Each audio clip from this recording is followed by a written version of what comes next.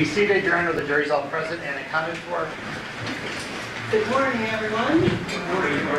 We are back on the record in receipt 377239 in State of Nevada versus Devyn Michaels. May the record reflect that Ms. Michaels is present with her attorneys. The recommendation attorneys on behalf of the state. Do both parties stipulate to the presence of our jury? Yes, Your Honor. Yes, Your Honor. All right, state your next witness. Your Honor, the state's first witness for today is Yoshida Masao. Yoshida.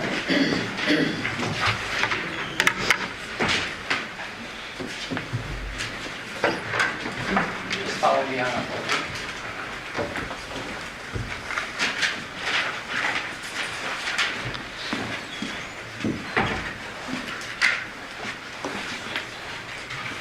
This way, sir. Sir. Right here. This way.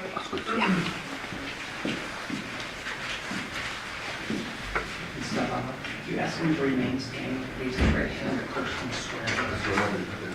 Hold on, just 1 second.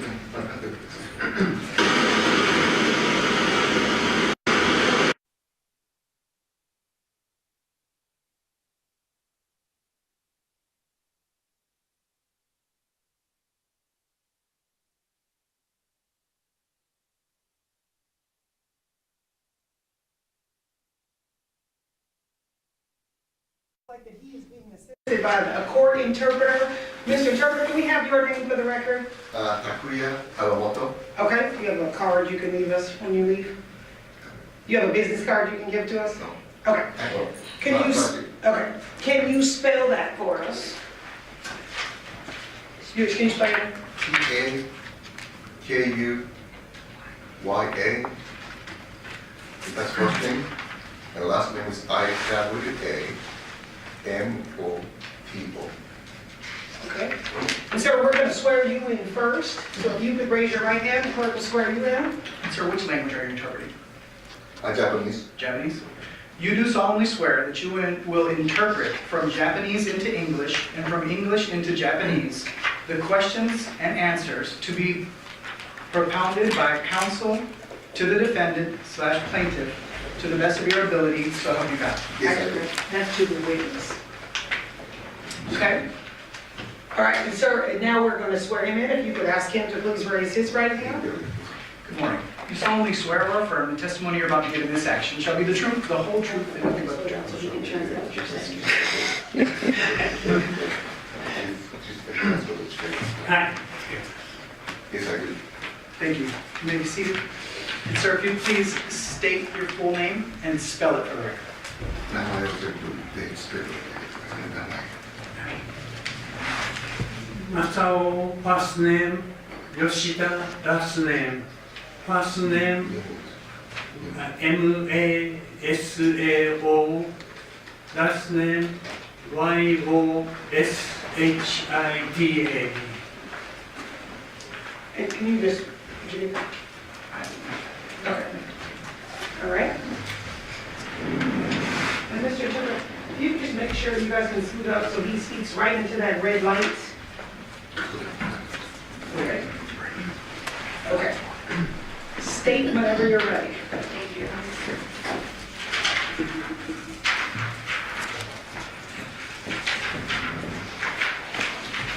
Good morning, sir. Hi. Yes, if you can just speak right into that light right there, that microphone, that's the one that we'll be able to hear you with, okay? ここに向かって話してください。ここに向かって話すと皆さん聞こえます。わかりました。How old are you, sir? 何歳ですか。はい。何歳ですか。あ今年。ー、78歳です。78. 78 years old. Okay. And where do you reside? Do you reside at 2698 Paladura Drive? 現在住まれているところは2867のパラドラドライブですか。はい、その通りです。 Yes. Okay. Who do you live there with? あなたと一緒に住まれてますか。ヨコさんと一緒に住んでます。I live with Yoko. And who is Yoko to you? ヨコさんはあなたにとってどういう関係ですか。ボーイフレンド、ガールフレンドだと思います。Boyfriend and girlfriend relationship. So Yoko is your girlfriend. Yes. それははい。 Yes. How long have you known Yoko? ヨコさんはどのくらい知られてますか。26、7年ですね。 About 26 and 27 years. How long have you been in a relationship with Yoko? ヨコさんとそういう関係はどれくらいですか10年ぐらいじゃないですか。10年ちょっと前、10年ぐらい。 About 10 years. And when you've been in a relationship with Yoko, have you always lived with her at the 2698 Paladura address? ヨコさんとそういう関係になって今の住所にずっと一緒に住まれてますか？はい、そうです。 Yes, that's correct. Turning your attention then to August 6th of 2023. 8月6日の2023年のことについてこれからです。 Who were you living with at that address? その時住所にどなたと一緒に住んでましたか？その時住所にどなたと一緒に住んでましたか？陽子さんと住んでました。With Yoko. Was anyone else living at the house at that time? その時にヨコさん以外にどなたかと住んでましたか？ジョン。With John. And who was John? ジョンさんって誰ですか？あジョンさんって誰ですか？陽子さんの息子ですね。He's the son of Yoko. Now, did John stay in a downstairs living room that became a bedroom? ジョンさんは1階のリビングルームを自分のベッドルームにして使っていました。そうですね。1階のリビングルームに住んでましたね、彼は。 That is correct.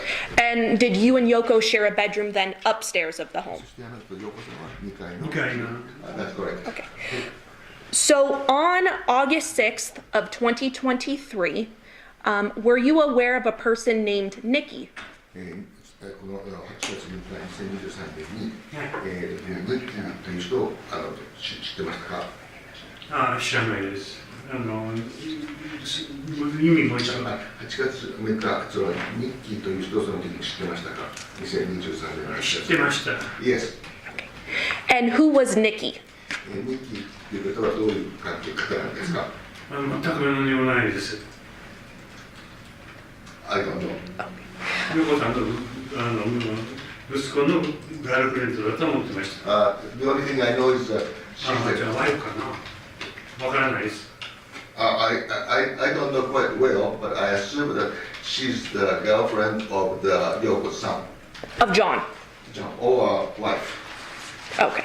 They had children together, correct? 子供さんがおられましたよね。はい。 Yes. Two girls? 2人の子供。 Two Two girls, yes. And then John had an older son not with Nikki, correct? ジョンさんは、年の上の子供がおられましたか？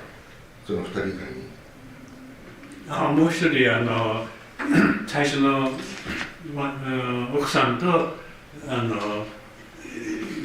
ましたね。デビエラという子で。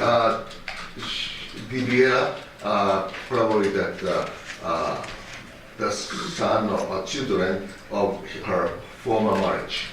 Okay, so John's former marriage, he had a son. ジョンさんの最初の結婚の時の子供さんがおられたんですか？どっかカリフォルニアの方から来て、住みたい、ジョンが住みたいと言ったんで、陽子さんに聞いて、OK、いいですよと、私はそれで答えました。その前にね。それだけです。ジョンさんカリフォルニアから来て。陽子さんからそれを聞きました。Can I ask him again? Question. It's not the... So did John have a son not with Nikki, with somebody else? ジョンさんがニッキーさんとの間の子供じゃなくて、他の方との子供だったんですか？最初の奥さんがいたみたいですね。別れた、離婚したみたいですけど、それは陽子さんから聞きました。He heard from Yoko that John has a previous marriage, and then that's what he's heard from Yoko. John had an older son named Deviere, correct? デビエラという方がおられたんですか？そうですね。That's correct. Okay. So then turning your attention to August 6th, 2023, did you see Nikki at that house at 2698 Paladura? 8月6日2023年にそのニッキーさんとそのこのお家にで、あったんですね。全く見てないです。8月その当日ね。I didn't see her on the date of the August 6th. Did you see her vehicle? 車は見ましたか、その日に。犬を散歩連れてったんで、帰ってきたら、車があるなと見ました。I saw his car. I saw her car. Her car? 彼女の車ですね。そうですね。Yes. Nikki's car. はい。ニッキーの車ですね。はい、そうです。ニッキーの車ですね。はい、そうで Yes. す。And then on that evening, eventually you go to sleep, correct? 夜、ベッドに疲れて休まれたんだと思いますけども、もう散歩から帰ってきて、2階に行って、テレビ見て、もう10時には寝ました。After I took a walk with the 2 dogs and came back home, and I went to bed at around 10 o'clock. Whose dogs were they? その犬はどなたのものですか？いや、ジョンのです。belongs to John. So then you went to sleep on the night of August 6th, 2023. On the morning of August 7th, 2023, did Yoko come and talk to you about something? で翌日の8月7日に、陽子さんがその岡田さんにその話を持ってこられたんですか？話が私はまだ寝てたんですけど、陽子さんが私を起こしに来て、下に来てくれと。Yes, she came. He was sleeping, but she came and then woke him up and asked him to go downstairs. And did you and Yoko ultimately call 911? その時下に降りて、最後に911-911を電話されたんですか？そうですね。これはもう死んでるって思って、で911しましたね。I called 911 because I assumed that he's dead. And when you say he, do you mean John? ジョンさんが死んでると思ったんですね。はい。That's correct. And did the police eventually come to the house? で、警察がうちに来たんですね。それ電話して警察が来たんですか？それでいろんな人がたくさん、警察の人がたくさん来ましたね。Quite a few policemen came. What time did you see Nikki's car? 何時にThe day before. その8月6日にニックさん降りてきて、これは大変だと。8時20分か30分、ちょっとその辺ですよね。On August 6th of 2023, the day before, when did you see Nikki's car? 8月6日だからに、いつ頃そのニッキーさんの車を見ましたか？朝は見なかったですね。だから8月6日彼女は10時ぐらい来たんじゃないですか。6日っていうのは事件の日ですか？夜ですか？You're asking August 6th, right? Yes, what time? だから事件の日です。事件の夜ですか？何時に彼女の車を見たんですか？ 8時ぐらいじゃないですか、夜の。8 p.m. around 8 p.m. Did you see Deviere that night? デビエラさんをその、時見たんですか？デビエラは見てないです。I didn't see her. Did you see Deviere the next morning when you woke up? そして翌日朝目が覚めてこの彼女を見たんですね。デビエラを。デビエラは見てないです。No, I didn't see her. ヒムですね、デビエラは。デビエラ、him. I didn't see him. Days later, after the police came, did you notice that there was a knife missing from your kitchen?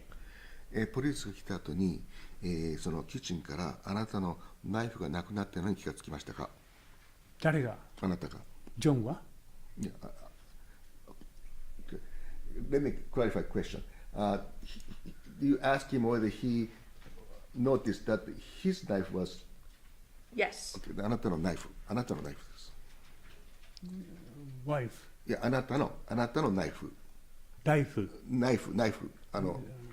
ナイフ、ブッチャーナイフがなくなった To のが、 cut food. そうナイフ。ああ、ジョンたちはあんまり餌あげないんで、私がいつも大体犬の餌を作ってあげてたんです。その時に使うのがチャイニーズのブッチャーナイフっていうので細かくしてチキンをあげてたんで、それが前の夜使ってたのは、あら朝そこに売ったら乾かしてるところにない I was using a butcher knife to prepare the food for the dogs and do it every day. But the next day, so he used that knife the night. But next day, he realized that the knife was gone. Okay. Did you ever find that knife? その後、ナイフは見つかりましたか No. Pass the witness, Your Honor. Good morning, sir. In the years that you had lived with Yoko, was there a period of time that Deviere lived in the house? I'm sorry, I can hear you. In the years that he lived with Yoko, was there a period of time that Deviere lived in the house? ヨコさんと住み始めて、でそのディビエラは、その頻繁にうちに来ましたか。いやいなかったですよ。そして何年前からで覚えてないんですけど、ジョンがこっちに来てラスベガスに来たいと、それでOK って言っただけです。それ以外はもう何も知らないですね。Deviere didn't come. And only John asked Yoko he want to come back to Vegas. That's the only thing he knows. Okay, but you do recall during some time that Deviere lived in the house with you and your girlfriend. その時、その彼とからその彼女がね、その一緒に住んでたということは知ってましたか、ディビエラとが一緒になんか住んでたと。ああ、知らないですね。I don't know. You don't remember, or you? その思い出せないのか知らないのかどっちですか。知らないです。I don't know. Okay. On the weekend, and if I told you that August 6th was a Sunday, the weekend before all these things happened was Johnathan moving out. I'm sorry, I can hear you. Okay. August 6th, August 7th was Johnathan moving out. この8月6日この週末にジョンがムーブアウトしたんですか Is your question move out? Yes. I'll just make it real simple. Was Johnathan moving out of the house? そのジョナサンさんはもう家から出てったんですか引っ越すというんで、引っ越すという話だけは聞いてました。だから私はもう2階に行っちゃってたんで、もう何も分かんない。I've heard only he was moving out. That's the only thing I know. Okay. During the time that you were living with Johnathan, did you have an issue that the money that you gave Johnathan, he was just buying alcohol? ジョンと一緒に住んでる時に、なんかいろいろ問題とか起きたり、あるいは彼がお金がいる時に貸したりしましたか？私にはないです。I never did that. You never gave Johnathan money? ジョンにお金を貸したりしたってことはないですね。ないです。Never. And you were never part of a discussion that he was just spending that money on alcohol? And maybe were you ever part of a discussion where Johnathan was taking money and spending it on alcohol? そうなんかこう話の中で彼が、お金を、使ってアルコールを買ってるとかそんな話聞いたことありますか？全くそういうのは私は知らないですね。I didn't know anything. Okay. Was there discussions in the days before that weekend Johnathan was moving out? この週末の前にジョナサンはもう出てったんですか？いや、出てってないですね。No. Thank you. I have no further questions. Any follow-up statement? No, Your Honor. Do the ladies and gentlemen of the jury have any questions for this witness? Okay, seeing no response, sir, you are excused. Thank you very much. 終わりました。You want to stay here for? Okay.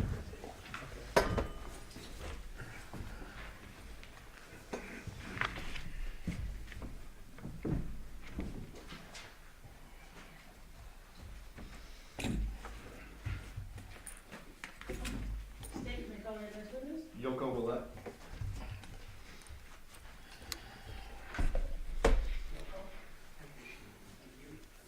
Yes, please.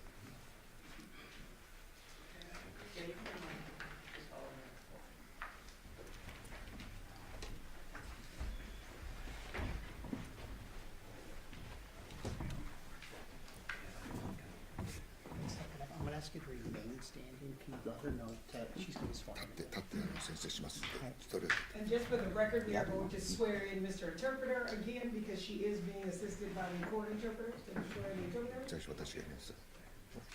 You do solemnly swear that you will interpret from Japanese into English and from English into Japanese the questions and answers to be propounded by counsel to the victim to the best of your ability, so help you God. Yes, I do. And she's the witness. これは陽子さん。 To the witness. The witness, excuse me. Okay. My apologies. And then now, ma'am, we'll swear you in. If you can Yes. raise your right hand. Do you solemnly swear or affirm Aye. the testimony you're about to give in this action shall be the truth, 真実だけいうことを誓いますか。はい。 the whole truth, and nothing but す the べて truth, すべて真実だ。 so help you God. はい。やりますか。Yes. Thank you. You may be seated. And if you would please state your full name and then spell it for the record. 名前を全部言っていただいて、そしてスペルを申し上げてください。はい。 Mr. よ、 Interpreter, do you need to move those chairs? So we actually need you sitting the closest to the microphone because we need to hear you. あ、 So if you want to have a seat, I know you have to stay and during the witness, so we need a chair so you can have a seat. 名前、これに向かってください。私が言うの。はい。名前 State her name and spell it for us. 名前を全部言ってください。はい。ヨーコ、ウィレット。 Can you spell it for us? スペル YOKO WILLETTE Thank you.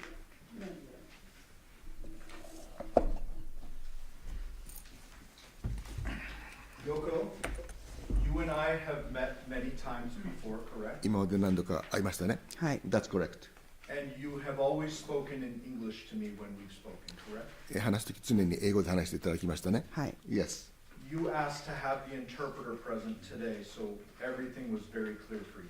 Is that right? 今回は通訳がついてますんで、すべてのことについて明快になりますね。はい That's correct. So because we have an interpreter, you may understand my question, but you have to wait until he interprets and answer in Japanese, okay?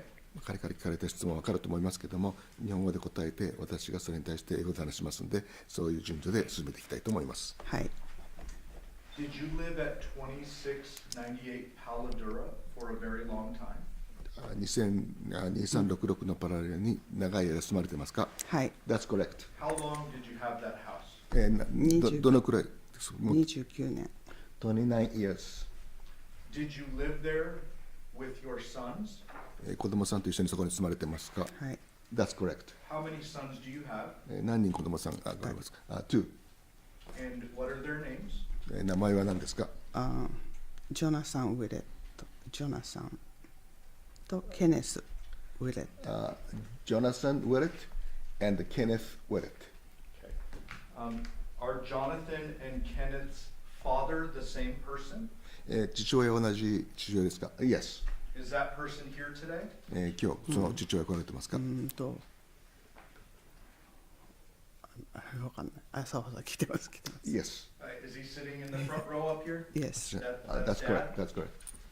When did you and Dad split up? 何年前にお別れになりましたか？その2012年2012年2012. Okay. And did you stay living in the Paladura home? その後もずっとこのところに住まれたんですか？はい That's correct. Did your son stay with you for some period of time? 子供さんがまあ何年間か一緒に住まれてましたか？はい。That's correct. And did Kenneth move out sometime after high school? ケネスは高校出て、That's correct. Did Johnathan move in and out of your home for a period of time? ジョナさんはそのうちに来たり出てったり出て行ってそういう方あって、That's correct. And how old was Johnathan when he died? 亡くなった時の年は何歳ですか46歳。46 years old. How many children did Johnathan have? ジョナサン何年子供ですか ?3 children. Yoko, don't forget to wait until he interprets. そうWhat were his children's names? その子供さんの名前は何ですか、はい。一番最初デビエラ。First is Deviere. で2番目がタマヤ。Second is Tamaya. 3番目がジャネヤ。Third is Janea. Who is Deviere's mom? デビエラのお母さんは誰ですかアメンティア。Amentia. When did John and Amenthea split or separate? アメンティアさんとデビエラさんがスプリットしたのはいつ Only ですか if you know. Only if you know. もし知ってればいつ何年スプリットしたかもう20年ぐらい前だからよく覚えてない。 About 20 years ago. Okay. Did there come a point in time when Deviere lived with John in your home? デビエラもそのあなたの家で何回か一緒に住んだことがあるんですかちっちゃい頃ね。when he was small. Okay. Did he move back in when he was a little bit older in between California trips? カリフォルニアとの間で、ちょっと年取ったら行ったり来たりしてたんですか That's correct. And did he work with John for that period of time? その間、ジョンに、限られた期間働いてたんですか That's correct. Who is the mother of Tamea and Janea? ニッキじゃあ、メイとタネヤのお母様誰ですかニッキ。ニッキー。Did Nikki ever live with you at the Paladura home? ニッキーはパラデラの方に住んだことありますかあ No. ります。 Do you know when John and Nikki split?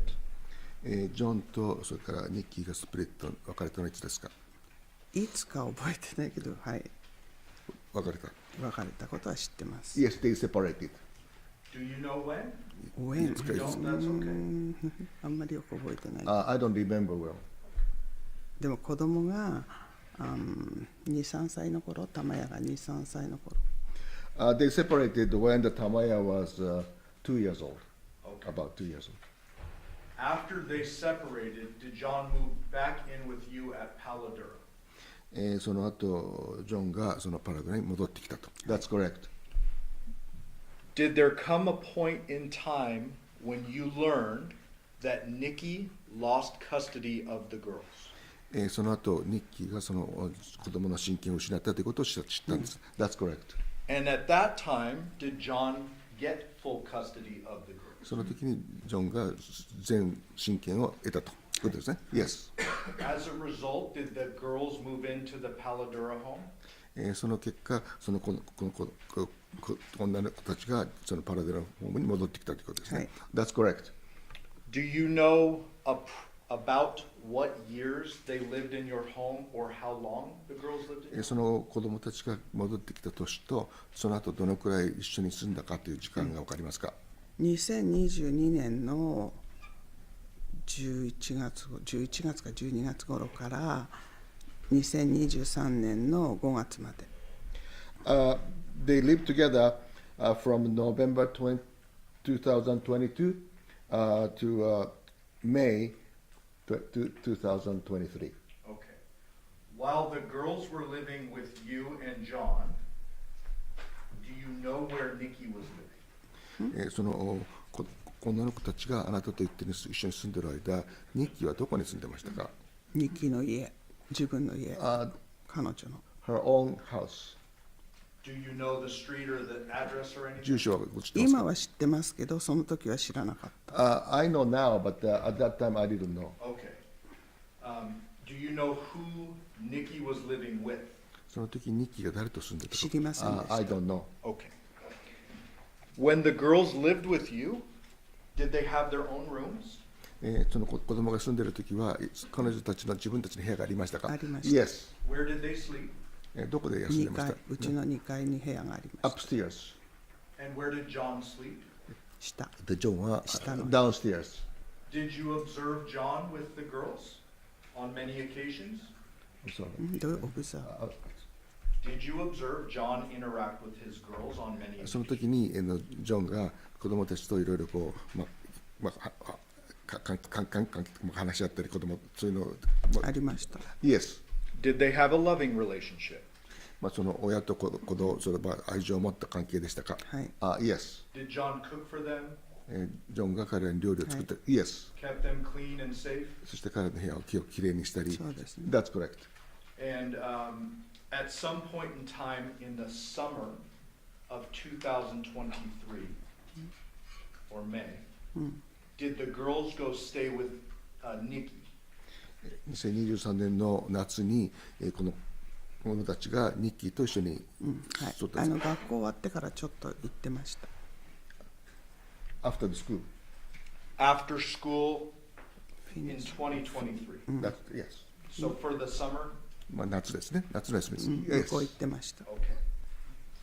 So when the girls, after the girls left, did at some point you learn that John was going to move out of your home?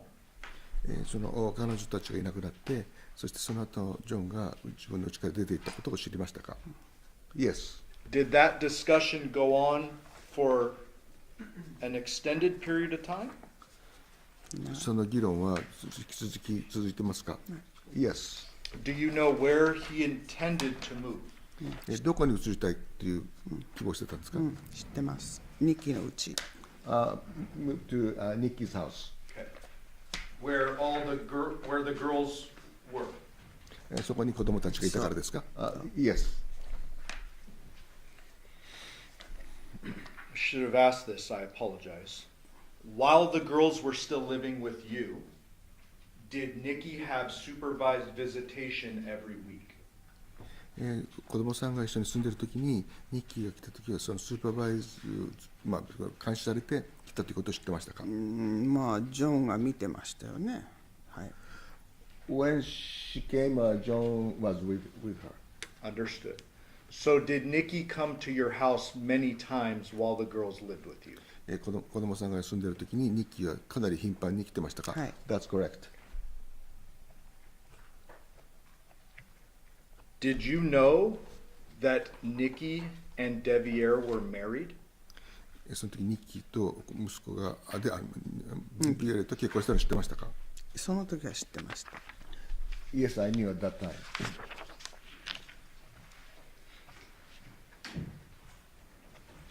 Okay. I now want to focus on August 6th of 2023. で8月6日の23について、焦点を合わせていきます。You understand that's the day before you found John. そのジョンを見つける前の日のことも知ってますね。Yes. Tell me about that day, what you remember. 覚えていることを言ってください。はい。6時ごろジョンは一人でパッキングしてました。 Around 6 o'clock, 6 p.m., he was packing by himself. Did John have a truck? トラック持ってましたか？ Yes. Did John have a moving trailer attached to that truck? それにトレーラーがついてましたか？はい。 Yes. Did John have one set of keys for that truck? そのトラックは一つのキーしかなかったんですか？ワンセットのトラック。私は一つしか知らないけど、スペアがあったかどうかは知りません。 As far as I know, he has one key, but that's でもスペアあったかどうか知らない。 I don't know whether he has a spare key or not. Okay. Did John carry a wallet normally? 彼は常に財布というものを That's correct. And you said he was packing his truck alone 彼が一人でそのパッケージしてたんですか？そう。 That's correct. around 6 p.m.? 6時頃ですね。はい。 Yes. で、8時ごろニッキーが来ました。 And around 8 o'clock, Nikki came. Did Nikki come in her own vehicle? 彼女の車で来たんですか？はい。 That's correct. What type of vehicle was どのような車でしたか？ Is it a small car or a SUV or a truck? 私はその時見てないから知らないけど、後でニッキーの車はバンみたいな車だっていうのは今は知ってます。I didn't see the car at that time, so I didn't know what type of car he was driving, but she was driving. But now I know she was driving Okay. van. Thank you for clarifying. We don't want to hear anything you learned after. I want to know what you knew at the time. 今のことだけ知って、後から知ったことを言わないでくださいって。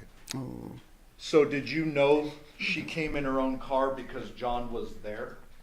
彼女の車で、来たのはジョンがそこにいたからですか？はい。 Yes. Okay, but you didn't see the car.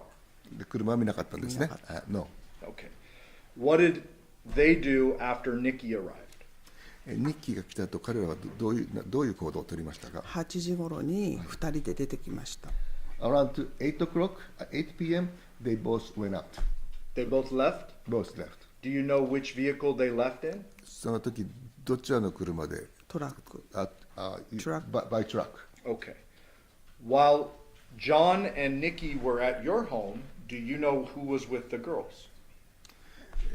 ジョンとニッキーがそこのうちにいる時に、誰がその子供さんたちと一緒にいたんですか？その時知りません。I didn't know. Okay. But the girls are not with them. でも子供さんたちは一緒にいなかった。い No. なかった。Do you remember what time John and Nikki came back to your 帰ってきたのは何時頃ですか10時頃。？Around 10 o'clock. Were the girls with them that time? その時子供たちいはどこに？ません。いない。一緒にいない。They were not with the girls. You were still awake when Nikki and John got there at 10? 10時に帰ってきた時にまだ起きてましたか？ Yes, I woke. Did you interact with John? その時ジョンと会いましたか？会いました。Yes. How did he seem to you? その時彼の状況はどうでしたか？普通。Normal. What was he doing? 彼は何をしてたんですか？マイクロウェーブの前でなんか料理してました。He was cooking in front of the microwave. Where was Nikki? その時ニッキーはどうだったんですか？ジョンの部屋にいたと思います。一緒にはいなかった。ジョンの部屋にいた。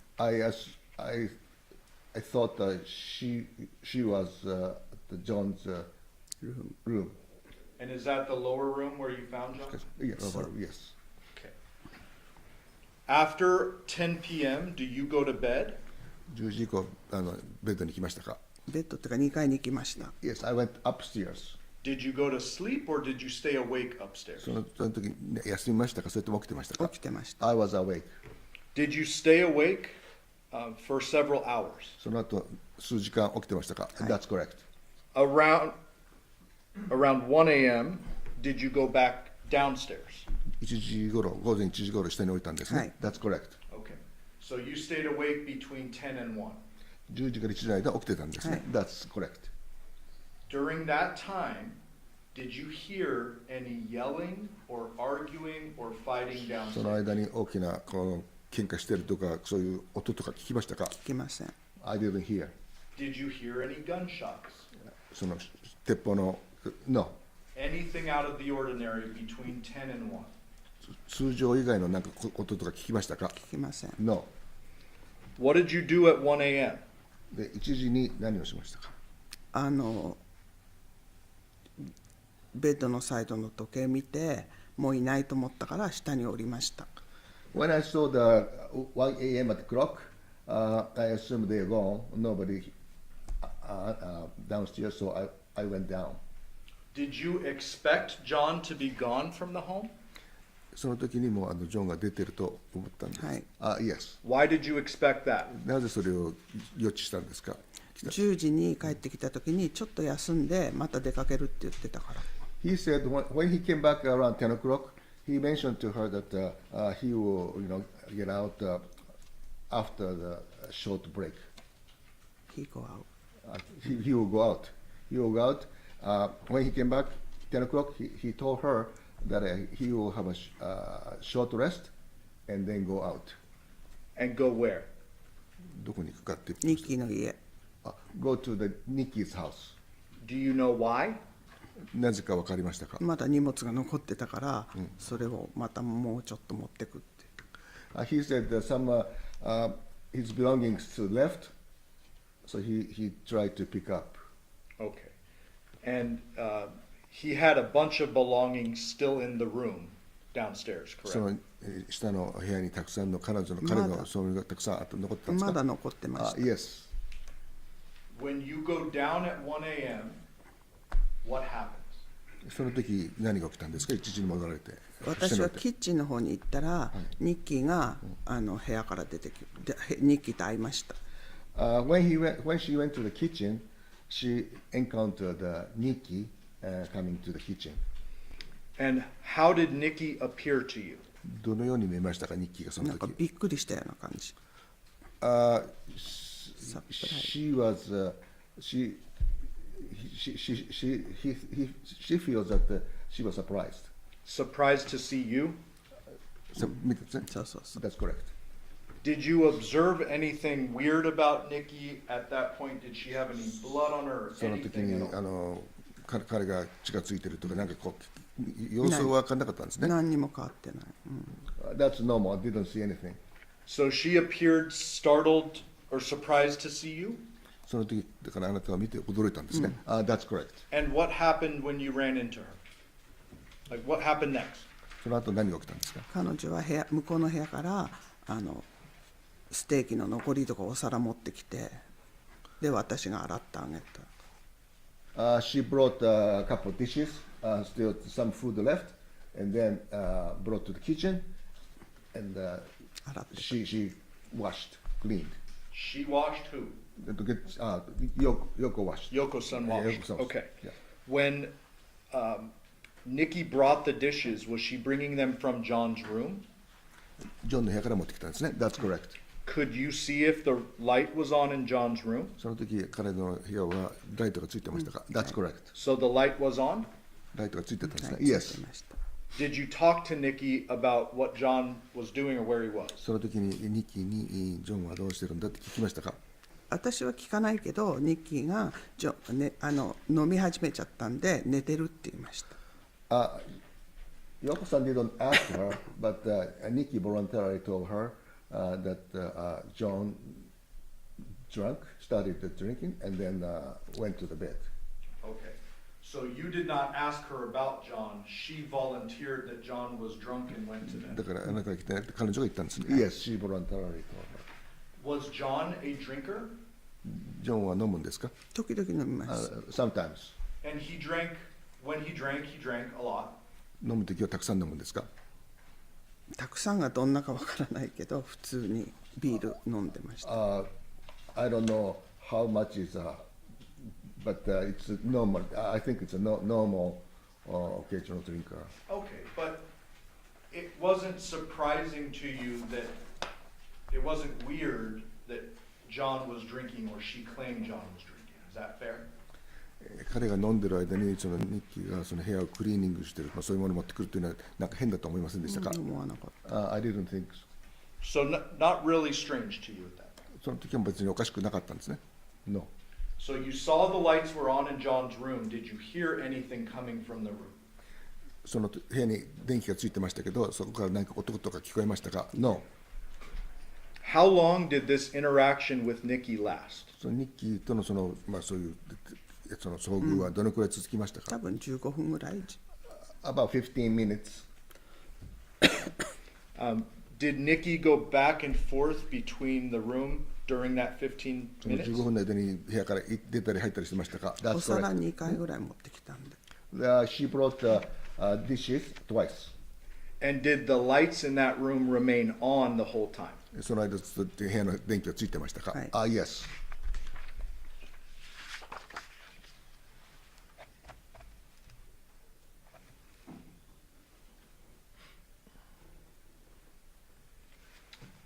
After that 15 minutes or so, did you go back upstairs? 15分終わってその後2階に上がりましたか？はい。 That's correct. Did you leave Nikki behind with John?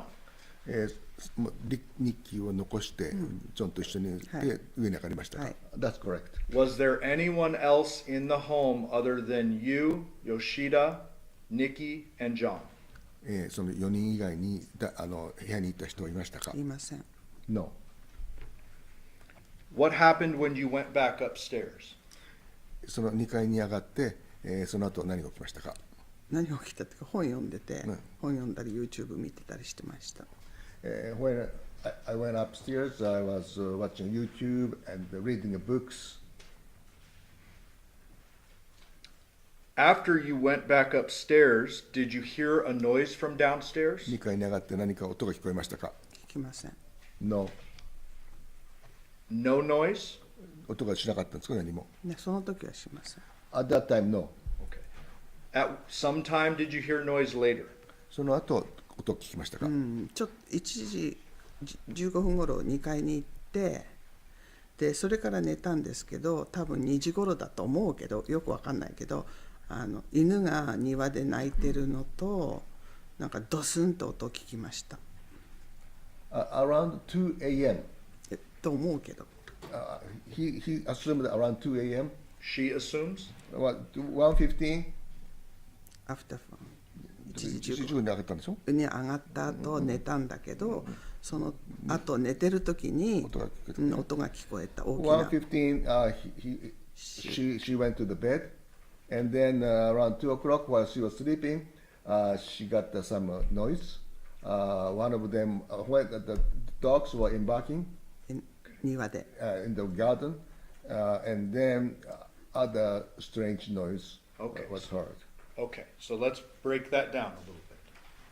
So after 1:15, you're sitting in bed, you're looking at videos or something. 1時15分の後は寝てた。At 1:15, she went to bed and then sleep. Okay. So are you saying at 2 o'clock you got woken up by a noise? 2時なんか頃だから2時頃だと思うんだけど、わかんないけど、寝てる時になんか聞こえた。 While she was sleeping, around 2 o'clock, she's not sure, but around 2 o'clock, she's heard some noise. What type of noise did you hear at そ 2の時 o'clock? の音は何ですか？ドスンと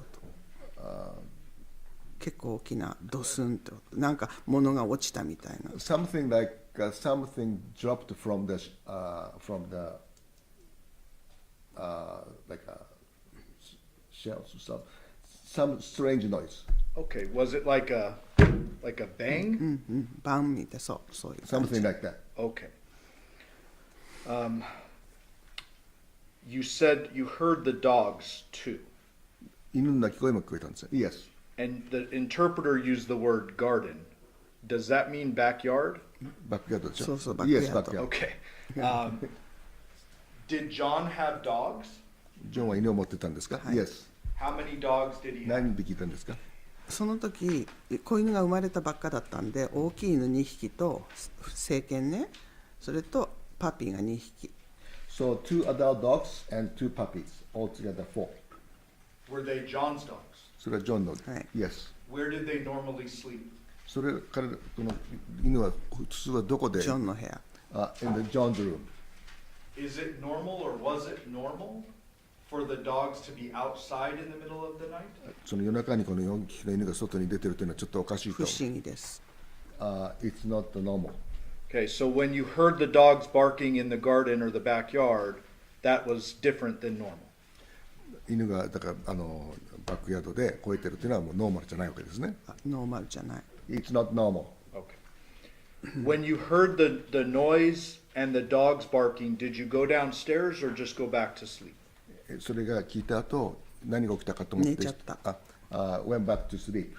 What time did you wake up in the morning? で朝何時に起きたんです8時。か？8 o'clock. Wake up. 8 a.m.? 8 a.m. What did you do when you woke up? 起きて何されたんですか？下に。Went downstairs. キッチン。Kitchen. Describe what happened next. その後何が起きたんですか？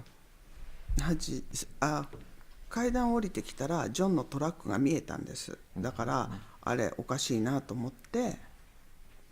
When I was using stairs going down, I saw the John's truck through the window, and I feel something strange. Did you expect John's truck to be gone? その時はもうジョンはいないと思ってたんですね。That's correct. What did you do next? その後何をされましたか？ジョンに電話しました。She called John. And did he answer? 答えましたか？答えない。 No.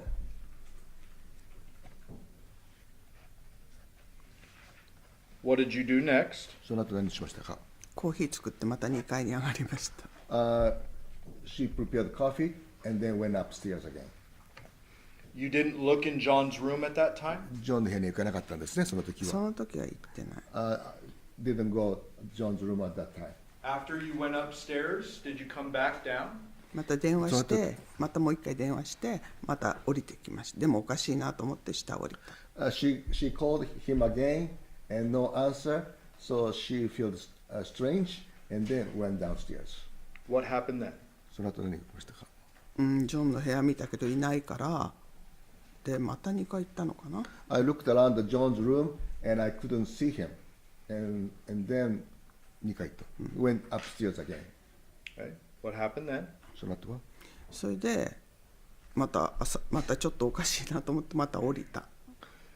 And then after I went upstairs and I still feel strange, so she went down again. Okay. Describe what happened next. それと後はそしたら犬がドギドが出てて庭にいて、でそれ見たら椅子が倒れてて、コンピューターの椅子が倒れてて、あとガレージが開いてた少し。When he went downstairs, he saw dogs. She saw the dog still outside. The dog's door was closed, and then also computer's chair was fell down, and ガレージと the garage door half open. Okay. So let's break that down. Did you go down into John's lower room? ジョンの部屋にYes, ジョンの部屋に行ったんですね。はい。 And you saw the doggy door was down. Yes. そうそう。そうですね。Yes. There was a computer chair in John's room ジョンの部屋 overturned. のコンピューターの椅子が倒れてたんですね。That's correct. And you said the garage was open. So did you go out the garage door? ガラージはオープンだったんでですか？行かない。ガレージの方には行ってない。見えただけ。I just saw the garage half open, but I didn't go to the garage. So are you talking about the door from that hallway that leads into the garage? ホールウェイからガレージに行くドアがオープン。オープンしてた Yes. ね。 That was partially open? それは部分開い的てました。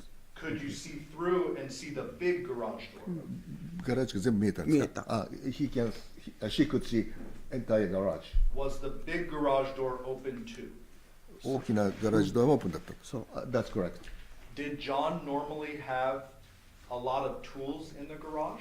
ジョンはガレージにたくさんの工具を持ってるんですよね。That's correct. A lot of power tools? パワーツールとかいろいろ持ってるんですね。よく知らないけどあると思います。 I think so. Did you return back from the hallway into John's room? それからジョンの部屋に行ったんです。違う。ガレージからジョンの部屋入れるかって聞いたから入れます。Yes, can go to the John's room. Did you lift the chair up that was down? その時倒れてた椅子をこう起こしたんですか？はい Yes. And then what did you do? その後でジョンのベッドもしかして寝てるかと思って毛布でこう全部ラップされてたんです。それでこうちょっと開けたら足が見えたの。I went to his bedroom, and he was wrapped by the blanket, and then but she could see that the part of the she just opened that blanket and then could see that the part of that feet. The feet. Okay, what did you do next? その後どうしました？でベッドの方ちょっとこう頭の方に動こうとしたら動いたらたくさんの血を見たんですぐ部屋の方に行って911 She tried to move the other side of the bed, showing a head side, and then before that she saw many bloods, Many blood? and then so she Went back. decided went back upstairs and then called that 911 911. Okay. All right.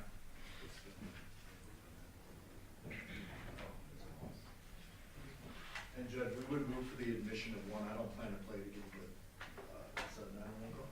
No objection. One will be admitted. After you called 911, did the police arrive?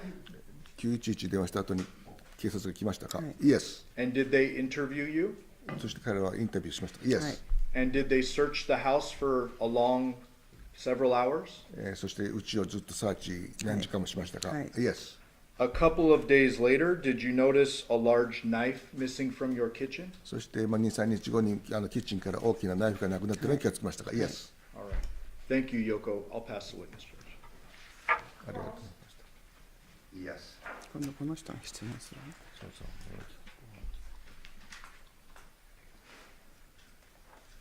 Is Your Honor intending on taking a break in about 15 minutes, or? About, yeah. I'll try to give you time to finish, but. Thank you. Good morning, ma'am. おはようございます。 おはようございます。 My name is Robert Draskovich. That's my partner, Michael Horvath. ロバートさんとパートナーのマイクさん。 We have never spoken, have we? 今まで話したことないですね。ないネバー。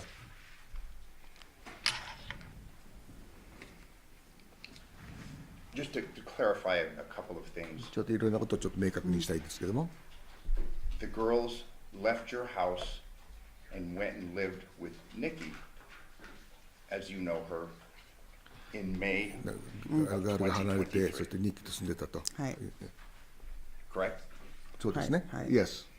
You said it was at the end of school, 学校終わってから。ここですね。After the school。 and if I told you that was May 27th of 5月 2023, 27 would you have any reason to disagree with me? 5月27日。日にちは覚えてないけど、学校が終わってから、 He didn't remember the actual date, but after the school. This whole summer, before these events, though, the girls were living with Nikki. その夏の間ずっとニッキーと住んでたんですね。That's correct. John had been living with you for a long time, ジョンは長い間一緒に住んでたんですか？そうです。 That's correct. and it was understood he was moving out August 1st, or August 7th, I'm sorry. 8月1日かなんかに。 7日、8月7日に動くって知ってました。 Yeah, yes, I do. There had been many discussions that Johnathan was moving out in the weeks or even months leading up to 彼 this 女が weekend. 彼が移るのにいろんなディスカッションとかあったんですか？誰とジョンと。ジョンと私と、まあ、動くって聞きました。 I've just heard that he was moving out. Okay. And we'll get into this a little bit later, but as part of this investigation, you're aware that the police took your phone to analyze its contents. その間にそのチェックしてる間に警察が陽子さんの携帯を取っていろいろ分析してたっていうのを知ってましたか？知らない。I didn't know. Are you aware that they have copies of your texts? I'm sorry. What? Are you aware that they have copies of your texts? What? で、テキストを She'll tell you. 私の電話を全部チェックして私のテキストを見てたっていうの知ってましたかって言うから知らないよ。I didn't know. And just as another preliminary matter, Deviere lived with you for about 2 to 3 years, correct? ディビエラは2、3年一緒にいたと。2、3年トータルで Is that a total or When he was 21 on, 1年ぐらいじゃない about 1 year? I think 1, 2, so not if he 3. had said if he had said 2 to 3 years, would you have any reason to disagree with me? 3 years はいなかったと思う。 I don't think that she has been 2 or 3 years. Okay, fair enough.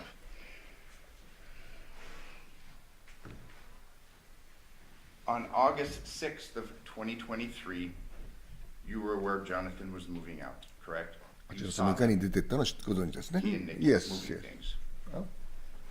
And they had actually been in your home the day before, August 5th, moving things, correct? 8月5日に来たんですか？ 8月5日に何を I'm sorry, I cannot hear. Yeah. Yes. Not only on August 6th were they moving things, but they were actually at your house August 5th, moving things. 8月5日には、I don't remember. Okay. They could have been. Is it possible that you just don't remember right now? まあ、それは知らない。 I don't know. 覚えてない。 Okay. You don't recall them being there very late on August 5th? 夜遅く来たのを覚えてませんか？彼は8月5日。ああ、なんか日記来たような気がする。It might be so. I think. Okay.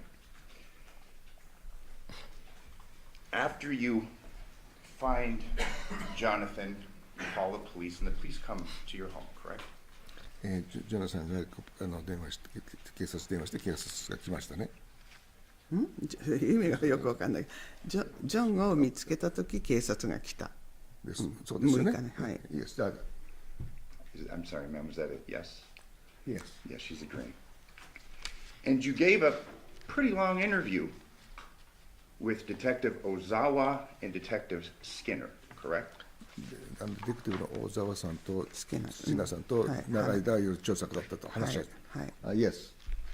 The interview began, and let me ask you this, that the interview was recorded, wasn't it?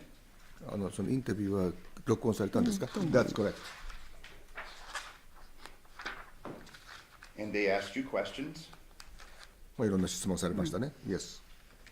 And you'll agree with me that when they're asking you questions, you're wanting to give them the best information as possible, correct? I'm sorry, I can't- During this interview, you're wanting to give them the best information その possible. 時に質問されたらもうとにかく一番の正直。That's correct. You're as truthful as possible. 非常に真実を語ったんです。That's correct. And you're as detailed as possible. でいろんな詳細についても覚えてる限り語った。Yes. Obviously, the events that you talk to them about are fresh in your mind, correct? その人たちと話したことを覚えてフレッシュに覚えてますね。Yeah. And you'd agree with me that your recollection of events would be far better then than it is now, well, 2 years after these events. その時の方がもっとよく覚えてたわけですね。今2年後だから。それはそうだけどよく覚えてます。Still I remember it pretty well. Absolutely. And today you testified, I mean, don't hold me to this, Your Honor, but maybe 40 minutes so far, correct? 40分間証言してる。そんな知ってます？ Give or take. I mean, we're all here, but this interview that you had began at 10:43 and ended at 11:28. Fair to say? 10時43分に始まって11時28分 Today? When they interviewed you 最初のインタビュー。 the morning of. だけど時計今10時10分になってる。She said the clock is still 10:10. Okay, so you're pretty specific on time, aren't you? もう時間に対してはYes. You are very exact when it comes to time, aren't you? 時間については非常に正確です。なぜかというとその日は8時とか10時とか時計見てるから。Because on that day I was frequently watching that clock. Okay, so again, you're very conscientious of times, correct? その時は非常に意識が自分のことにいつも That's every day. Every day. It's not I only keep that forgetting day. that. It's my usual character. Fair enough. You've been provided a copy of the transcript of your interview, correct? インタビューのそのトランスクリプト書いたもの全部出されましたね。意味がわからないそれ。そのインタビューの話した内容を全部内容を裁判所に出されましたよね。話はしてますけどペーパーは何もないけど。I didn't see any paper, but Okay, but it was provided to you was my question. It was the transcript of your interview. It was provided to you. Objection. So no. She said no. I didn't clarify what そ you の said. トランスクリプト、その自分が答えた内容についてそのペーパーをもらいましたか？もらってないですよ。 No, I didn't see. Okay, so it wasn't. You didn't see it, and I'm trying to clarify: was it given to you and you didn't read it, or was it never given to you? Since you never seen the Never Okay. You testified before a grand jury for this matter, correct? 大シーンにこの前にね。出てたんですね。Yes, yes. And that was in September 21st of 2023, correct? 9月21日の23年にしたんですね。日にち覚えてないけどしました。Yes, I did, but I don't remember the exact date. Okay. If I told you it was that date, would you have any reason to disagree with me? So what? I said, if I told you it was that date, September 21st, 2023, would you have any reason to disagree with me? この日にちを言いましたけど覚えてない理由とか何かありますか？日にちは覚えてません。I don't remember the exact date, but I remember that I was in the grand jury. Okay. And this, now turning, so there's two. Turning your attention now to the interview, August 7th. 8月7日のそのインタビューについて話しましょう。はい。 It was in English, 英語でしたね。Yes。 and you were asked questions by Detective Ozawa and Detective Skinner, correct? 小沢さんとそのYes。はい。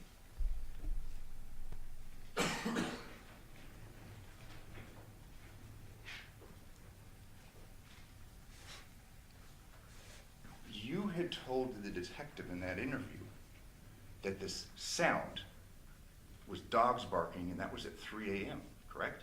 その時にその犬が鳴いたのは3時だと。いや、3時って言ってないと思う。2時頃だと思う。でも寝てたから、I don't think I said 3 o'clock, but I was sleeping, so 2時頃だと思う。 I still believe that around 2 o'clock. 3時って言ってないと思う。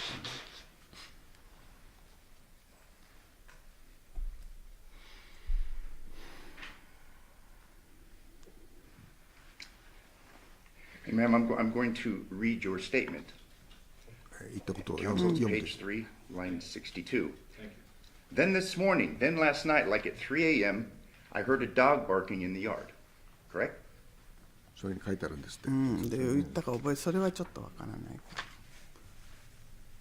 You said that to the detective the morning of. でも覚えてない。 I don't remember. でも、 But you're very conscientious at time, and obviously this is close to the 非常 events に in 時間に対し question, て correct? 貴重な面の割にはそうです。でも寝てたから覚えてない。 I was sleeping. But you told the detective it was 3 a.m. when you heard the dogs barking, and that was unusual, correct? だから3時だから非常にアンニュージュアルだとでも思ってた。 3時とは覚えてない。でも寝てる時に聞いたことは確か。 I've heard while I was sleeping.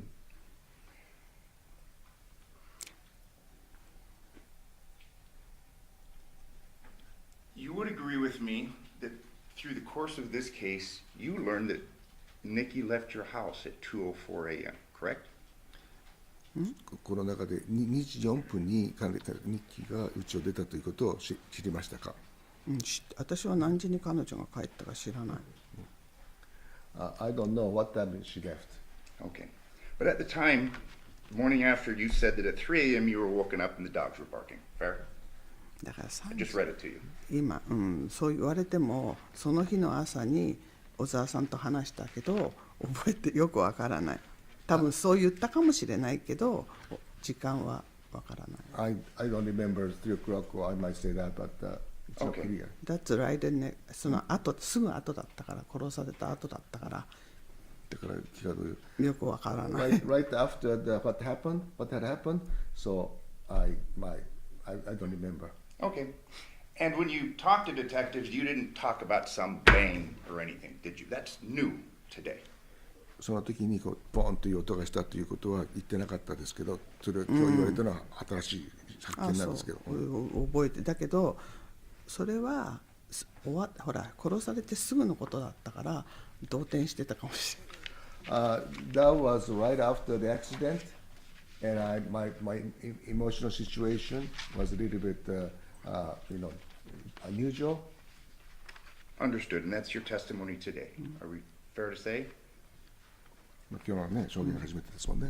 Yes. But this wasn't the first time that you were asked about time being woken up and what you heard that night, correct? その時に起きて、で音がしたわけですね。Yes. You testified before a grand jury, a group of people kind of like this, in a prior proceeding, correct? こういう人たちの陪審の前で話したんですね。Yes. And you told that grand jury, page 65, that on the night in question, you were woken up by the dogs barking at 3 a.m. I didn't wake up. 起きてはない。ただちょっと聞いただけ。Actually, I didn't wake up. I've heard while I was still half sleeping.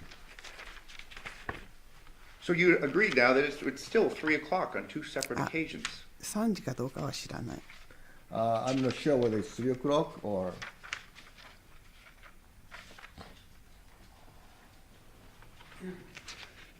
Page 64. So you went upstairs, right? And if anything, did you hear after that, around 3 a.m. in the morning, where the dogs are barking in the yard, and you agreed, correct? 3時に犬が泣いたと言ってますけど、それにで3時っていうのはちょっとわからない。泣いたのは聞いてたけど、3時っていうのは覚えて I've heard that the dog barking, but I don't know if it's 3 o'clock or not. Okay.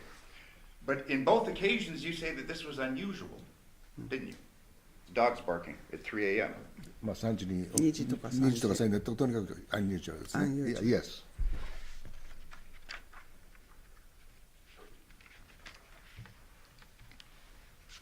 So just so we're clear, this idea of 3 a.m. has been talked about on 2 prior occasions that we're aware of, correct? In your interview and during your grand jury testimony, correct? 一応3時にその最初のインタビューとグラン大陪審の時に3時だということをまあ言った。言ったけど覚えてない。 I don't remember. Okay. And during the grand jury proceeding, when the prosecutor told you or asked you about 3 a.m., you didn't disagree, did you? まあその時にそのまあ検察側が3時に行ったという言ったはずですけども覚えてるんです。いや3時にって言われたことないと思う。I never been told that the 3 o'clock from the prosecutors. But you'll agree with me on both instances when you talked about this noise in the middle of the night. It was the dogs barking and it was unusual. Fair? とにかく犬が吠えてるのはunusual. Yes, I agree. Today you talked about when you came downstairs and it was at 1 o'clock. You said that you saw Nikki and she seemed surprised, correct? その下に降りた時にニッキーがその人に驚いたということを言われましたね。Yes. You didn't talk about her looking surprised or startled on August 7th, 2023, did you? 8月7日にそれについて驚いたとかそういうこと言わなかった。驚いたかあったとは言いましたけど、驚いたって言ったかどうかは分からない。 I don't remember what I said or not, but I told them that I met her. Okay, yeah, you said that you spoke. The point I'm making is you didn't say she was startled or surprised, did you? When you were interviewed by the police. 驚いたということを言わなかったかもしれない。かもしれない。覚えてない。It might have been that way, though. And when you testified before the grand jury on September 21st, 2023, you didn't talk about Nikki being startled or surprised either, did you? その時もそのニッキーが驚いたように見えたというふうに言わなかったんじゃないですかと。覚えてません。 I don't remember.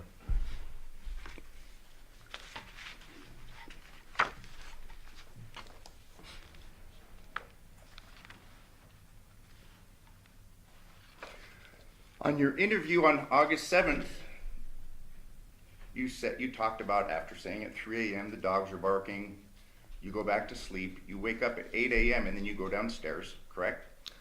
8月7日に3時頃目が覚めて、そして8時頃下に降りたというふうに言いましたけど、覚えてますか？覚えてます。 You don't talk about. I'm sorry. Did you'll agree? Are you agreeing with me? 3時でいいですね。Yes. Didn't talk about seeing his truck and being surprised or anything like that, did you?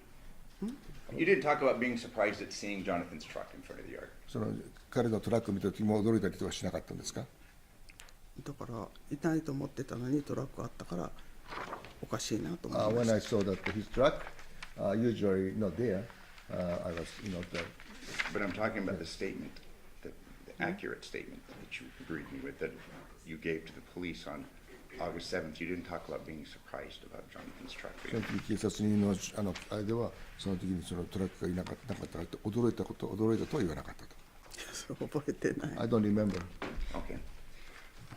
You did talk to the police that morning the kids were supposed to start school over at Nikki's house, correct? その時に、その子供は日記の力で学校に行くということをしてたんです。Yes, ma'am. Is that a correct statement? それは正しいんですね。Yes, correct statement.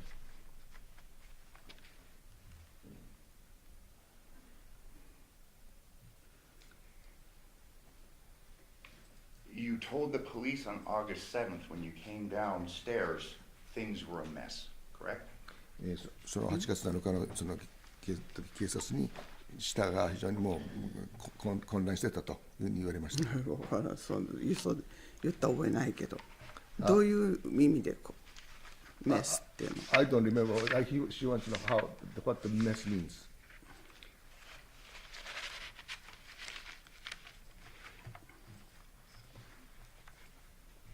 Ma'am, you stated, and I'm referring to page 11 of the voluntary statement, lines 415 through 418. So I don't know about it because this morning I went downstairs. Two chairs were upside down. So messy downstairs. And those were your 2 words. つのチェアがさこうやってメスだったと言ったと。メスって言ったかもしれない。もう覚えてない。 I don't remember. Okay, but are you going to disagree? Actually, may I ask you this? May I approach the witness? Show me page 11. このトランスクリプトにする。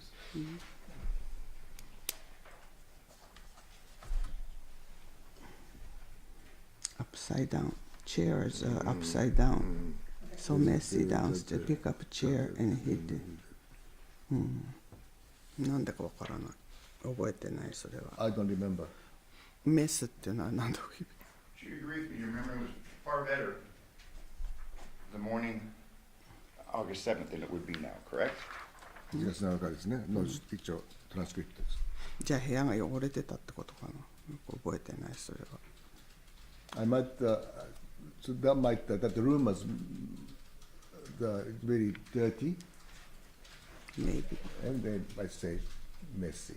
And your words, ma'am. I'm not putting words in your mouth. Your words that two chairs were upside down, correct? 2つのチェアがこうしてる。2つかな。1つは覚えてる。もう覚えてない2年前のことで。Since 2 years ago, I don't remember.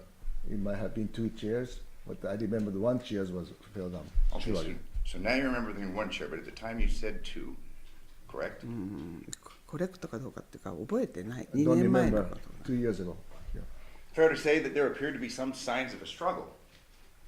その時になんかここ戦ってる様子とか、なんかこう揉めてる様子とかそういうの見るの。っていうか椅子が倒れてて、だから何があったかわからないけど椅子は倒れてた。 So the chair fell down, and I don't know what had happened, but that's the fact that the chair. And this point in time, and I don't mean to beat this, but 2 chairs. You said 2 chairs, correct? 2つのチェア。それも覚えてない。 I don't remember. 1つは絶対に覚えてる。 1 chair, surely I remember. But you read here and it says 2 chairs, and those are your words, correct? 2年前のことは覚えてない。 I don't remember 2 years ago. The police officers followed up. Which room were the chairs overturned in? Again, plural. And you said in the same room, Jonathan's そ room, の the family そ room. う同じ部屋で2つのチェアがパッと倒れた時にポリポリスになった2つと。かな。2つかな。覚えてない。 I don't remember. Okay. And at that point in time, you're asked what John does. You say he's a handyman, but you never talked about power tools, correct? パワーツールについて何も言われませんでしたけど、ジョンはですね、ハンディマンだから、まあ、でもそういうのは結局、まあまあ持ってたと思うけど知りません。 I don't know what the power tool is he might have. I don't know. Okay.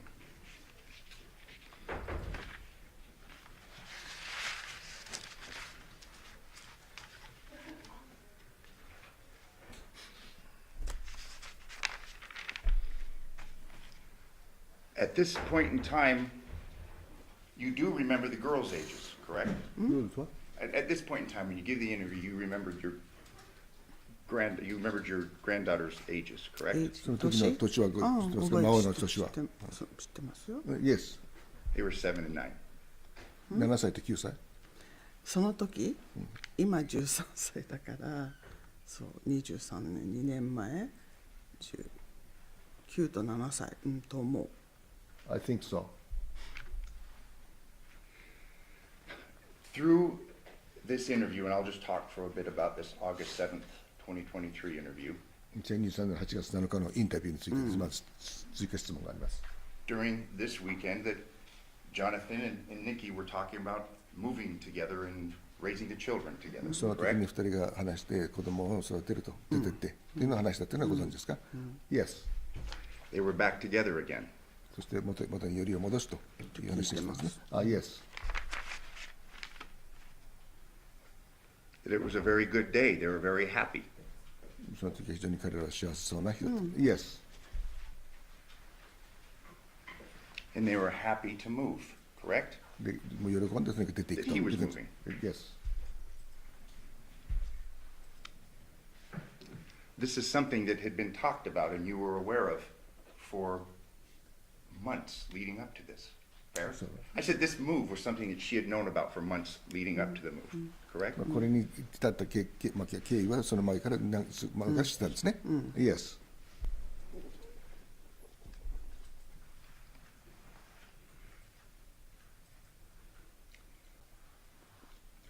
Let's talk now a few minutes about 1 a.m. And you did tell the police it was 1 a.m. when you came down the stairs. 1時に降りたということはプレスに言われましたね。はい。Yes. You said you came down and that you were washing the dishes, その correct? 時、降りてきて皿を洗ったんですね。日記がお皿持ってきたから洗いました。The reason I wash dishes is Nikki brought. Okay. This was something that was kind of common. Johnathan would eat and he wouldn't really clean up, correct? ジョンは食べた後そのものをクリーンアップしないというのはしない。Yes. And ma'am, I'm going to ask you a number of questions, and I'm not trying to attack your son who's deceased, but these things are important to establish, and these questions will be based on things that you have either その said 辺 or の texted. 彼の Okay. 修正についていろいろ説明したいと。Nikki's bringing you alcohol bottles too, correct? アルコールのボトル持ってきましたか？覚えてない、それは。覚えてない。 I don't remember. お皿は覚えてる。 I remember the dishes. Okay. You had said they were a mess. There was a mess that was being cleaned up from Johnathan, correct? I beg your pardon? I said you were washing dishes, she was bringing dishes and alcohol bottles because Johnathan was kind of messy, correct? そのお皿を洗いますと。でジョナさんそのアルコールのボトルとかね、持ってきてその彼の部屋はメッシーだったということで。いつもメッシーだ。Yes. Yes. And Nikki tells you that Jonathan's drunk. ミッキーがあなたにもう彼はもうアルコール中だと言いましたか？じゃなくて、ニッキーはジョンが飲んじゃったから寝てるって言いました。Nikki told her that on that day he went to bed because he was drunken. Yes. And ma'am, I'm referring to your own words. You said that, yeah, Nikki told me that he was drunk, correct? ドランクっていうか寝てるって言いました。And then he was sleeping. And you told the police, counsel page 19, that Nikki had alcohol bottles in her hand and she was cleaning up. ミッキーがアルコールのボトル持ってきました。覚えてない。I don't remember. You told the police, page 20, Jonathan would leave all the alcohol bottles around, correct? その彼はいろんなそのアルコールのですね、カラビンをあの辺にこう打ったりとか残したりとかしてましたか？時々飲んだ後置いてるのは知ってるけど、でも2年前のことだからそこまで覚えてる。I don't remember well.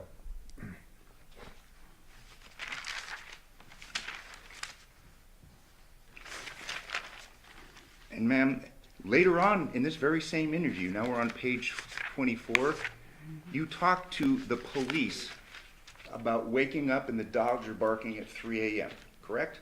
だから3時は覚えてない。 I don't remember. Counsel, I'm referring 3 to 時か page どうかはわから 24. ない。 And again, this is the second time that you tell the police, now well into this interview, that it's 3 o'clock, not 2 o'clock, correct? だからコレクトじゃなくて、でも3時ってはっきり3時時計見たわけじゃないから覚えてない、知らない。 I didn't see the clock at that time, 3 o'clock, so I don't remember. But you again say that it's unusual and it's 3 a.m. That's what you told the police. そうだけど、その頃と思ったかもしれないけど覚えてない。That objection is sustained, is that you've been asked and answered. 答えなきゃいけないと。覚えてない。 I don't remember. That night, during the 15 minutes that you're talking to Nikki, she told you that she didn't want Johnathan driving and drinking, correct? その彼女だった時にそうでした。 Yes. That was a concern of hers, wasn't it? Based そ upon れ your は彼女の 15-minute 心 conversation. 配だと思って。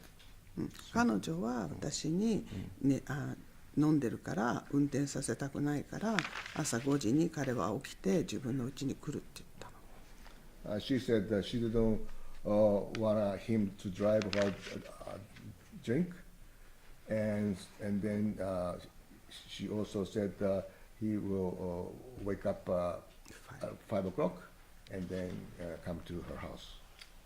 Okay, ma'am, thank you. But this issue with Johnathan drinking and driving had been an ongoing issue and a family concern, wasn't it? 彼がそのある中なのは家族の中でもやっぱりちょっとこう問題でいろいろ。違う。とにかく飲んでるから運転はさせたくないからってただそれだけ。She said that she just doesn't want him to drive while on drinking. And you'd agree with me the best way to do that is to take his keys, correct? まあその時は運転させたくないから彼女がキーを持って、まあその真ん中でもそのキーを取って、そういうふうにするのがまあそのまあ普通じゃないか違うと思います。I don't think so. For years, you had sent your son texts concerning his drinking, correct? 4 years. For a number of years, you have sent your son texts concerning his drinking, correct? 何年もないでその息子にもう酒飲むなとか言ってテキストしてたんですか？っていうかお酒飲むのは良くないからやめた方がいい、お金もないからやめた方がいいっていうのはテキストしてました。Yeah, I told him not too much drink. It's better. It's not a good idea. That's she sent the text to him. For years was my question, ma'am. 何年も。何年もじゃないけど、そういうふうに教えました。運転しなきゃいけないからアルコール飲んだ時は運転しない方がいいとか。I told him not to drive while drinking, and that's I keep telling her. And for years, you were concerned about his doing drugs. Same issue. He could be a danger on the road.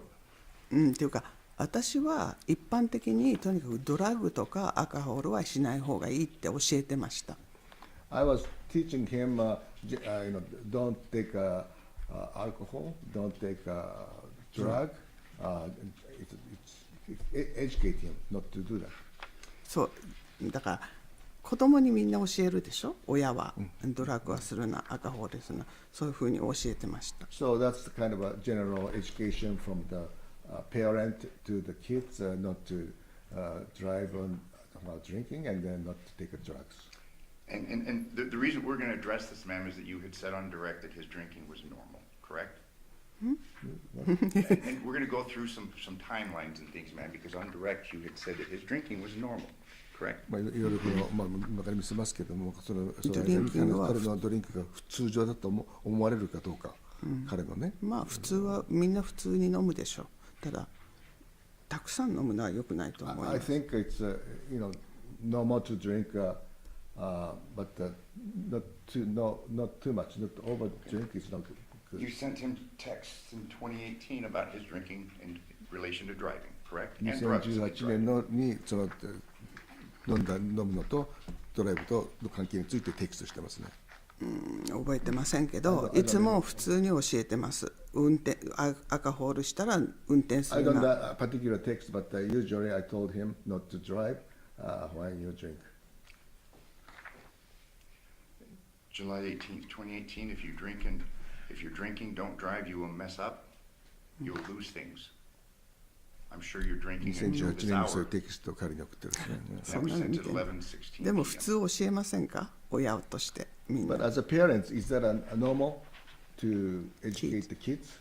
Oh, I completely agree with you, ma'am. I have 3 sons and a daughter, and I completely understand. 私は飲まないし、タバコも吸わないし、もちろんドラッグもやらないから、そういうのはいつも子供には教えてました。I don't drink, I don't smoke, and also I don't drug, so I keep teaching the kids not to take it. And ma'am, that's a good thing. And these texts are not a reflection on you.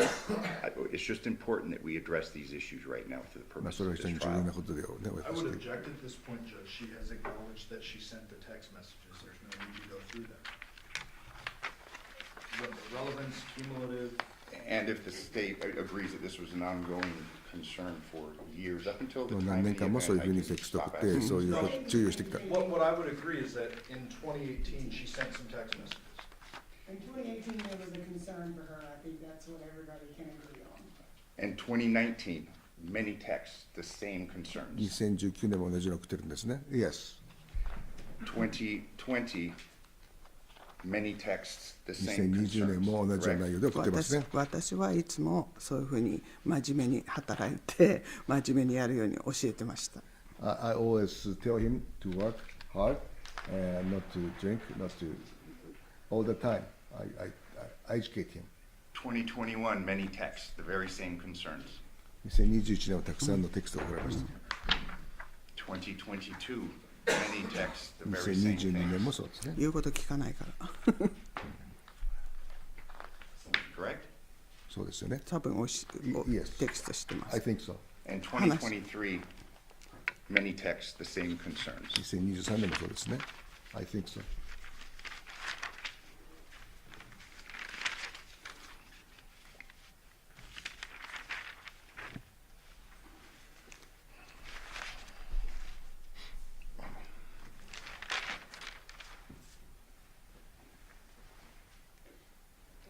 You had told the police on August 7th of 2023 that Nikki had given you a car key concerning the car that was out front. Andrea's car, correct? Yes. 2023年8月のはい Yes. Fair to say that Nikki's the one that handles the keys in reference to issues あの時 involving your son. そう持ってきたジョンの部屋からニッキーがですかそう鍵を持ってきました。 Yes, Nikki brought a key from John's house. John's John's room. room. And just so we're clear, ma'am, there's another time, a third time that you tell the police about the dogs barking at 3 a.m. in this interview, correct? 3時に寝たと。あそれ覚えてない。 I don't remember. Okay. You did tell the police that Johnathan doesn't get along with his son, Deviere, correct? ジョナサンはそのリベートうまくいかなかったというふうに言って。それも覚えてない。 I don't remember. You told the police that Deviere had a girlfriend and you thought that she was 30, correct? その時デビエルはそのガールフレンドがいて30の。Would you repeat? Absolutely. You told the police on August 7th, 2023 that Deviere had a girlfriend and that you think that she's 30. デビエルはガールフレンドがいてその時彼女は30だというふうに言った。覚えてないけど、ニッキーと話した時にキッチンで1時過ぎに私がデビエラがいるけど大丈夫なのって言ったらニッキーがデビエラハズガールフレンドって言ったんです。その時に8月の8月7日の1時過ぎにキッチンで彼女と話してる時にデビエラがいるけど、ジョンが言って大丈夫なのって聞いたら、彼女がデビエラハズガールフレンドって言ったの。She told her that at around 1 o'clock when they talk to each other, that she has a girlfriend. Okay. No, no. Are we talking about Deviere? She asked them. だからね。 I don't think she understands the question. Ma'am, did you know if Deviere had a girlfriend who was 30? 30歳。Can I speak English? Please. Okay. When I talked to the Nikki after 1 a.m., I asked her, "Is John okay to go your house? Because Deviere is there." And she said, "Deviere has a girlfriend." That time she told me. So Nikki told me. And did you tell that to the police? I don't remember 2 years ago. So sorry about. Hey, ma'am, you didn't tell that to the police. That's something that you're saying right now for the first time. Sorry, but because I didn't get asked this. Okay. You had just they asked you about Deviere, and Deviere said, "Oh, he has a girlfriend," correct? So this idea that she told you, She this is told me. something that you're just bringing up or making up right now for the first time. Isn't that right? 初めてね。初めて言ったかもしれないけど2年前のことそんな覚えてないでそれはほらあの事件の起きたすぐ後の話だから私も動転してたかもしれない。That interview came right after the accident happened, and I was not normal mental status.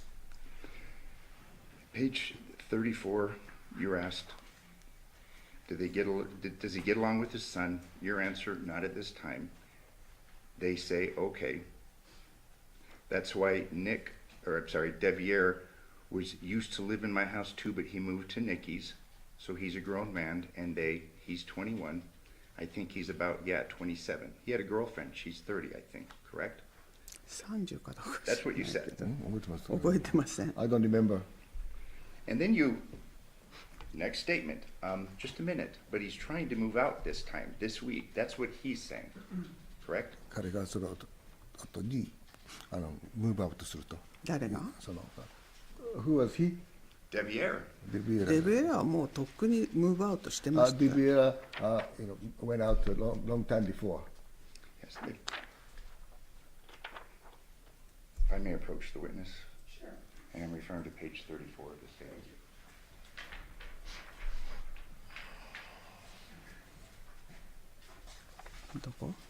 They're here.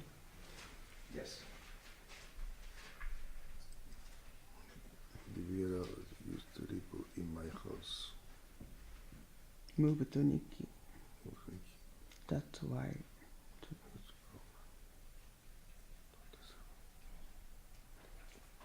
He had a girlfriend. And then she's a She's 30ってここら辺覚えてね、そう言ったとこ思えないけど。I don't remember this statement, around this statement. Do you agree with me? You あれ said は that 自分が言ったことない Deviere 30なんて言ったことない。 and then he told you he was moving out of Nikki's house, correct? ニッキーのハウスに行くってのは言ったんですか？ニッキーのハウスに移ると言ってのは言ったんですか？言ってないよ。彼はただ誰かガールフレンドのうちに移るって言っただけで知らない。When he moved って知らない。He just said that he's going to move some girlfriend's house. 知ら And ない。 just so we're clear, and I'm just Don't going to remember. read your statement, just a minute, but he's trying to move out this week, that's what he's saying. This week ってオーガスト7のこと？ The 23, August 7th, 23. Correct. No, もうデビエラはいなかった。 At that time, Deviere was not my house. I know. You talked about him moving out of Nikki's, correct? そのムービングアウトっていうのは、ジョンがムーブアウト、オーガスト7。デビエラの John moved out August 7th, and Deviere デビエラはもうロングタイムアゴ so にもう Deviere ム moved ー out ブ a ダウン。 long time before. No, ma'am, but my question, I just want to make a clean record, is you told the police that Deviere told you that he was moving out of Nikki's house, correct? コレクトじゃない。じゃない。 It's not correct. 何の話かわからない。Did they get the transcript wrong, do you think? I think wrong. I think the transcript is wrong. だってデビエラはもうとっくに20年ぐらいにはもう私の家から出てる So はず。 Deviere moved out around 2020.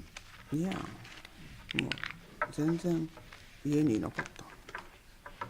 I have no further questions, thank you, ma'am. Can you read your statement? Yes, I will try to be brief, Yoko. Just a few more questions. You were interviewed right after you found your son dead, correct? 子供さんが亡くなってその後、直後にインタビューが来たんですね。Yes. That incident was obviously traumatic for you. 非常にもう自分的にも very shocking. When the detectives interviewed you, was it at your house? どこでそのインタビューしたんですか？家の近くの車の中。Inside the car, nearby the house. Did they bring a Japanese interpreter for the その interview? 時に日本人の通訳と来ましたか？い No. ません。 Okay. So were you asked some questions and provided some answers that may have been a little unclear? 質問がされて英語でされてそれを答えた時に若干不明な点とかありましたが、Yes. And when I questioned you at the grand jury, do you remember that? その大陪審で示しましたね、覚えてますか？ Yes.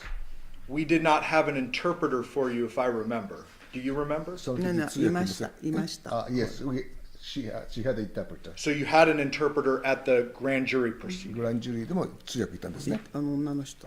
Yes, and you obviously have one here today. yes. あそこ興味ありますね。Yes. Okay. Do you know if you were asked the same questions every single time you have talked about this? その大体聞かれた時にそれ全部通訳されましたね。それで大体同じだけど、今日のその3時に犬がどうの吠えたっていうのは知らん。Yes. Okay.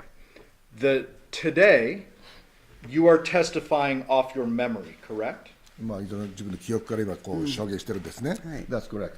And these papers that the attorney showed you, you didn't read these before coming in today. その今見せてくれた紙は読んでないんですね。読んでない Never saw that, never seen that. Yeah, so you're testifying from memory. その時は記憶で話したんですね。はい Yes. As you sit here right now, do you remember hearing the sound that woke you up at 2 o'clock? 2時にその音がして、まあ、起きたとだからいうことは私が言ってるのは2時頃だと思う。で3時って言われたけど時間は覚えてな I いけど believe it's around 2 o'clock. Okay. The dogs are separate, and let me ask you about the dogs. で犬についてね、The dogs, I presume, didn't just bark once and shut up. その犬は1回だけ超えて、そうなくて、もう引き続きどんどん、ちょっと泣いて Have た to kind of. for a while. I'm going to allow a limited reading for the purposes of the language barrier at this point. For a while, The dogs barked for a while. yes.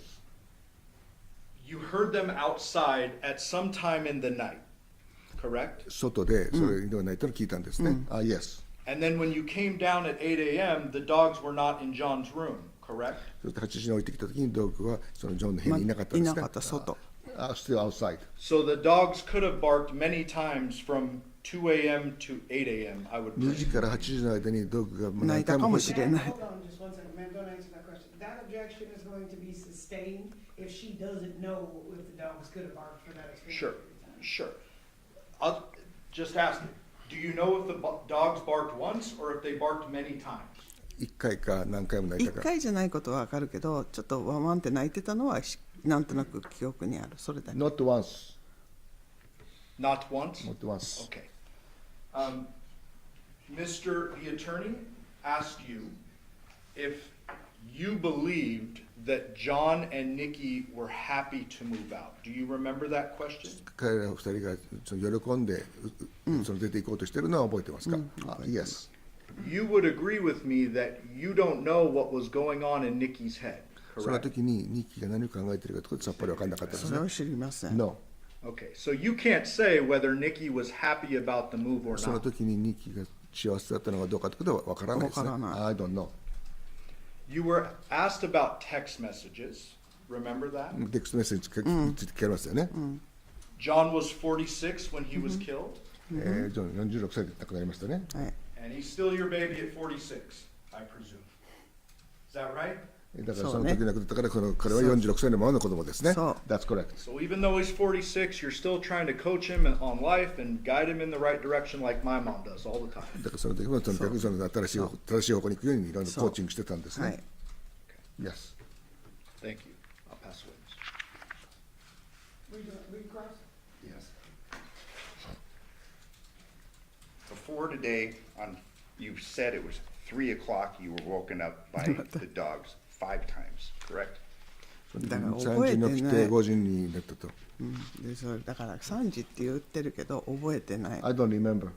And today you're saying it's 2, correct? そして今日2時と言ってるんですね2時頃だと思う Around 思う 2 o'clock, I 思う I think I think around 2 o'clock. And in front of this grand jury, you told them about the 2 chairs being upside down, correct? そしてそのグランドジそのャージには2年前のことが覚えてないけど一つは絶対に覚えてるんだけどもう一つもあったか That も was しれ 2ないけ years ど ago. I don't remember, but I'm sure that one chair was filled.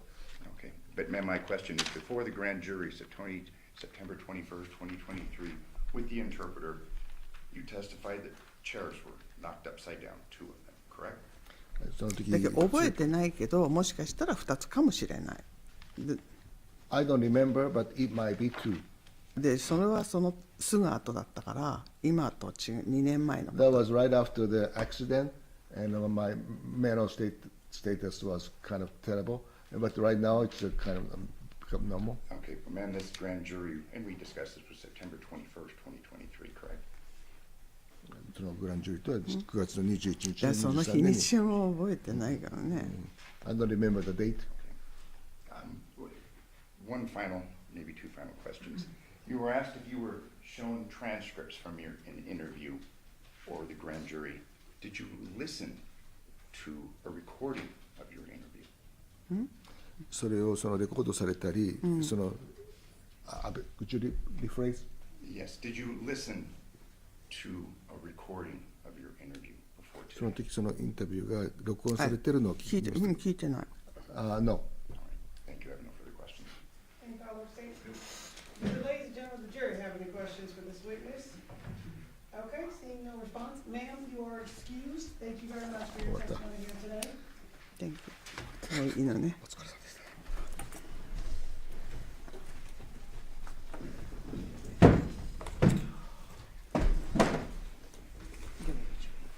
Okay, we're gonna take a brief recess, ladies and gentlemen. During this recess, you must not discuss or communicate with anyone, including fellow jurors, in any way regarding this case or its merits, either by voice, phone, email, text, internet, or other means of communication or social media. You must not read, watch, listen to news or media accounts or commentary about the case. You must not do any research, such as consulting dictionaries, using the internet, or using reference materials. You must not make any investigation, test, theory of the case, recreate an aspect of the case, or in any other way investigate or learn about the case on your own. You must not form or express any opinion regarding this case or response to you. Ladies and gentlemen, it's 10:50, will be a recess till 11:05. All rise for the jury.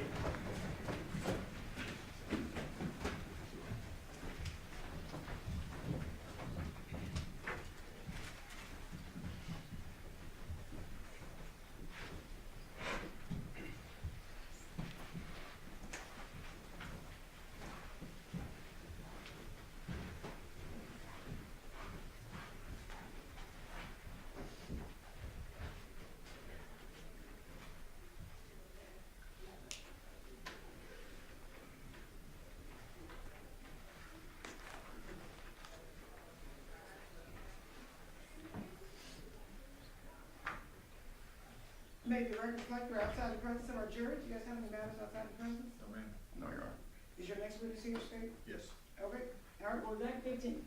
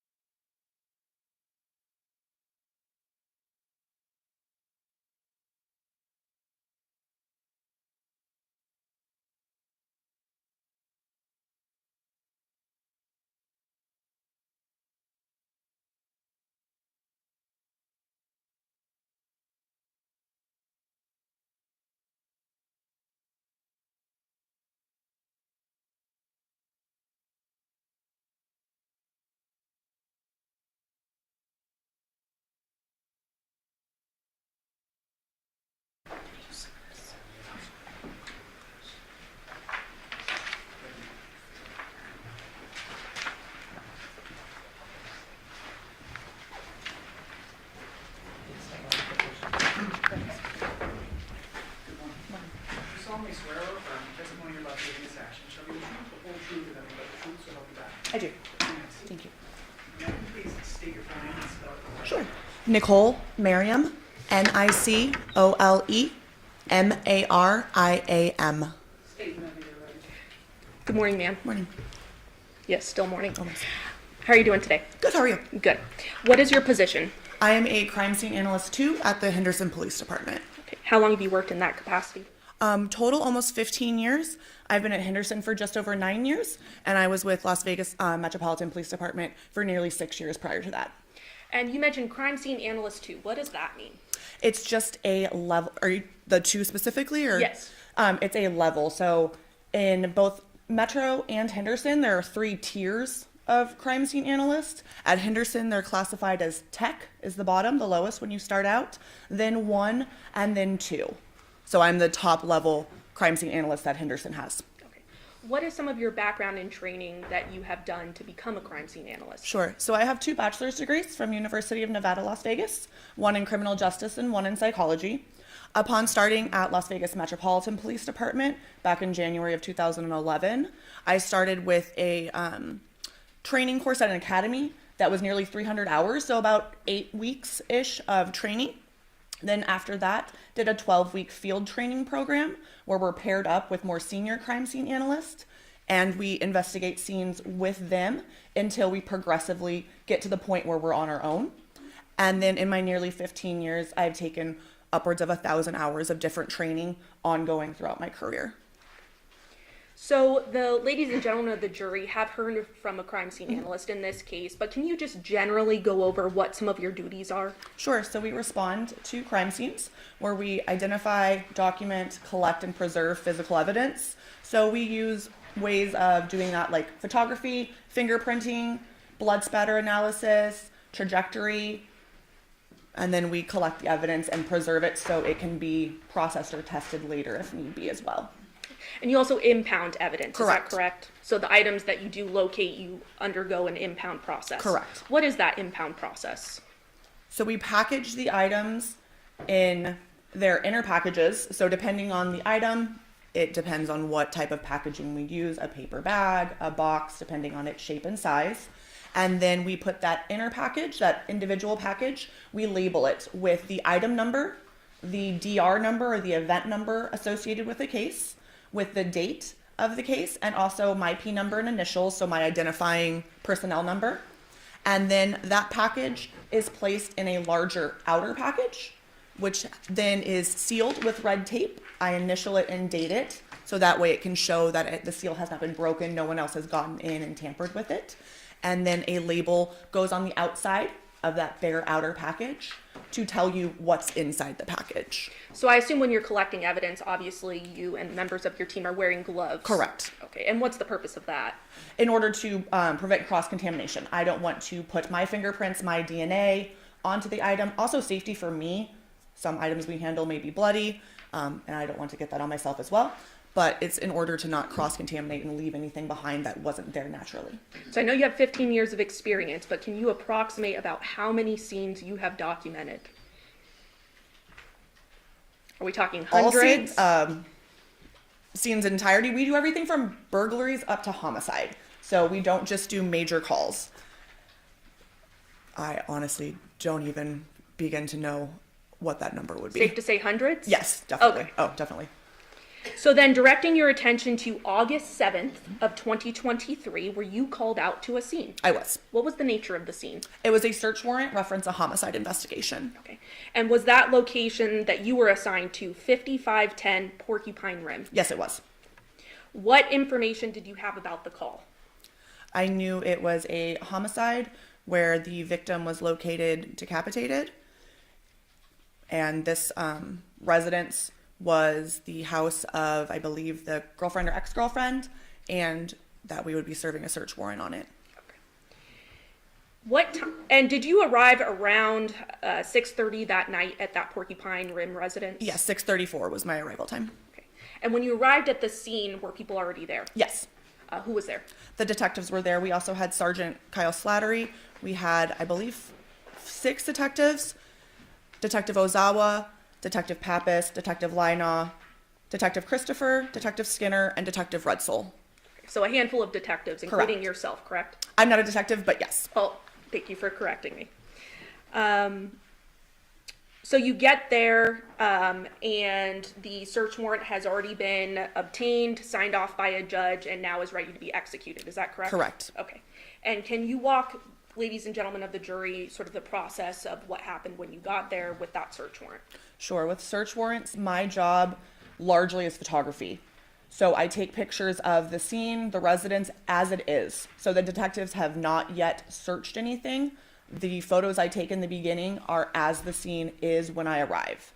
So I go through and I photograph any vehicles that would be related and the residence, all the different rooms, closets, to document the scene as it was when we arrived before anything has happened yet.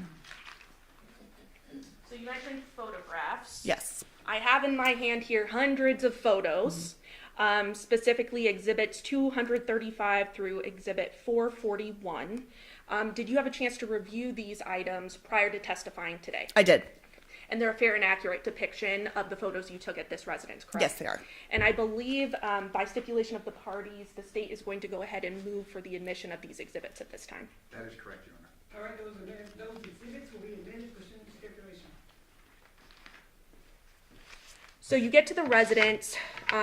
Did one of the detectives have anything in their possession that was documented? Yes. And what was that? Detective Skinner had a black cellular phone. Okay. And publishing, permission to publish, Your Honor. States 236.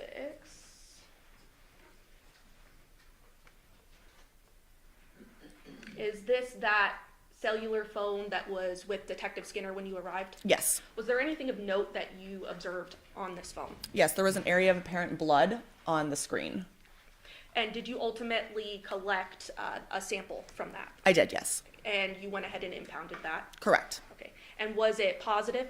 It was presumptive test positive using phenolphthalein, yes. So can you walk us through what you do in that process of testing? Sure, phenolphthalein is a product we use to determine if an item, an area swabbed, is potentially blood. So it's a presumptive test, not completely definitive. There are false positives, but it is a good indicator that this is likely blood.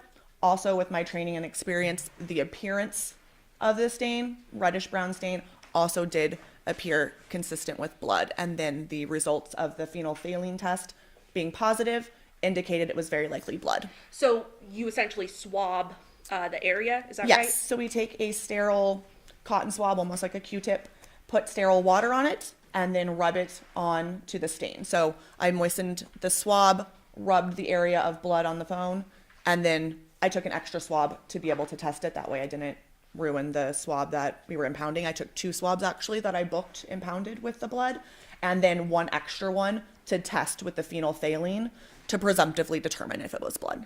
And you mentioned that you did impound those items, and that would have been under, and you would have marked them under event number 12-15229, correct? It was, the first 2 digits are 23-15229. Okay. Right.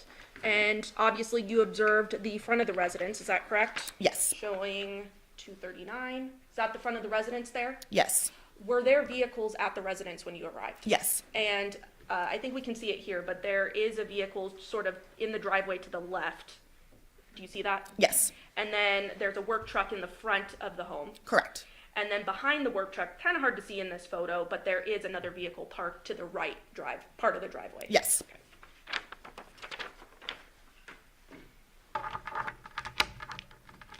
And did the search warrant also include, states 241, a search of this work van here? Yes. Okay, and it was searched. Yes. Anything of evidentiary value found inside that vehicle? No. States 242, were these vehicles searched as well? Yes. Reflected Well, here. the one on the right, the Honda Civic. Okay, and what about the one on the left then? The one on the left is a Nissan Armada. It was locked and it was sealed and then towed to our secured garage at the Henderson Police Department. It's our crime scene garage, and it was searched later with a different search warrant. Anything of evidentiary value that you know of in either of these vehicles found? I do not know about the Nissan Armada, but I do know the Honda Civic was searched on scene where I was present, and no, there was nothing of evidentiary value in the Civic. Showing 265. What do we see here? So to the right on the screen there is the front entry door. So that's the main entrance door into the house. And this is the front formal room. It's also connected to the formal dining room. And sort of near the door to the right of this photo, do we see sort of a shoe rack there? Yes. And on that shoe rack, did you locate any black Nikes with a swoosh, white swoosh on them? No.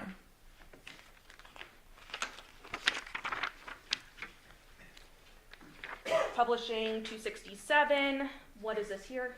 That's a different angle of that same room. So again, on the right, you see the couch, and on the left is the dining table where the family room meets up with the formal dining room area.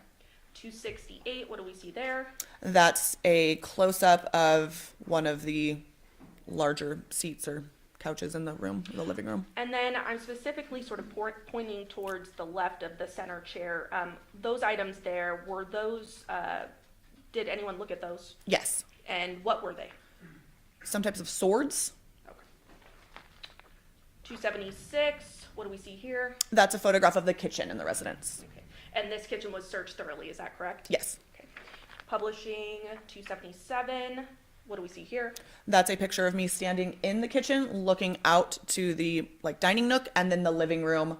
That's a different one than the front entry, the family room. This is the living room. And then when you were searching the kitchen, you didn't find any sort of murder weapon, anything with blood on it, anything like that, correct? Correct. 278, what is this? That's the master bedroom. That's on the first floor of the residence. And then 279. It's a different angle of the same master bedroom. And 280. Same, just another angle of the master bedroom. Okay. 288. That's the master bedroom looking into the attached master bathroom. And then we have 289. That is the master bathroom, and then the master closet is off the bathroom there. 291. And that's one of the pictures of inside the master closet. And then 291A. That is the other half of the master closet. And in the closet, anywhere in the home, were any black Nikes with a white swoosh found? No, we did not locate any. Publishing 295. What do we see here? It's a picture of the laundry room. And the laundry would have been searched, correct? Correct. 296. That's a linen closet, and I believe the door that goes out into the garage. And then 297 then. That's a close-up of the closet. Okay. 299. That is a picture of the garage, the 3-car garage. And this area was thoroughly searched, correct? Yes. No murder weapons, nothing like that found inside this garage, correct? Correct. 307. What do we see here? That's the second floor loft. It's like a playroom. 309. That is a linen closet, I believe, upstairs on the second floor. Then 311. That's one of the upstairs bedrooms. It was set up as an office area. 318. That's a different bedroom upstairs. It was kind of a sewing storage room. And what do we see inside this photo? Appears to be a wedding dress or a white dress. 320. That is the upstairs hall bathroom. 321. That is the bathtub in that hall bathroom. 322. That is one of the other bedrooms upstairs on the second floor. And it looks like sort of on the head of the bed, some stickers on there, maybe Yes. childlike stickers. Yes. 326. That is a picture of the fourth bedroom upstairs. Looks like on the bedding some sort of cartoon of sorts. Yes, print, yes. 328. Those are just photos of miscellaneous receipts that were located during the search warrant. Do you recall where they were located? I believe the kitchen, but I'm not 100%. Okay. 329. That is a picture of the dressers in the master bedroom. Was there something located inside of one of these drawers? Yes. And what was that? It was a collection of plastic bags, 6 in total, with the inner one being knotted, tied in a knot, containing a black wallet that had miscellaneous cards and also the driver's license in the name of Johnathan Willette, and then a set of keys were tied in that inner plastic Vaughn's bag, grocery bag. So then publishing 347, is that bag? you were Yes, talking that's about? the inner, you can see the knot at the top, so that's the inner bag, and there were 5 other plastic bags around it. 344 are those extra bags that were around it? Yes, that's the clump of all of it. Okay. And then 348, is that the wallet and keys you mentioned? Yes, And then 349, the driver's license you mentioned. correct. And whose name is on that driver's license? Johnathan James Willette.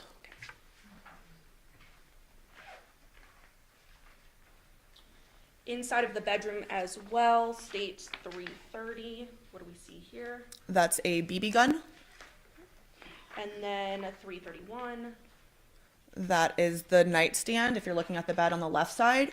And there's a Glock 19X semi-automatic firearm, 9mm, in that top drawer. Showing you 334. Were there some writings found inside the master bedroom as well? Yes, And same with 335, yes, 336. yes, that's a close-up. Okay. 337, sort of a notebook with writings, correct? Correct. 338, another writing. Yes, 339, another writing. yes.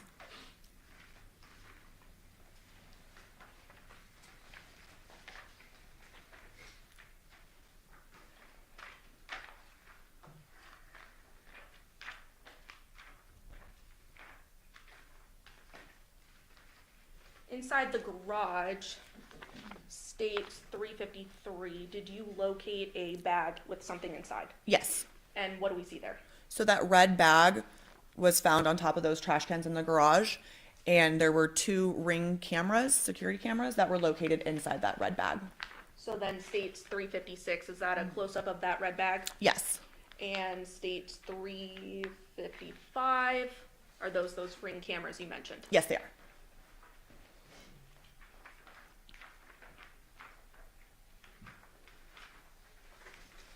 Showing you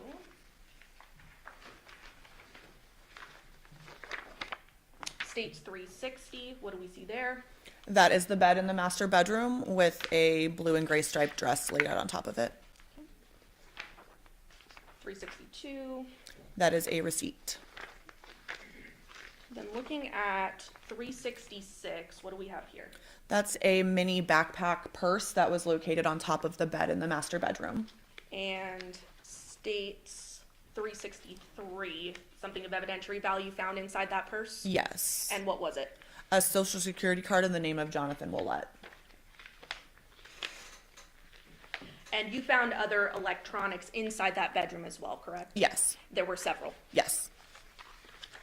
And those would have been collected as well. By detectives. I did not collect them. I photoed them. And you mentioned several writings that were collected in this case, right? They weren't collected, they were photographed. Thank you. They were photographed. And then-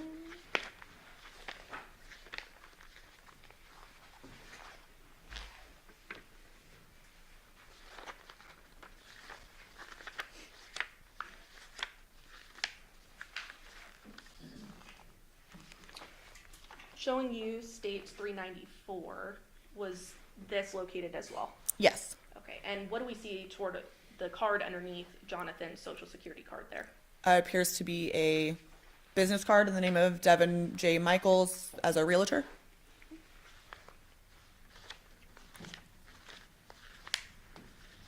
And again, some devices were located. Correct. In an abundance of time, I'm not going to go through each one of those. Members of the grand jury will have these.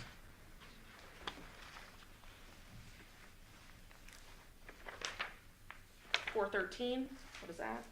2 debit cards. Showing you 414. What does that depict? That's the upstairs hall bathroom, so that's the sink vanity area, and underneath in the cabinets was a safe. And 415, is that just a close-up of that same safe? Yes. And you located items inside of the safe, correct? Yes. 416, what do we see inside the safe? That's a 9mm 6-hour handgun. Looks like live ammunition as well as extra magazines, and maybe a magazine and a speed loader. And you would have documented the backyard as well, correct? Yes. 422, 423. And then did you take photographs of the female that was there? I did, yes. Okay. And publishing 424, is that the female that you photographed? Yes. And you knew her to be Devyn Michaels, correct? Yes. Publishing 425, what do we see there? That's just the back of her. 426. Those are close-ups of her hands. And we see sort of a ruler here. What is that? That's called an ABFO scale. It's just a scale to show the general size of items. States 427. What do we see there? That's just more of a close-up of her other hand, again with the scale. 428. And those are the pictures of the palms of her hands. Did you also take a picture of a male that was there? I did, yes. And that was Deviere Willette, correct? Correct. Showing 429. Is that the front picture of him? Yes. 430. It's his back. 431. Those are, again, the same style pictures of his hands. Do you notice any cuts on his hands or anything like that? No, he had no apparent injuries. Okay. No bruising, nothing like that, No. correct? 432. And those are his palms. Same thing, no injuries there, correct? Correct.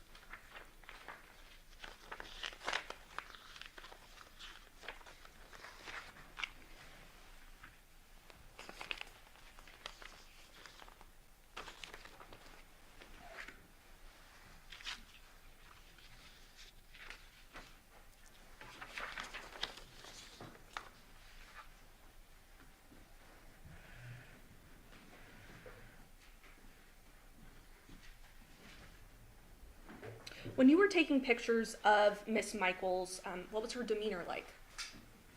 I honestly don't recall too much. Nothing out of the ordinary? No, I don't. Nothing stands out to me one way or another. Same thing with Deviere, correct? Correct. Nothing out of the ordinary. Correct. Okay. Turning your attention then to August 9th of 2023, did you assist in collecting an item back at that 2698 Paladura Drive? Yes. Okay. And did that include black boxers? I believe they were gray. Okay. But they were boxers Yes, boxer nonetheless, shorts. correct? And those were located on top of a couch, correct? Yes. Okay. And that was inside of sort of that recessed, informal, makeshift bedroom? Yes. Okay. Then on August 15th of 2020, and you collected those and impounded them, correct? Correct. On August 15th of 2023, you then returned to the 5510 Porcupine Rim, Yes. correct? Okay.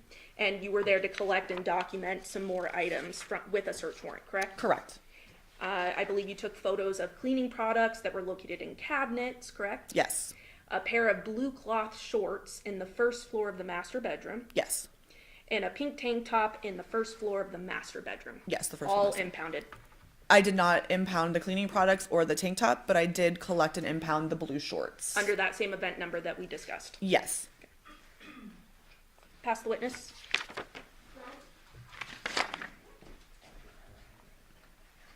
Okay, just one moment.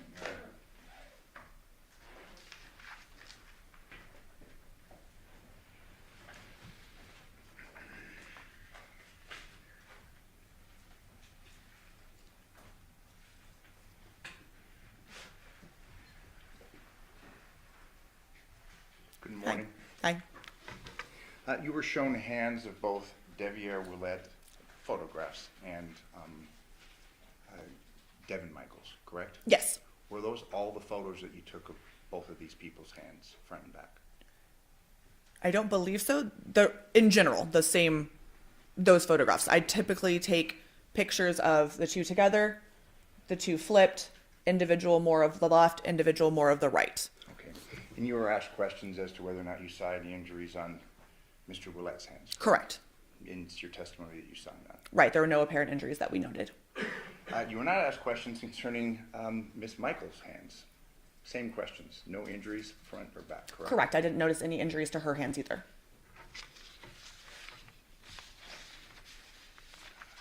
You testified that you arrived at the Porcupine residence, I think you said 6:34 p.m.? 6:34 p.m. was my approximate arrival time, yes. And you generated a report in reference to the efforts that you took through the course of this investigation. Correct. You authored 2 reports? For this entire, The Porcupine residence. for the first Porcupine Rim search warrant, 2, a main crime scene report and then an evidence impound report. Okay. Did you author any other reports in reference to your analysis or the collection of evidence at the Porcupine residence? There would have been a biological stain presumptive test form, which is a form we fill out regarding that phenolphthalein test, the presumptive test for the blood, that documents the lot number and the expiration of the specific phenolphthalein batch that I used, and whether or not that presumptive test came back positive or negative. Okay. The report that you authored concerning this search on August 7th, Porcupine residence, it's 2 pages and then a signature page, correct? Just depending on how you print it out, but yes, that's how it printed out for me as well. Okay, obviously you reviewed that in preparation for your testimony. Yes. Because as you've testified, you have been involved in at least hundreds of crime scene analysis, documentation of such, correct? Yes. It's been yours. We'll go through this. Are these all the exhibits? There's some right here too. Okay. Are those all the exhibits that were taken at the Porcupine residence? These These as well? between those 2, yes. Yes, they have it. Yeah. Okay, we'll go through it. Okay. You were asked questions specifically concerning tennis shoes, correct? Correct. Your testimony is that you didn't photograph, didn't collect any evidence concerning tennis shoes? That we did not locate the specific shoes she was describing. Are these specific shoes that you've given testimony concerning, that you now say that you were looking for, is that documented in your report? That we did not find shoes? That you were looking for? I don't document what we were looking for, no. Okay, but you just gave testimony concerning what you said you found or didn't find, correct? I gave testimony saying what I photographed and booked. Okay. Did you have a list of things that you should be looking for? while No, you were the at that detectives residence? are the ones who pretty much dictate the search. I'm there largely as a photographer, and then I collect the evidence that we locate. So the detectives are the ones that know what they're looking for. Were there any black shoes that you located at that residence, black tennis shoes? Perhaps we could go through the photos and look, but nothing that I specifically photographed. You don't recall photographing a shoe holder near the front door? I do, but I don't want to testify officially without examining the photograph that there were black tennis shoes on there, because that was not something that I specifically documented. Do you recall specifically capturing a photo of black tennis shoes in a closet? Again, no, I took overall pictures of the closet, and then I photographed the items the detectives locate and deem of note. I then photographed those more closely. It's your testimony that you reviewed, and I believe it was the first exhibit under this pile that was published to the jury concerning a work van, correct? Yes, there was a Nissan cargo van parked out front. And you testified that there was nothing of evidentiary value contained within that van, correct? Correct.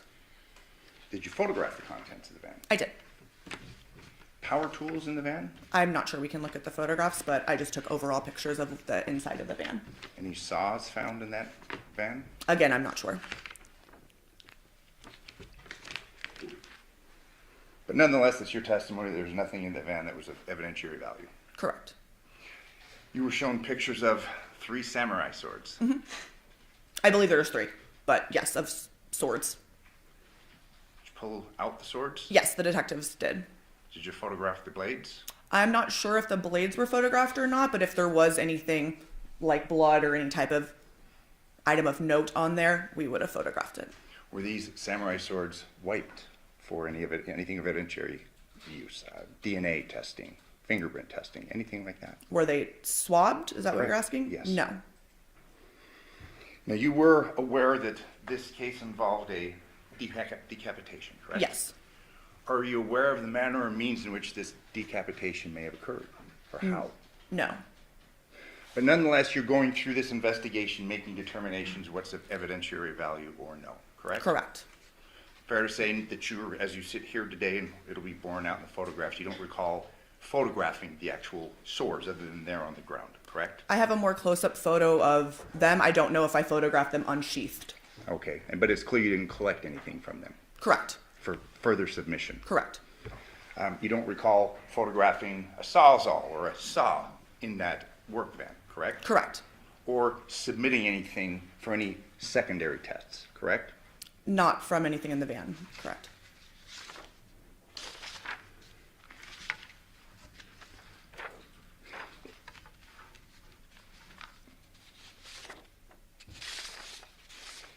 You make reference to some soft scrub bleach located in the laundry room of this Porcupine residence, correct? Yes. And you felt that was of evidentiary value? The detectives told me to specifically photograph this bottle of bleach. Soft scrub, that's a fairly common household item, is it not? I can't testify to I don't have it at my house, but it's Soft scrub, I mean, you've heard of it, you know of it, correct?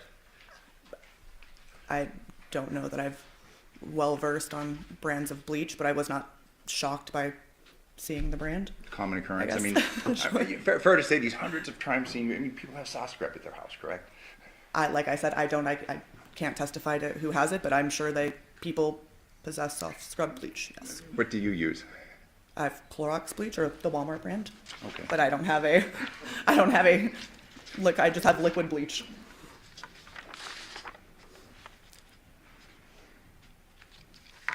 Fair to say no blood, anything indicative of blood contained within the house, correct? Just on the cellular phone that was in possession of Detective Skinner. Okay, that's it. Yes, that's all we saw.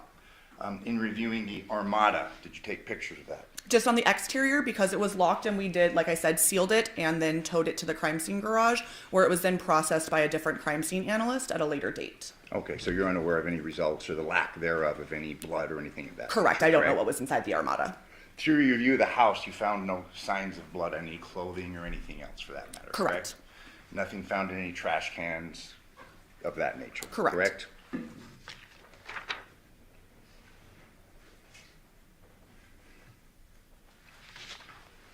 I have the court's indulgence just for a moment.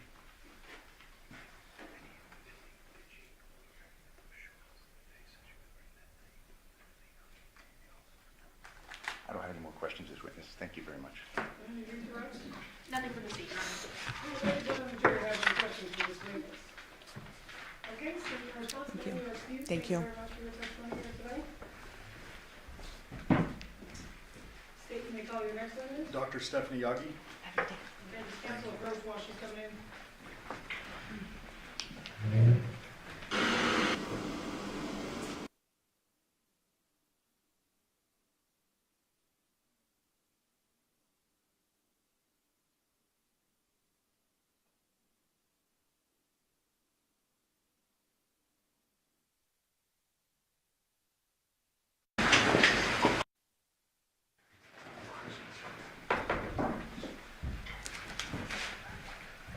You solemnly swear or affirm the testimony you're about to give in this action shall be the truth, the whole truth, and nothing but the truth, so help you God? Yes, I do.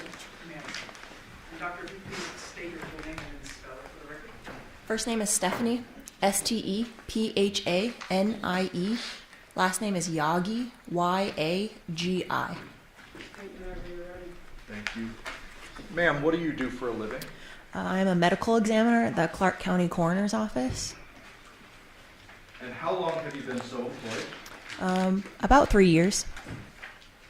What is it that you do on a day-to-day basis at the medical examiner's office? So my role, my primary role at the medical examiner's office is going to be determining cause and manner of death in any sudden, unexpected, violent, or suspicious deaths.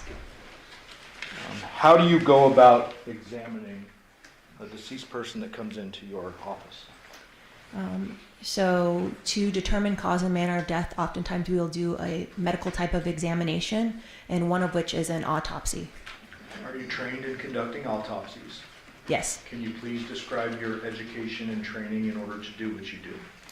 As a medical examiner, I am a medical doctor. I have my degree and I'm licensed to practice medicine in the state of Nevada. I am also board certified in anatomic, clinical, and forensic pathology. And if you didn't say already, how long have you been conducting autopsies with the Clark County Coroner's Office? About 3 years. You mentioned the terms cause and manner of death. Yes. What is a cause of death? So a cause of death is going to be a natural disease or traumatic injury that ultimately leads to cessation of life. Do you conduct autopsies to determine cause on every single death within Clark County? No. Which do you focus on when it comes to autopsy specifically? So our office, again, is responsible for conducting medical examinations on any sudden, unexpected, violent, or suspicious thereof deaths. Can you give a couple of examples of causes of death? Sure. So causes of death might be something like hypertensive cardiovascular disease, which is high blood pressure, blunt force injuries due to motor vehicle accident, something like gunshot wounds. Is there a difference between a cause of death for your purposes and the mechanism of death? Yes. Can you describe that for the jury? So the mechanism of death is more what's happening inside your body, so the pathophysiology of our particular disease process or traumatic injury, where a cause of death is going to be the overarching event that led to death. You also mentioned the term manner of death. What does that mean?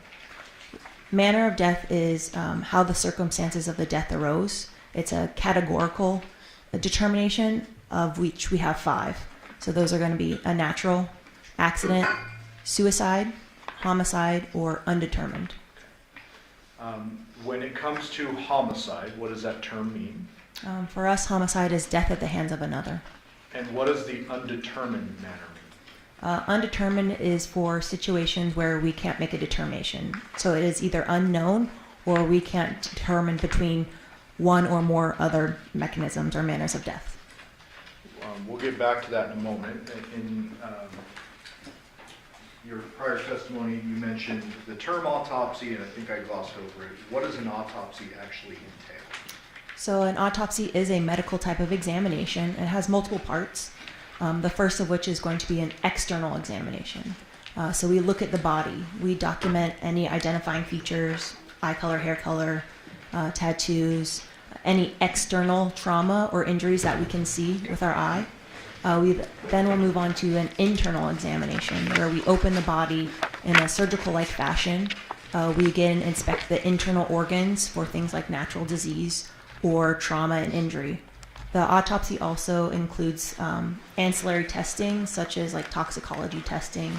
We can do imaging like x-rays. We can get other consultations as we see fit, as well as look at tissue under the microscope if needed. And I would presume that every autopsy is a bit different in determinative of what types of testing you're going to conduct. Yes, so we perform these things on a case-by-case basis.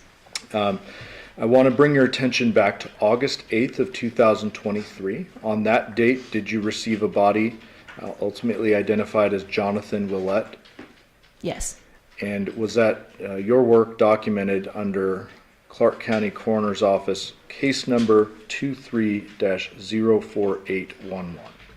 Yes. What was the condition of John's body and how did you receive it? So the body is received at our office in a sealed body bag. Once the seal is broken, the body undergoes forensic processing and goes through the autopsy procedures I've previously discussed. At the time of the external examination that I performed, there was absence of the head of Mr. Willette's body.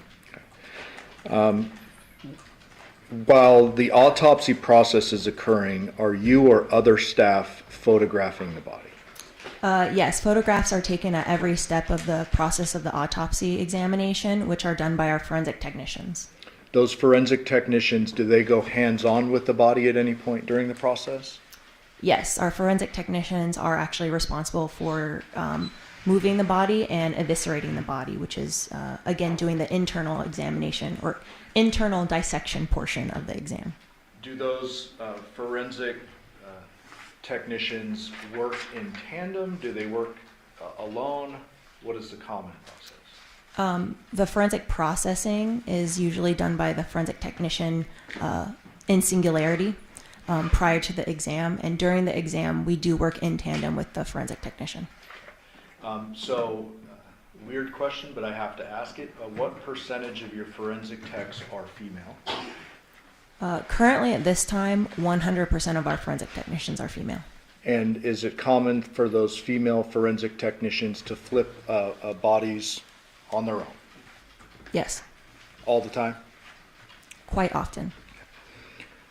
In this particular case, you and forensic techs documented the process of the autopsy and have moved to the admission of 464 through 494, Judge. Any objection to those?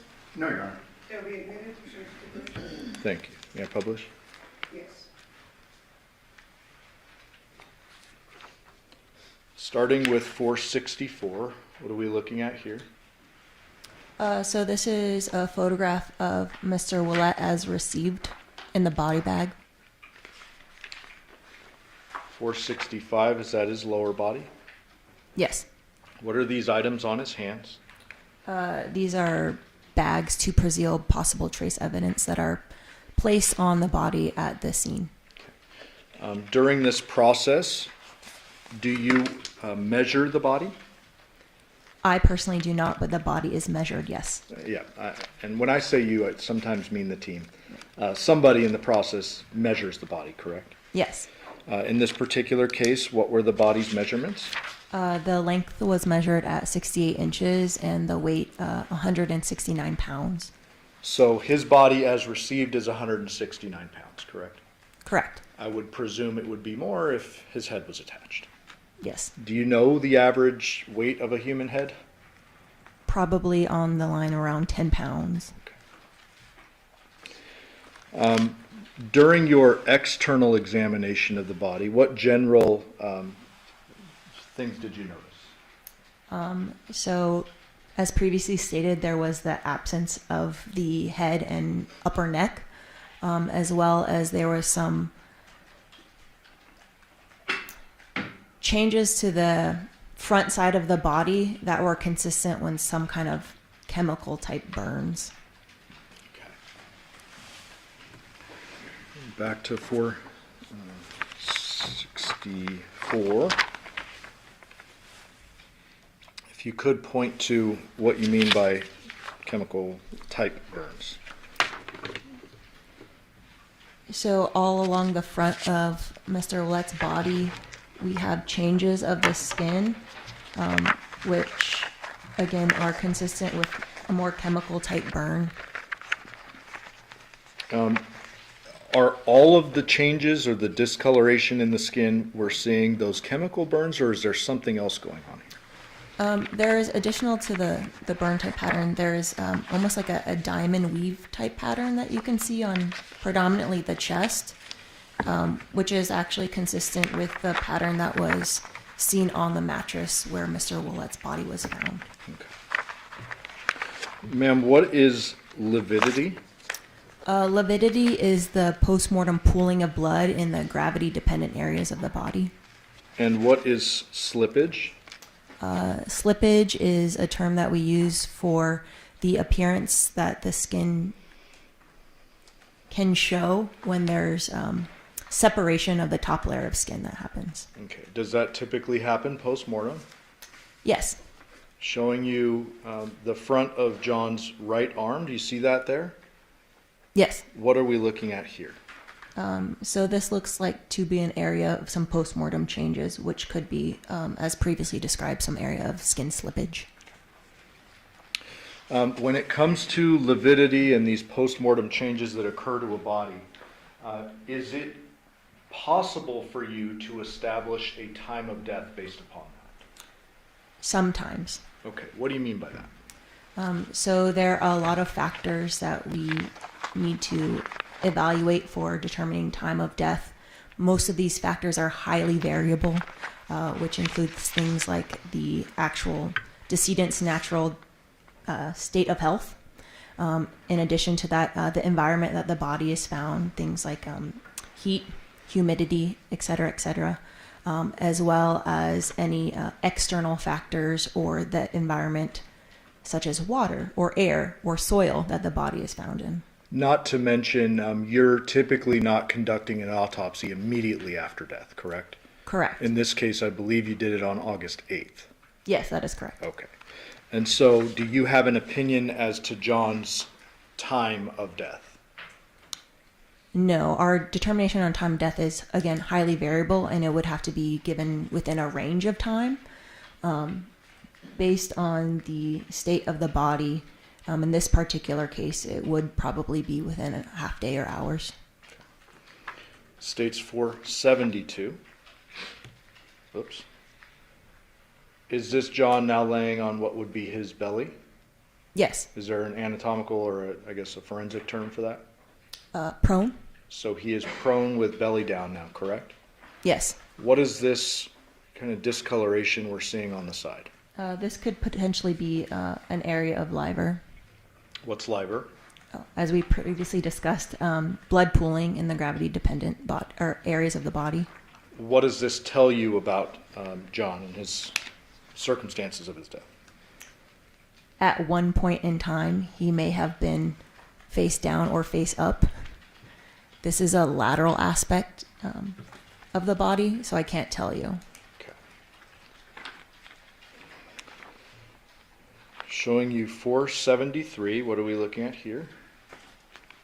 This is kind of the neck region of the body. From the back? Yes. 474, same position basically? Yes. Now with a ruler? Did you or your forensic techs clean up John's body? Yes, the forensic technicians. Before I move on, did you notice anything about the blood that was abnormal? Is this normal? The coloring? I can't tell anything from this photograph. 475. What are we looking at here? So this is now a cleaned up photograph of that same area, the neck region from the back. Is there anything notable to the back of the neck? Yes. What is that? So in this photograph, you can see that there are some superficial incised wounds that are somewhat parallel to the main area of defect at the neck here. 476, is that a little bit closer on those areas that you were describing? Yes. What does this tell you, if anything, as a forensic pathologist? This may indicate there were previous attempts to use a sharp force injury in this area. Previous to the decapitation itself? Yes. Did you document John's hands? Yes. 478, is that his right hand? Yes. 479, another angle of his right hand. Yes. 480, same thing, another angle. Yes. 481, inside of John's right hand. Yes. Did you observe any bleeding injuries to his right hand? No. 482, is this John's left hand? Yes. 483, also his left hand? Yes. Do you see these little things here? Yes. What do these appear to be to you? Some type of callus or blister. Any bleeding injuries to his left hand? No. 484, another shot of his left hand. Correct. 485, the inside of his left hand. Yes. And what are we looking at here? Again, I would consider these blisters or calluses. Any bleeding injuries to his left hand at all? No.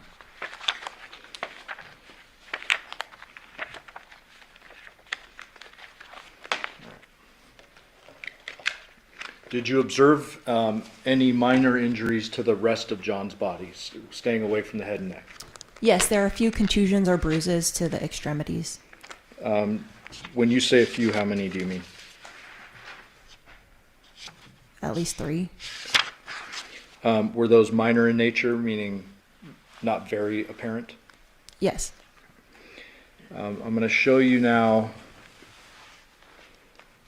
Another kind of graphic photo. 466. Can you reorient us? Yes, so again, this is a photograph of the neck region, and now the body is on its backside. Okay. Can you just describe what you're seeing in this photograph? Sure. So there is a kind of irregular defect that has resulted in a complete decapitation of the body. When you say irregular defect, can you provide any further context to that? The surface of the wound looks kind of ragged. It doesn't look straight. Okay. 468, are we now looking down into essentially what would be John's neck? Yes. What did you observe during your internal examination of this portion of the body? So on the internal examination, anatomically or just by looking at it, this wound did not appear to be ante-mortem. It appeared to be post-mortem, so made after death. Okay. And how are you able to determine that? So when the body is alive, there are some features that we can look at anatomically or with our eye, as well as microscopically, to indicate that there was a body's response to an injury.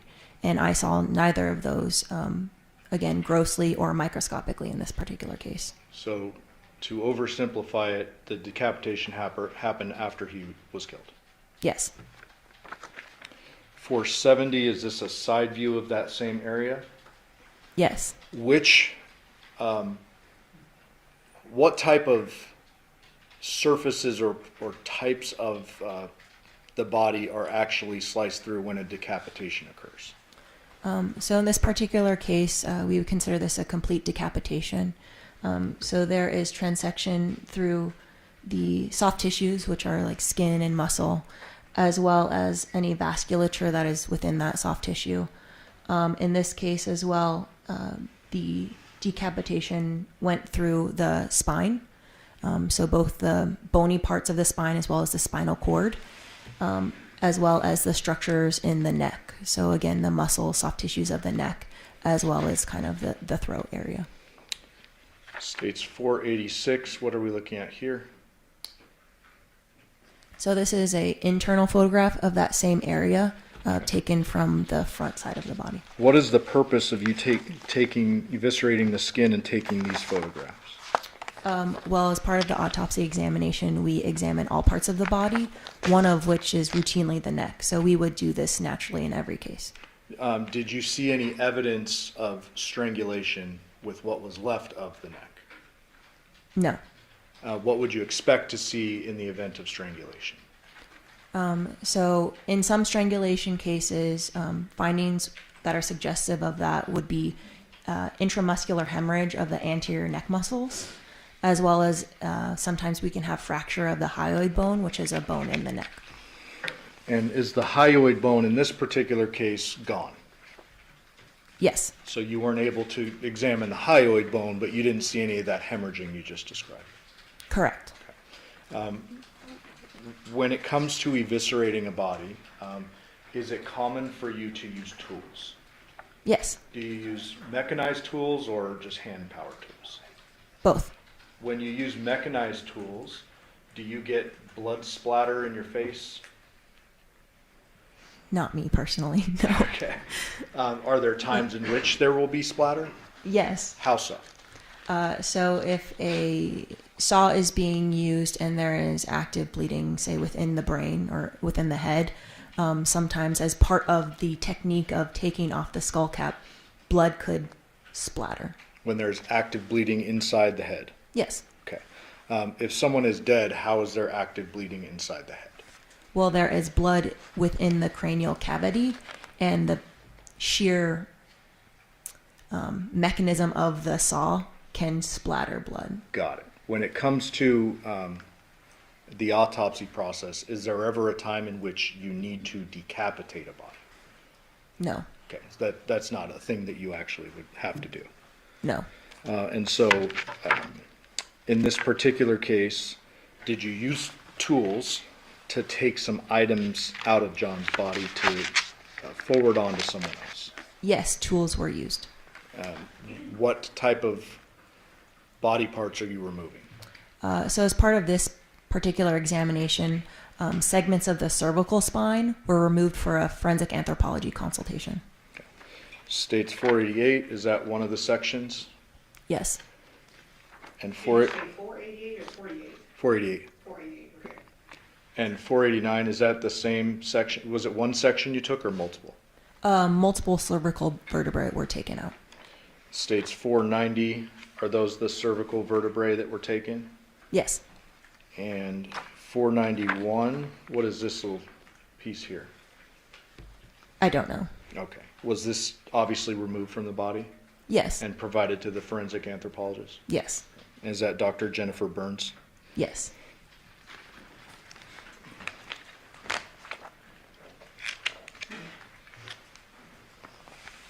Why is it that you need to enlist the assistance of Dr. Burns? So forensic anthropologist can help us. Well, she can look at the bones that were removed from the body and possibly do studies either by eye or with the use of microscope to see what kind of marks were left on those bones. And that was done in this case? Yes. Once that is done, do you receive her report back? Yes. And after that, is it that coupled with a bunch of other stuff that you make your ultimate cause and manner determination? Correct. And you mentioned toxicology earlier, 492, what is this? No, this is a urine drug screen cup. 493, Same thing, just different side. 494, same thing. Yes. Did you send those items out for testing as well? Yes, we sent multiple samples for official toxicologic analysis. And what were the results associated with John's tox analysis? So in the peripheral blood, ethanol or alcohol was detected, as well as caffeine and I believe cotinine, which is a metabolite of nicotine. Those items were also detected in the urine and gastric contents. Was there a low level of marijuana? Oh, yes, I apologize. That's okay. Delta-9 THC, which is the active ingredient in marijuana, and its metabolites were also detected in the peripheral blood. And was there findings associated with GHB? Yes, so in addition, in the heart blood, GHB, which is gamma butyric acid, was also detected at a low level. What kind of scientific explanation is there for the GHB? So GHB is a chemical that can be endogenously produced, which means our body naturally produces it. And at the level that was detected through the toxicology report is consistent with natural levels of GHB. Okay, so we all have GHB in our bodies? Yes. So the level found here is not as though he ingested some drug. It's actually consistent with naturally occurring levels in our body. Yes. And you mentioned alcohol was found in his body. Yes. What was the level with association to that? In the peripheral blood, I believe it was 29 milligrams per deciliter. And does that, I guess, is there a percentage or a decimal that's associated with that? Yeah, so that would equate to like a blood alcohol level of 0.029. And are you familiar with the legal limit in Nevada? Yes, What is it? 0.08. Okay, and that's considered legally drunk? I guess so. Okay. Well, 0.02 is a relatively low level. It's below the legal driving limit, yes. Are there post-mortem changes that occur that could affect the level of blood alcohol concentration? Yes, there could be. And how would that potentially affect the level? So as the body decomposes, the microbes that are in our body actually also produce alcohol. So in advanced decomposition cases, there could actually be alcohol detected that wasn't necessarily in the body at the time of death, or could falsely elevate the level that is detected. Okay, so I don't want to oversimplify it, but at the time of John's death, he had a blood alcohol concentration of 0.02 or less. Yes, It wouldn't be higher. correct. Got it. Ultimately, did you make a determination as to John's cause of death? Yes, And what was that? homicidal violence. What does that mean in your world? So it's a term that we use in forensics to indicate that There is no anatomic cause of death that is identified at exam. There is no toxicological cause of death that is identified. And the circumstances surrounding the death are objectively suspicious. So in this case, there is a postmortem decapitation. Had a blunt force injury to his head killed John, is it fair to say that you would need his head to make that legal determination? Yes. Okay. You never received his head up until today's date? Correct. There was no head available for evaluation. And ultimately, what did you determine was John's manner of death? Homicide? Thank you. I'll pass the witness. Charles? Yes, was Your Honor going to take, or were we going to take a? No, we're going to finish her up for lunch. Okay.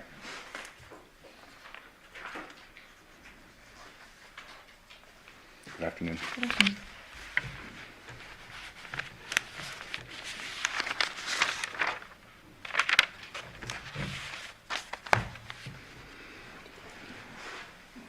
Ma'am, in reference to your testimony concerning lividity, start with that, the beginning of your testimony. Just walk through this.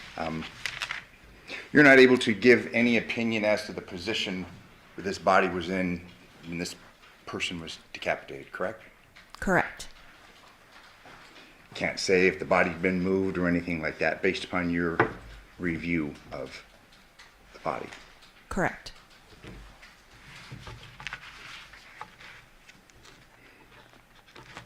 You're unable to say whether the body was face down or face up when the decapitation occurred. Fair to say? Correct.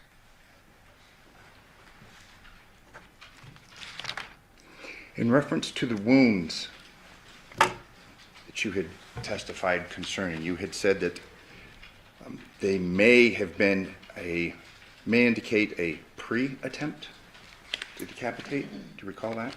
Previous. Okay, a previous. Yes. Could have been a post, though. I mean, you can't say for sure one way or the other, correct? Correct. So that's an assumption. Yes.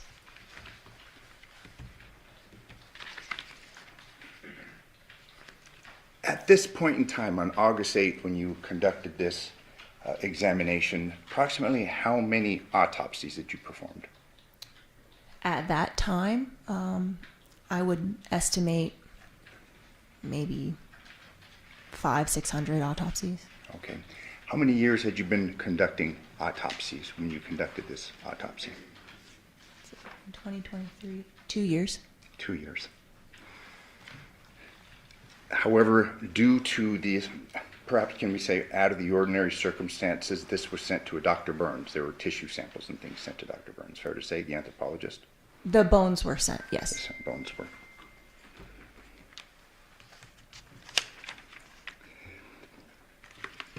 You had testified that you were unable to approximate the time of death, other than half a day, something like that, correct?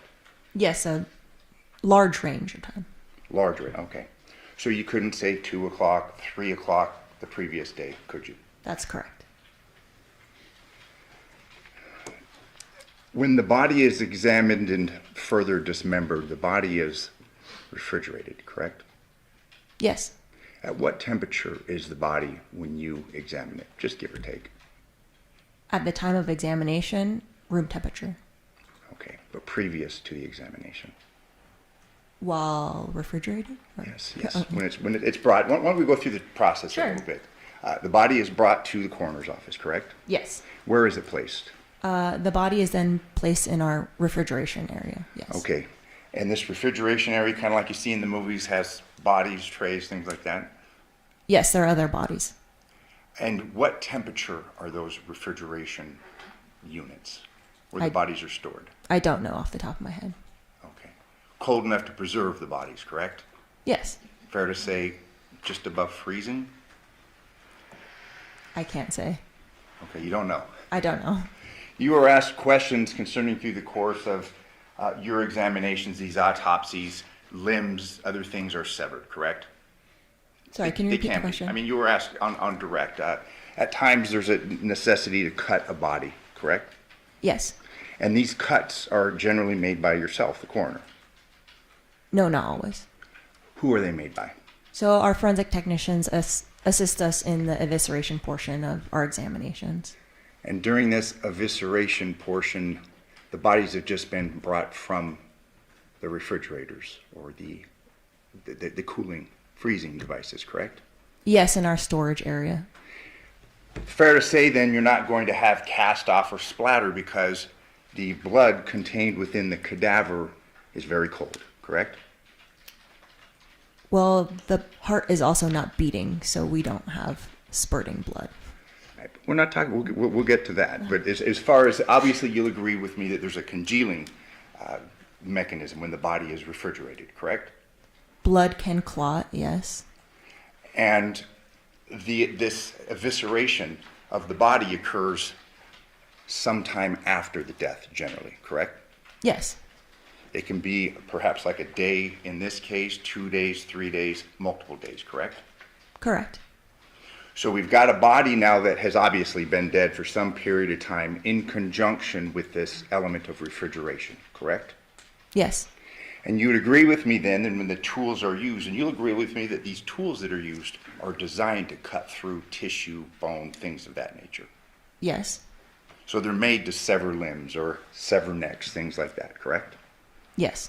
So when you're using these specialized instruments made for the dismemberment of a body, it's done with a special instrument, it's done when the body's been refrigerated, it's been done sometime after the person has been deceased, correct? In my experience, yes. Let's turn our attention to the facts and circumstances of this case, okay? Okay. Let's say a person is decapitated a fairly short time after that person or upon that person being killed, okay? You'd expect that if the neck is severed or the body is severed from the head, there's going to be fresh blood, correct? Perhaps if the person is dead and the heart's not beating, but we have liquid blood, correct? I would expect there to be blood, yes. Let's say a sawzalls are used or some other electric saw. Fair to assume that we're going to have some blood if this head is being severed, correct? Possibly. Closer in time to death, the more likely that we're going to have blood that's able to be cast off, correct? Possibly. And we're not talking about a slight possibility, we're talking about a real possibility, aren't we? Can you be more specific? I don't know what you're asking. Sorry. Okay, what part of my question is unclear? Just so I can ask you questions so we can be on the same page. Yeah, the specification of real possibility, I don't Okay, know. you say it's possible. I mean, it's likely, correct? Depending on circumstances, yes. Okay, so now we're getting from a near possibility to a likelihood. This person is dead. This person is immediately decapitated with a non-specialized device. Likely we're going to have some cast off of blood, aren't we? I wouldn't say yes to cast off. There likely is blood, yes. And when we talk about likely blood, we're talking about basically the kinetic energy from a saw going back and forth. We're going to expect to see blood spatter, aren't we? Possibly. Likely, correct? I have no experience in this particular situation, Okay. so I can't give my opinion as to that. So when you're asked questions concerning when you're doing this in the very controlled circumstances of an autopsy, you can't really compare, so you can't really give an opinion, but obviously it's more likely there's blood that's going to be spit out or sent out if a person's being decapitated close in time to their death, correct? Possibly. Okay. You would agree with me that you can't say to any degree of medical certainty that this person was actually dead when this decapitation occurred, correct? In my opinion, this decapitation was a post-mortem event, so yes, after death. Okay. How close in time then? Do you know? I do not know. Today you've just testified that it's homicidal. Basically the death was homicidal in nature, correct? Yes. I believe your term was homicidal violence, Yes, but you can't tell us how this person died, correct? that is correct. There had been questions concerning, is it the hyboid? Yes, hyoid bone. And that would indicate perhaps a strangulation, correct? Yes. However, in this case, you didn't have that bone to review, correct? That is correct. I mean, you can't say if this person died choking, correct? Can you specify the nature of the choking? Choked. No. You can't say then that could have happened, correct? That's possible. That's possible, yes. This person could have had a pillow placed over his face, correct? Correct. And then decapitated, isn't that right? Correct. This person could have been shot in the head, correct? That is correct. So you can't give an opinion excluding that, can you? That's correct.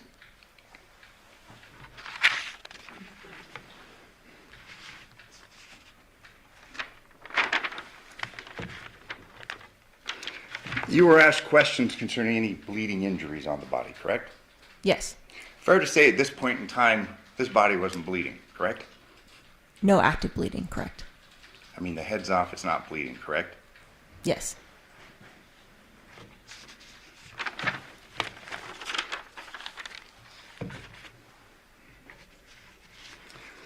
Fair to say, and you'll agree with me that, I mean, a decapitation is a fairly rare event in your line of work, as opposed to other manners of death, or Yes. would you agree with me that it would be difficult to effectuate a decapitation? I don't know. I have never attempted one myself. Okay. Based upon the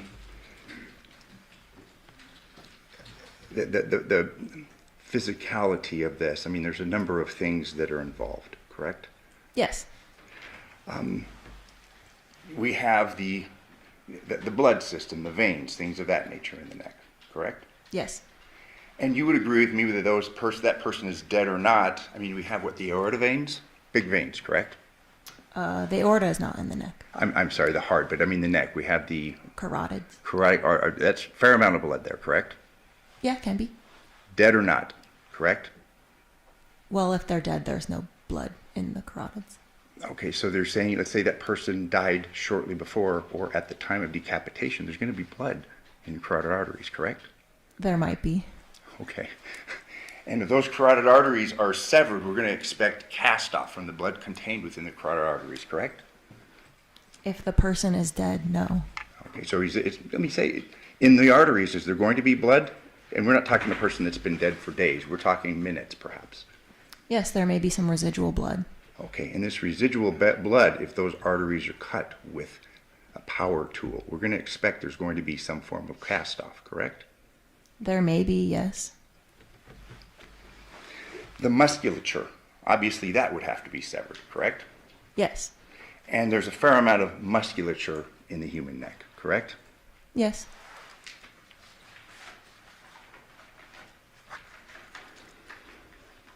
Fair to say that the neck contains a fairly complex arrangement of tissues, major blood vessels, trachea, things of that nature, correct? Yes. The vertebrae in this case were severed, Yes.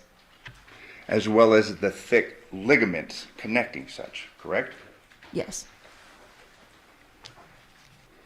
We also have the spinal column that would have to have been severed, correct? Yes. And again, that's fairly a lot, isn't it? I mean, we're talking about a big cut, aren't we? Yes.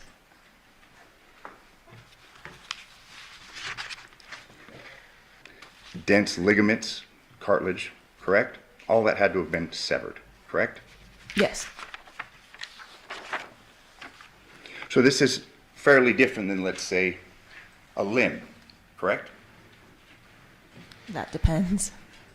Okay, an arm. I mean, neck's a lot more going on there than an arm, correct? Yes and no.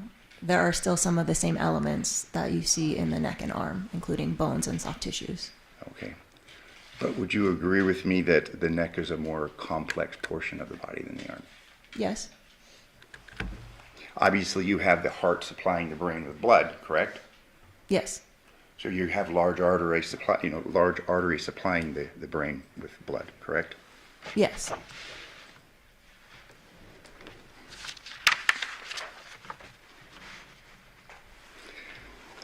In your report concerning the postmortem examination of the body of Johnathan Willette, you arrive at a conclusion that it was consistent with the use of 2 tools. That was not my opinion personally. That was integrated from the forensic anthropologist consultation report. Okay. But this was the report, and I'm referring to the autopsy report. You authored this report. Correct, but I garnered that information from Dr. Burns's report. Do you adopt it? Do you have any reason to disagree with Dr. Burns's analysis? No, So then, in your report, where you incorporated Dr. Burns's conclusions, 2 tools, correct? per her report, yes. A hand-powered knife, correct? I don't recall if the wording was knife. And if I told you it says a hand-powered knife, would you have any reason to disagree No. with me? And a mechanically powered saw, correct? Sure.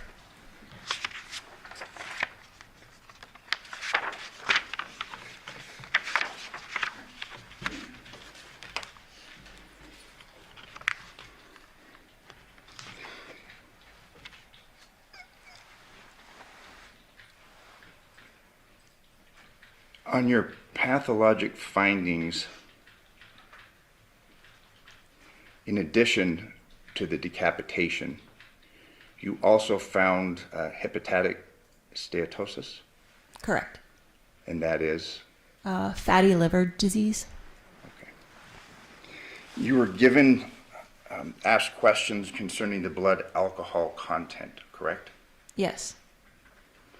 And it's your testimony that that was the blood alcohol content at the time of death? Most likely, yes. Would that blood alcohol content changed following the time of death? It could. So, as previously discussed in the postmortem interval, there is postmortem development or formation of ethanol that can be produced by the body's microbes. So then it would be unfair to say what the blood alcohol content was actually at the time of death. Fair to say? Correct. And also that person's blood alcohol content would have to be, you say at the time of death, but then we don't know what the time of death is, do we? Not exactly.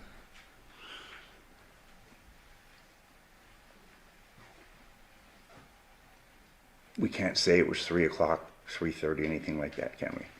No. Now, it's possible, based upon your understanding the physiology of how we process alcohol in our bodies, this person may have had a much higher blood alcohol content, let's say at 1 p.m., correct? Can you specify the time that you're using in relation to the question? Okay. You were asked a question, this person's blood alcohol, 0.02 something, remember that? Yes. 0.29 milliliters per liter of blood. You gave it an opinion concerning the blood alcohol, correct? Correct. But you'd have to know the time of death, correct? That's part of this analysis. No. Okay. My question to you now is, let's say the time of death is 3 o'clock, okay? Are you able to give us with an estimation, and I won't hold you to it specifically, but can you give us an estimation of that person's blood alcohol at 2 o'clock, assuming that person died at 3? No. Can you give us the blood alcohol content at 1 o'clock, assuming that person died at 3? No. Midnight, you can't, can you? No.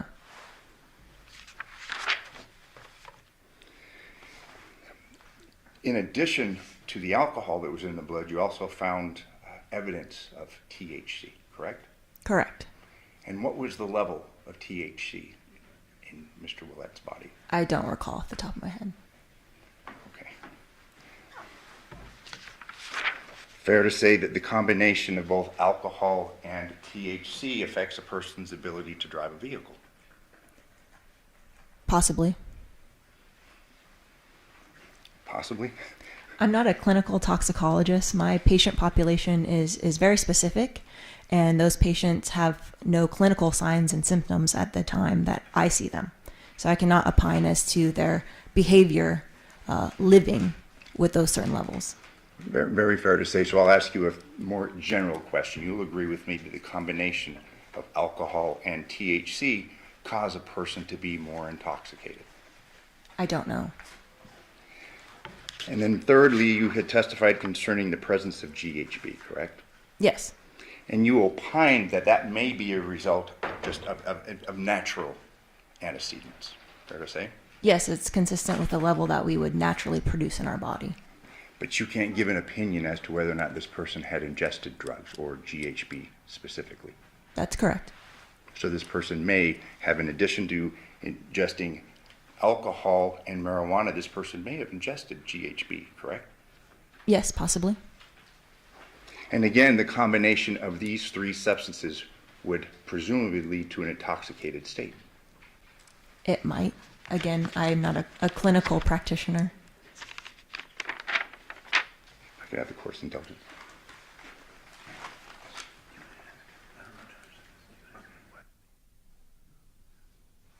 Final, brief question. Through the course of this dismemberment or evisceration, do you wear goggles?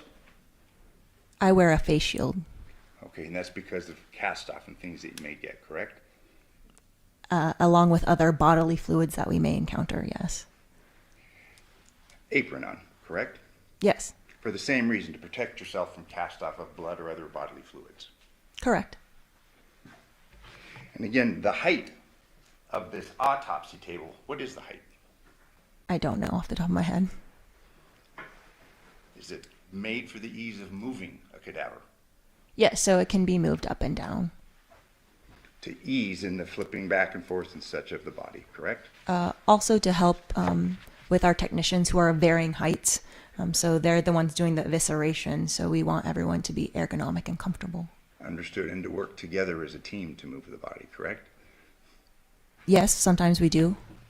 Thank you. I have no further questions. No, you're on, thanks. Ladies and gentlemen, do you have any questions for this witness? Okay, seeing no response, doctor, you are excused. Thank you very much for your testimony here tonight. All right, ladies and gentlemen, we're gonna take our lunch recess. It's gonna be a shorter than normal lunch recess because we are going to adjourn today at 3 o'clock. So I'm gonna shorten the lunch a little bit and then you get to go home early. You're welcome. During this recess, you must not discuss or communicate with anyone, including fellow jurors, in any way regarding this case or its merits, either by voice, phone, email, text, internet, or other means of communication or social media. You must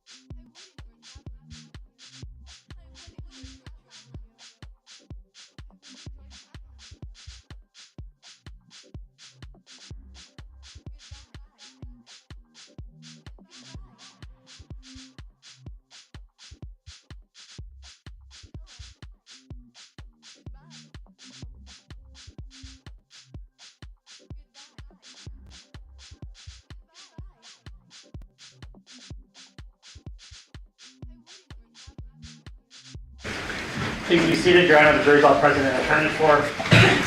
We are going to go back on the record and see 377-239, State of Analyst is Devyn Michaels. May the record reflect that Ms. Michaels is present with her attorney, Deputy District Attorney on behalf of the state. Please don't call this witness to the presence of our jury.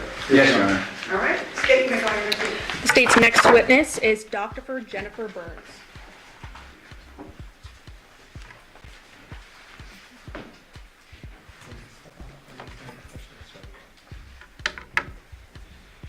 Good morning. You solemnly swear or affirm the testimony you're about to give in this action shall be the truth, the whole truth, and nothing but the truth, so help you God? I do. Thank you, may I have a seat? And doctor, if you please state your full name and spell it for the record. Sure. My name is Jennifer Burns, Jennifer,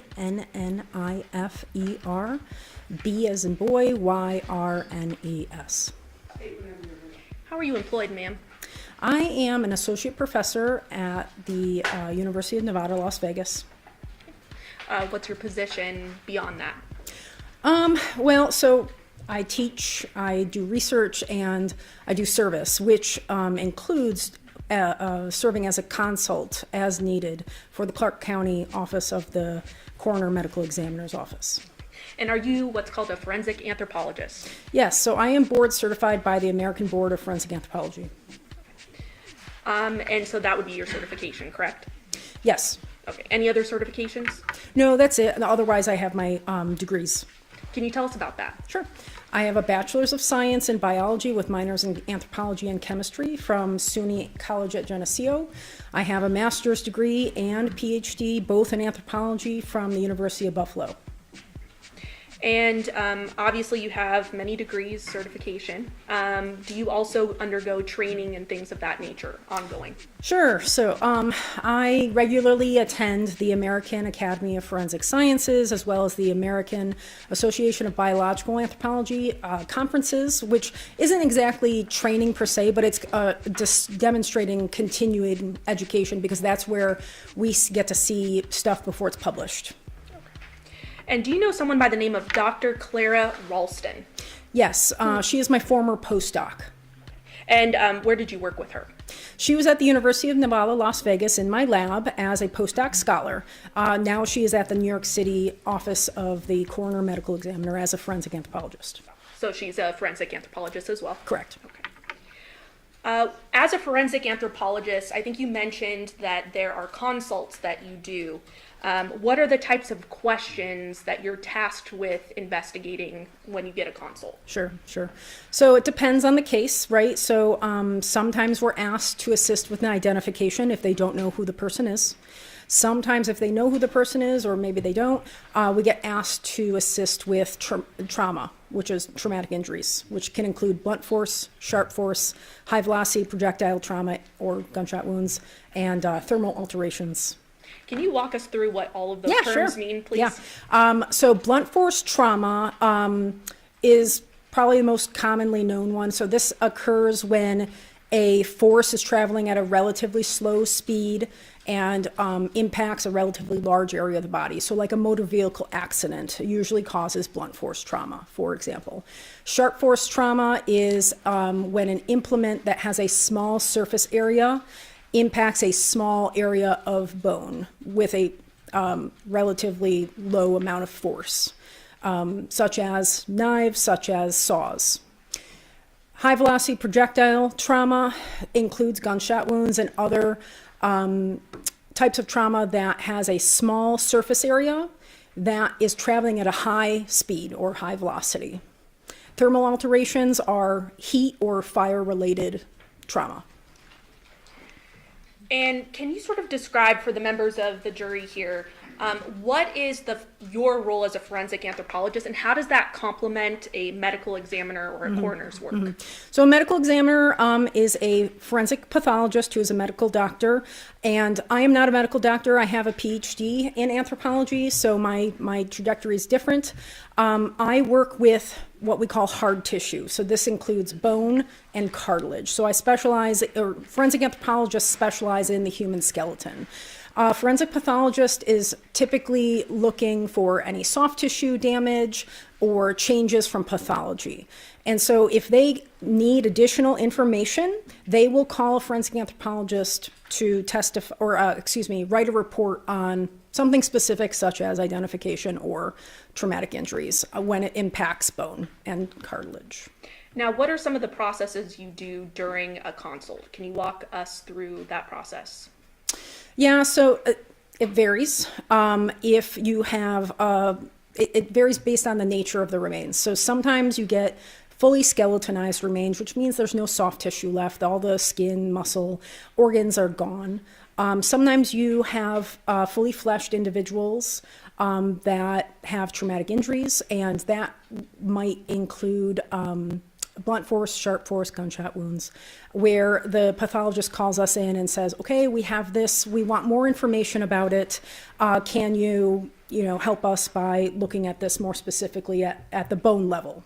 And we'll go in, we'll advise on how we need the sample or the specimen, and they'll move forward with removing it for us and providing it to us.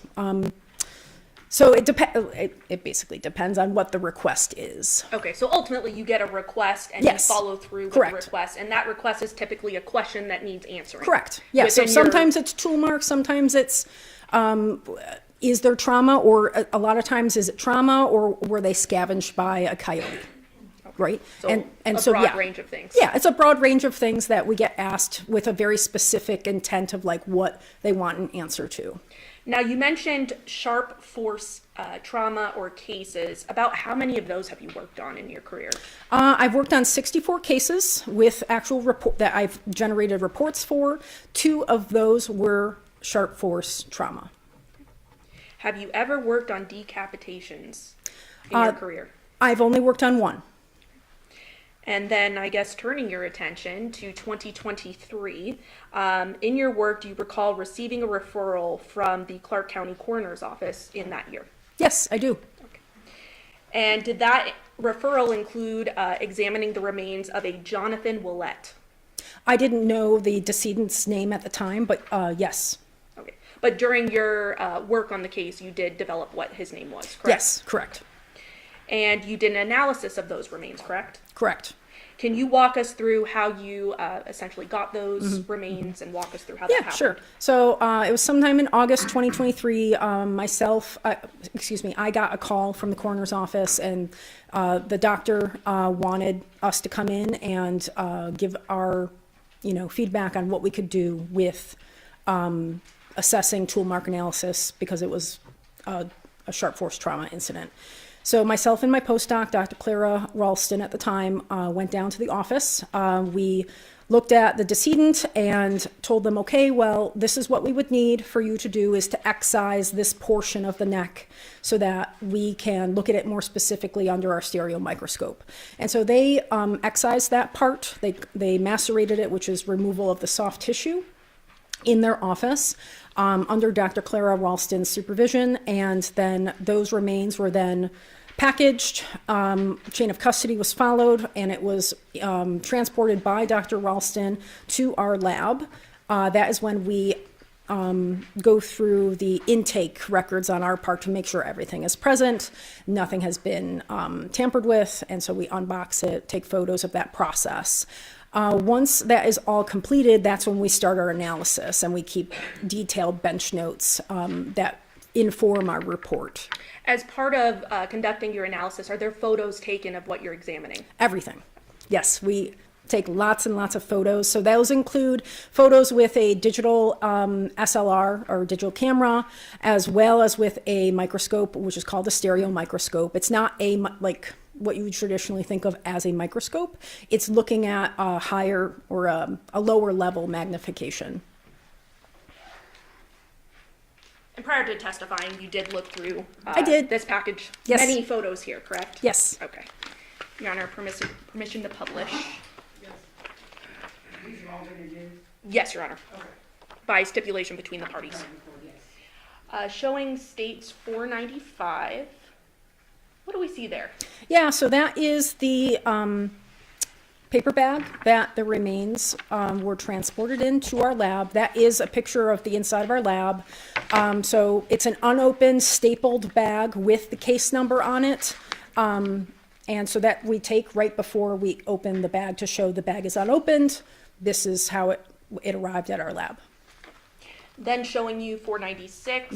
Is this the inside of the bag you just mentioned? Correct. So that is the inside of the bag. The staples have been removed. A little dark, but 498. Do we see that there are contents to this bag? Yes. And would those be the samples that you had requested from the Clark That's County correct. Coroner's Office? Yes. So you've unpackaged these items. What do you do next? Yeah, so once everything is unpackaged, that's documented, we start our report writing and our bench notes. We date everything, we say who's there, and then we describe the remains and what they look like. So these were macerated, again, that means the removal of soft tissue. So the bones look a little different because they were processed. So we describe what they look like, the exact anatomical position that, or the elements is what we would call them, the exact skeletal elements that we have, and anything else that we observe during that process. Specifically, do you recall which items you were examining? Yes, so we had possession of, so these are cervical vertebrae, which are parts of the neck, which is, so I brought this as a specimen so you could exactly see what we're looking at. The neck. Do you mind actually stepping closer okay. to the jury just so that they Sure. can see what you're pointing to? I think that might be helpful. Yes. Okay, so this is the head. The head meets up with what we call the cervical vertebrae, which are 7 vertebrae that make up your neck. And that lets you go all around with your head, right? And so what we had possession of was, so this up here is C1, which is cervical vertebra 1, 2, 3, 4, 5, 6, 7. So we had part of part of cervical vertebra 2. We had almost all of 3. We had 4 and part of 5. And so this was the part that was removed, was from 5 up to the part that we didn't have anything above that. So these were the ones that we were dealing with C3 primarily for the trauma analysis.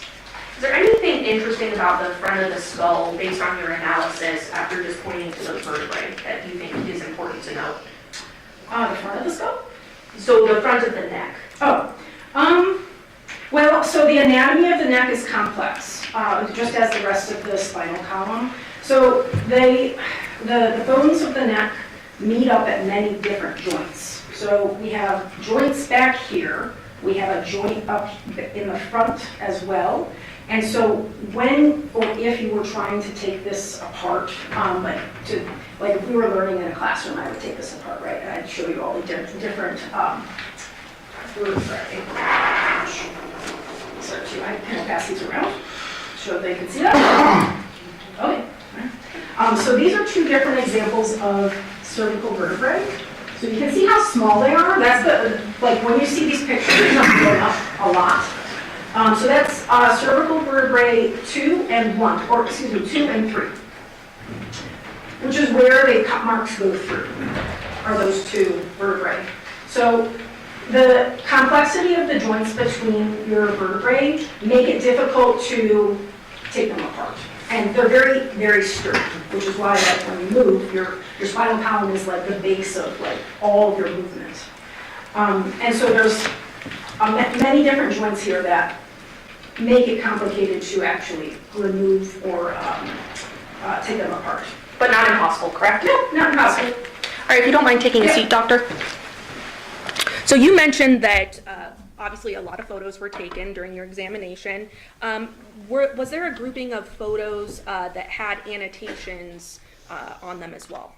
Yeah, so, when we write reports, we know what we're looking at in photos, but we want everyone else to know exactly what we're looking at. So what we'll do is we'll annotate them with different colored boxes or arrows in order to show exactly the features that we are trying to display. Now then I am going to publish State 603. Can you describe for the members of the grand jury what we're seeing here and what was of note during your analysis? Yeah, so this is cervical vertebra 3, which was being passed around. So you see how small that is when you're handling it, right? So that's blown up a bit because it's on a screen. But what we're looking at is the sharp force trauma that was analyzed for tool mark analysis on this bone. So the white boxes are in 5 different parts. Those represent what we I guess you'll probably ask me about this, what we determined was caused by a mechanically powered saw. So those are shaved off and polished. It's hard to see because it's such a small bone. The arrows, the orange arrows, are pointing to an area where there are incisions or cut marks that were not made by a mechanically powered saw. And so there's 2 different features there, which is what this overview is picturing. The other thing in this image is there's a tiny part of C2 or the cervical. And there's actually a mouse in front of you, so if you want to hover. Do not click it. I will not click it. I was informed beforehand not to do that. Yes. Yes. So this, can you see that? Yeah. Okay. This part right here is the bottom or the body of cervical vertebra 2, which also got passed around because it meets up with C3. So this is the bottom of C2. It has it has sharp force trauma through it, which is and it's still articulated, or it still meets up with C3 here. These parts here in the white boxes are showing, again, that polishing that we saw in our analysis that's consistent with a mechanically powered saw that made those marks. And the orange arrows here and there, 3 different parts, are showing incision or cut marks made by a hand-powered implement. So just to stop you there, Doctor, yeah. 2 separate implements we see evidence of here. Correct. And what is the evidence that you see to make that determination? Yeah, so there's a fair amount of, we use a lot of, verified experimental research as well as case studies to back up our findings based on the features of the defects, which is what we would call these. So there's defects in bone, meaning it does not look like it's anatomically normal. So I'll start with the hand-powered tool or the cut marks from that with the orange arrows. So those, can you show some of the other images? Because those will be more helpful to show. Absolutely. Showing how we determine that. 604? That's good. Yep. Okay. So that small area is the small, I don't know who has the C3 anymore. Yeah. Okay. I can tell you exactly where it is and what you're looking at. All right. Is there a way for me to show them besides just, do you want me to just point? Point? Okay. Whatever you prefer. So this is C3, and it's specifically between my fingernails. This is how small the area you're looking at. So this is a joint with C2, which is above it. So this means up with C2. So this is a joint. So you're looking at horizontal ridges in this joint right here. Okay? And those are very uneven and they're not parallel. You can kind of see, like, okay, they're all over the place. And so that's typical of a hand-powered instrument, not a mechanically powered instrument.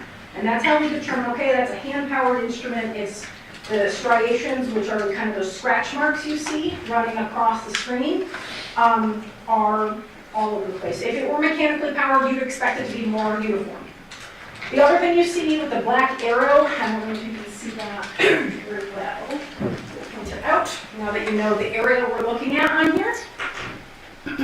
So here are the what we would call striations or grooves, which were made by a sharp implement or a point, something that has a bevel. And all knives have bevels. That's how you make your cut marks. Right here, where this black arrow is pointing, is so the direction, we can tell that the direction was from the back to the front, and it was with a hand-powered implement, because this right here is a chip. Do you see that kind of triangle? And it's not a perfect triangle. Kind of yes, right underneath the arrow, correct? Right underneath that. That's a chip. So that's called exit chipping. So when you're cutting something, sometimes you pull the implement out and a chip will fall off. So it's showing the direction of the implement. And I just want to stop you right there. So we're able to see that this implement was back to front. Is that correct? That's correct. So that was back to front. Again, back is, back here. So it was the implement was traveling in that direction. Okay. And that's based on your examination with a microscope Yep. of the grooving. Correct. Showing you 605. Yeah. What is of note here? That's the same area. So now instead of looking at that little joint from what we'd call posterior or the back, you're looking at it from the side. So specifically this little arrow right here, this is a very small area. So the scale isn't showing up very well here, but this is less than a millimeter, which is, I don't know, I can't do it. It's like that, very small.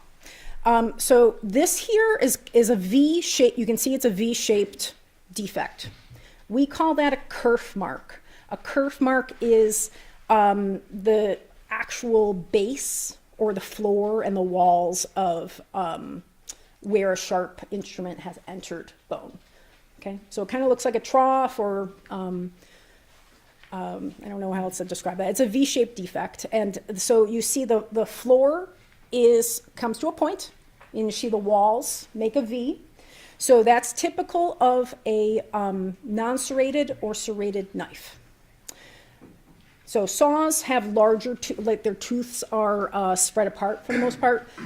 The only other saw that could make this is a very fine tooth bow saw, but it's most consistent with a non-serrated or serrated knife because knives come to a bevel, and that is a V shape. So it would be handheld but not powered. Correct. Is that what you're saying? Yep. It's a hand. So yeah, all of these evidences that you're presenting, the photos, this is like very clear that the cross section of the implement was a V shape. It's consistent with a knife, and then the way the striations are going across the joint are uneven and they're not uniform, and that's again consistent with a hand-powered implement. So we're still talking about hand-powered implement. Yep, we're correct? still talking about one of the tools that was used. Okay. Showing 606, what do we see there? Okay, so that's the bottom of C2. So you're looking at C3 in I keep forgetting I can use this. Yeah, use Yeah. the mouse. So this is cervical vertebra 3 that you can see in the background. This part here is again the bottom of cervical vertebra 2 that was left on top of C3. Now, this right here is a piece that is missing. Again, I referenced exit chipping earlier in the other slide where you saw the little V shape. This is also a little chip that exited. This shows you directionality again. So this is the front of the body where this is. So this is the anterior front of the body.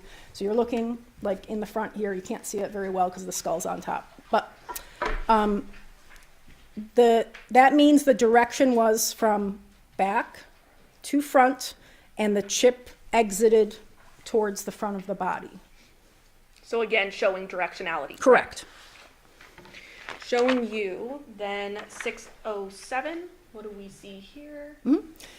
So these again are striations. These are incomplete cut marks or incisions that you see the orange arrows pointing to. So this again, C3 here, this is the back of the body. This is where the back is. You're looking at, again, a very small area we call it the lamellar. It's just a little piece of bone that covers your spinal cord.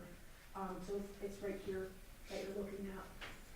And so the cut marks, if I just put my fingernail in there, they're probably smaller than that, but they're right here. So the other cut marks were here. These are here.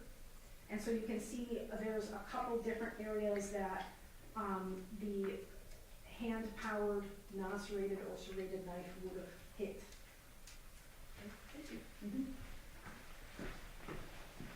So, in analyzing these remains, you were able to determine that 2 implements were used. Is that right?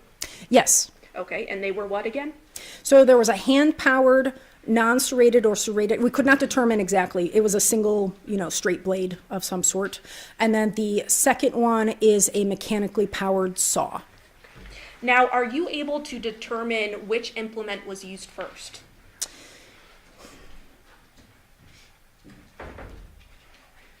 Well, So let they- me pose it this way.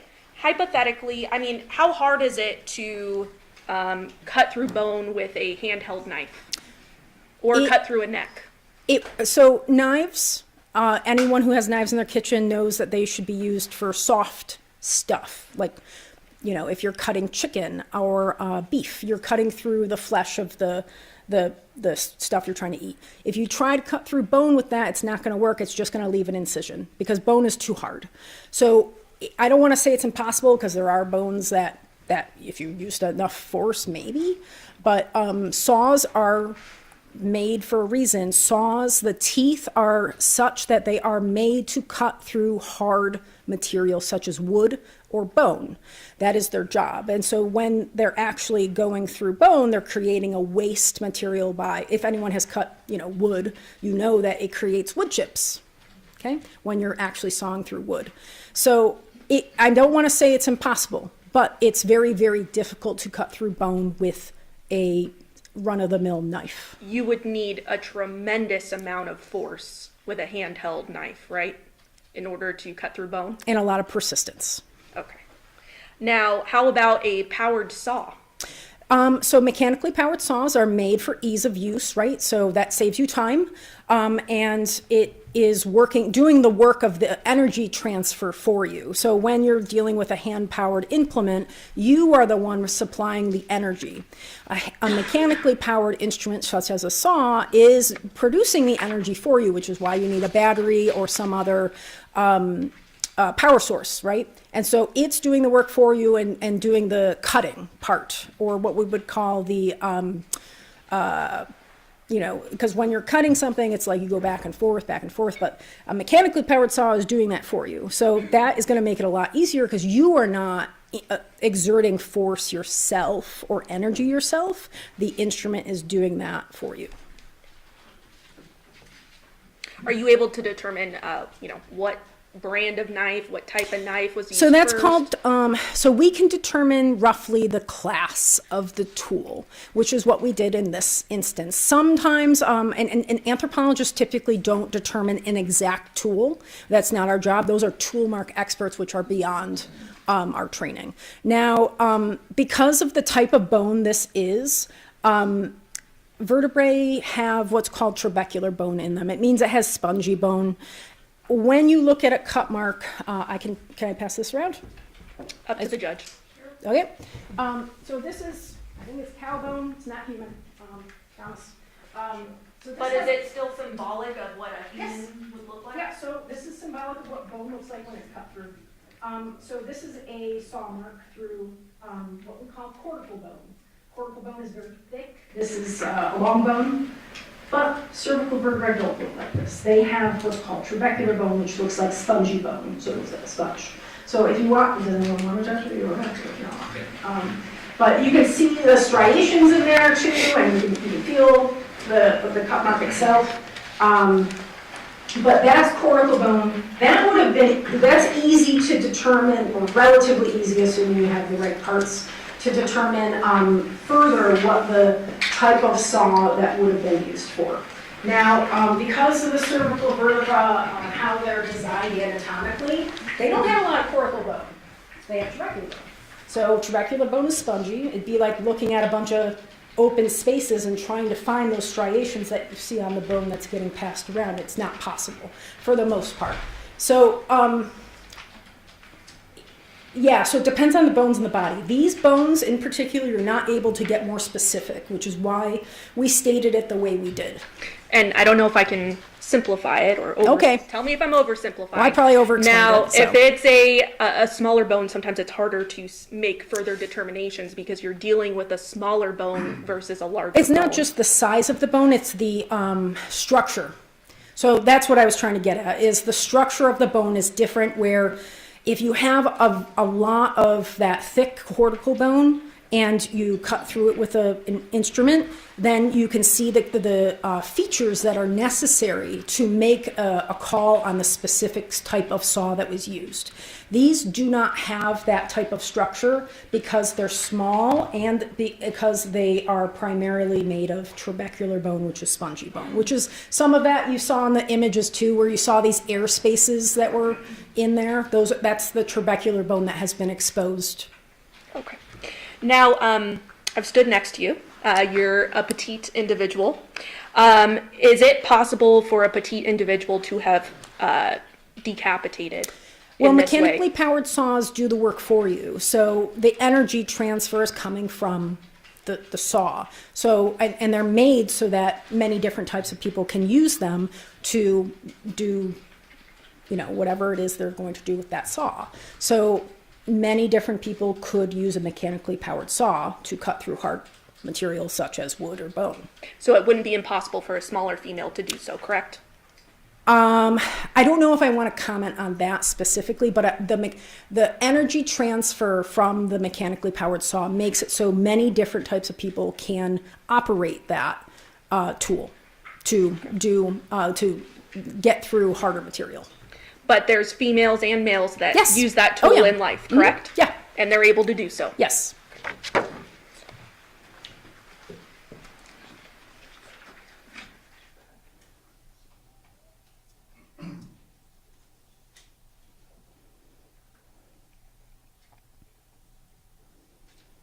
So just to be clear, the incision happened back to front in this case, correct? That's correct. 2 implements were used, correct? Correct. That was a knife.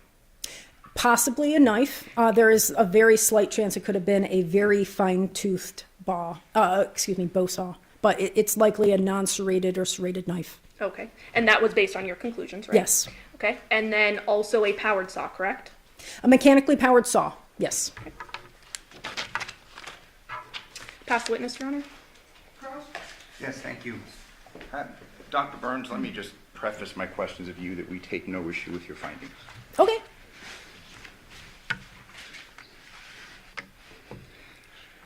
You were asked a question just a moment ago whether or not it would be possible if a small woman could have done this, and you said you didn't want to give an opinion as to that, correct? Yeah, I mean, I would reference the user manual for a mechanically powered saw to Okay. see who should or should not or could But operate that. things, I'm sorry, I did not mean to interrupt you. Yep, you're fine. But all things being equal, it would be easier for a large person, let's say a 6'4", 205-pound person, to sever this vertebrae than a smaller person, 5'3", 130 pounds. Again, I'm not going to comment on the capabilities of different individuals on their ability to operate a mechanically powered saw. Okay, but you'll agree with me that a larger person is more powerful generally than a smaller person, in general. I mean, assuming they have full capabilities and they're not disabled and all of that. Absolutely healthy. Again, I don't want to comment on the capabilities of different people. Mechanically powered saws do the work for you. Absolutely, but let me ask you this question. Generally, a larger, healthy person is stronger than a smaller, infirm person. Yes. Fair? You had testified concerning the complex nature of the vertebrae in the human neck, correct? Yeah, sure. And when you discussed this complexity, are you talking about the interlocking nature of the vertebrae? Yes. As in this case, we had part of C2 severed, correct? Correct. And that was included in your analysis concerning C2 and C3. Correct.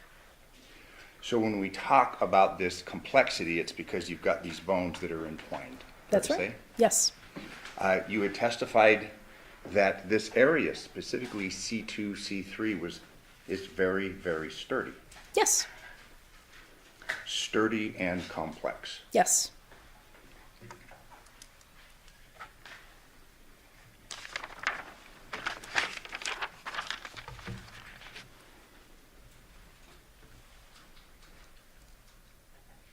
This knife, obviously, you were not given any sort of a sample, and you said that's beyond No, your area of that's correct. expertise. No comparisons. Correct. Same thing with the question concerning the mechanically powered saw. Again, no comparisons. That's that you're correct. aware aware of. But we know that it was a knife. Yes. Well, or you said a very fine, another serrating instrument in addition. So the hand-powered instrument was either a non-serrated or serrated knife, most likely, and very unlikely, but possible, a fine-toothed bow saw for the hand-powered one. The mechanically powered one could be any number of saws. We don't have enough evidence to say one way or another. Now, I wasn't told, they just wanted an analysis done. I was not told any number of instruments when I was given the specimens. Understood. So in reference to the hand-powered knife, that still could have been electric, perhaps, but very fine. So I don't know about a hand, like you're saying, like a mechanically powered knife? Correct. In addition to a mechanically powered saw. Yeah, so anything mechanically powered would produce very uniform striations, whether it was a knife that was mechanically powered or not. These were very uneven and in different directions. Okay. So unlikely. Unlikely, but possible, perhaps. Probably not. But you are very comfortable in your testimony and your conclusion that we had a mechanically powered saw. Correct. And that was given the nature of basically the injury to C2 through C3. Correct. You are unable to opine as to the width of the saw blade, anything of that nature? So that we don't have enough evidence for. If you had the other pieces of the vertebra that were missing in this case, and if there were what we call false starts, which would have produced a kerf floor, which is the bottom of the cut mark, we would have been able to say more, but we cannot say anything more than what we said in the report. These cuts that you examined through C2, C3, the complex, sturdy vertebrae, consistent with the Sawzall? Can you restate that? Yeah, consistent, what you saw, findings, would that be consistent with the mechanically powered saw? Correct. Yes. Are you able to opine as to what kind? No. Okay. Are you able to opine as to consistency? Like if I ask you, hey, we have a Sawzall that's generally used for cutting through drywall, things of that nature, would that be consistent with your findings here, having been used? A drywall saw? A Sawzall. Yes, so it can include any mechanically powered saw, yes. Fair. And you're not able to opine as to whether it was battery powered or plug-in, correct? No.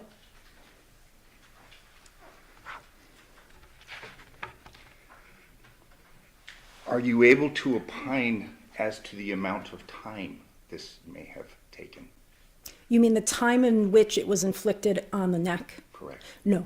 I should say, when we were invited to the office to assess the decedent was fully fleshed. So in our assessment of bone, we call something perimortem when a defect is, made on a bone at, around, or shortly after the time of death, meaning our interval is wide. I cannot, like a forensic pathologist could tell you different things based on soft tissue. Hard tissue reacts in a wider scale. So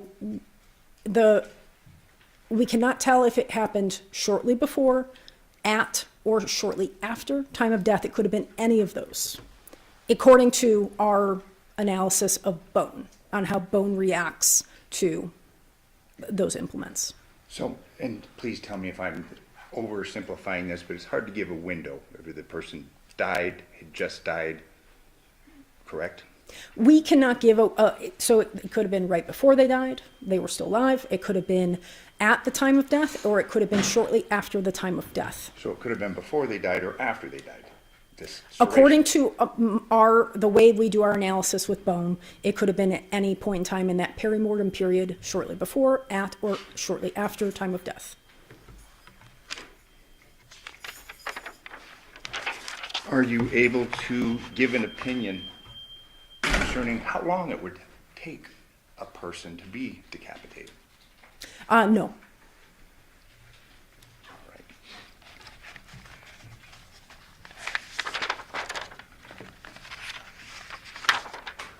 You authored your report in reference to your findings November 20th, 2023? Correct. Thank you. I have no further Yes. questions. Any reason to state?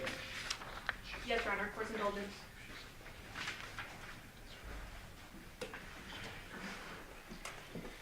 Ma'am, just briefly, now you're not able to determine whether these incisions happen post-mortem, pre-mortem, anything like that, correct? Correct. So our definition of perimortem with bone, because of the way bone reacts to trauma, we cannot tell if the timing is shortly before or shortly after time of death. Now, we can tell if something is healed, right? So antemortem is what we call that. So healing trauma, if you break a bone, it starts to heal, but bone takes a longer time to heal. So if the forensic pathologist would have concluded that this happened post-mortem, you wouldn't have a reason to I would have dispute no that? reason to question that, no. Okay. Pass witness. Any follow-up? Yes, are you able to give an opinion concerning whether it was a reciprocal saw? Or, you know what I'm saying, type of saws that go back and forth, or a type of saw that goes Oh, in a yes. circle? Can I reference my report? Please. I have no objection. Yes, thank you. I do not have it. You guys have a report? Yes, if I may approach. Yes. Thank you very much.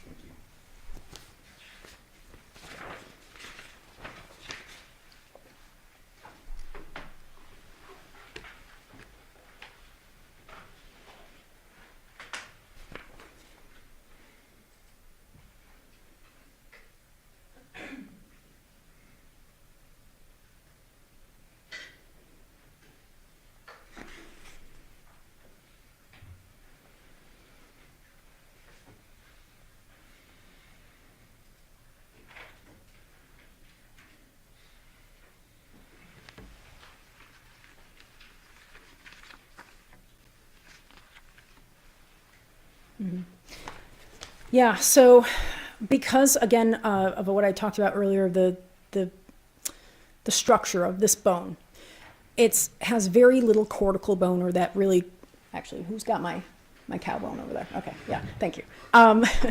Because of the structure of the bone itself, we are not able to say further what type of saw it is, so it could have been any type of mechanical saw. So you're not able to opine as to the speed of the saw, anything of No. that nature either? Or No, whether because it was- there's very little area that is cortical bone, which is where those features would be observable, but because of the type of bone, we didn't have enough evidence to say one way or another. But again, and just finally, my final question in reference to this complex nature of the Sure. cervical spine, small but sturdy. Yes. correct? Thank you. No further questions. Any follow-up, state? No further questions, Your Honor. Do the ladies and gentlemen of the jury have any questions for this witness? Okay, seeing no response, none of excuse, thank you very much. Okay. for your testimony today. Thank you. State, would you mind gathering her remarks? Yes. Never mind, I don't know. Problem. Okay, and here's this goes back to the defense statement. Okay, thank you.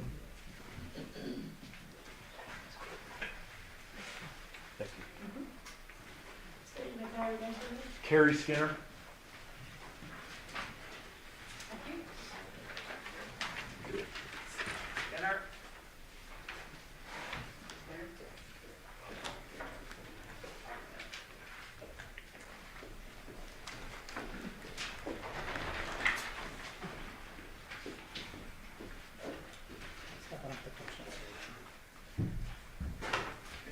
Good afternoon. You solemnly swear or affirm the testimony about to give in this action shall be the truth, the whole truth, and nothing but the truth, so help you God? I do. May I see? And if you please state your full name and then spell it for the record. Yes, it's Carrie, K-A-R-I.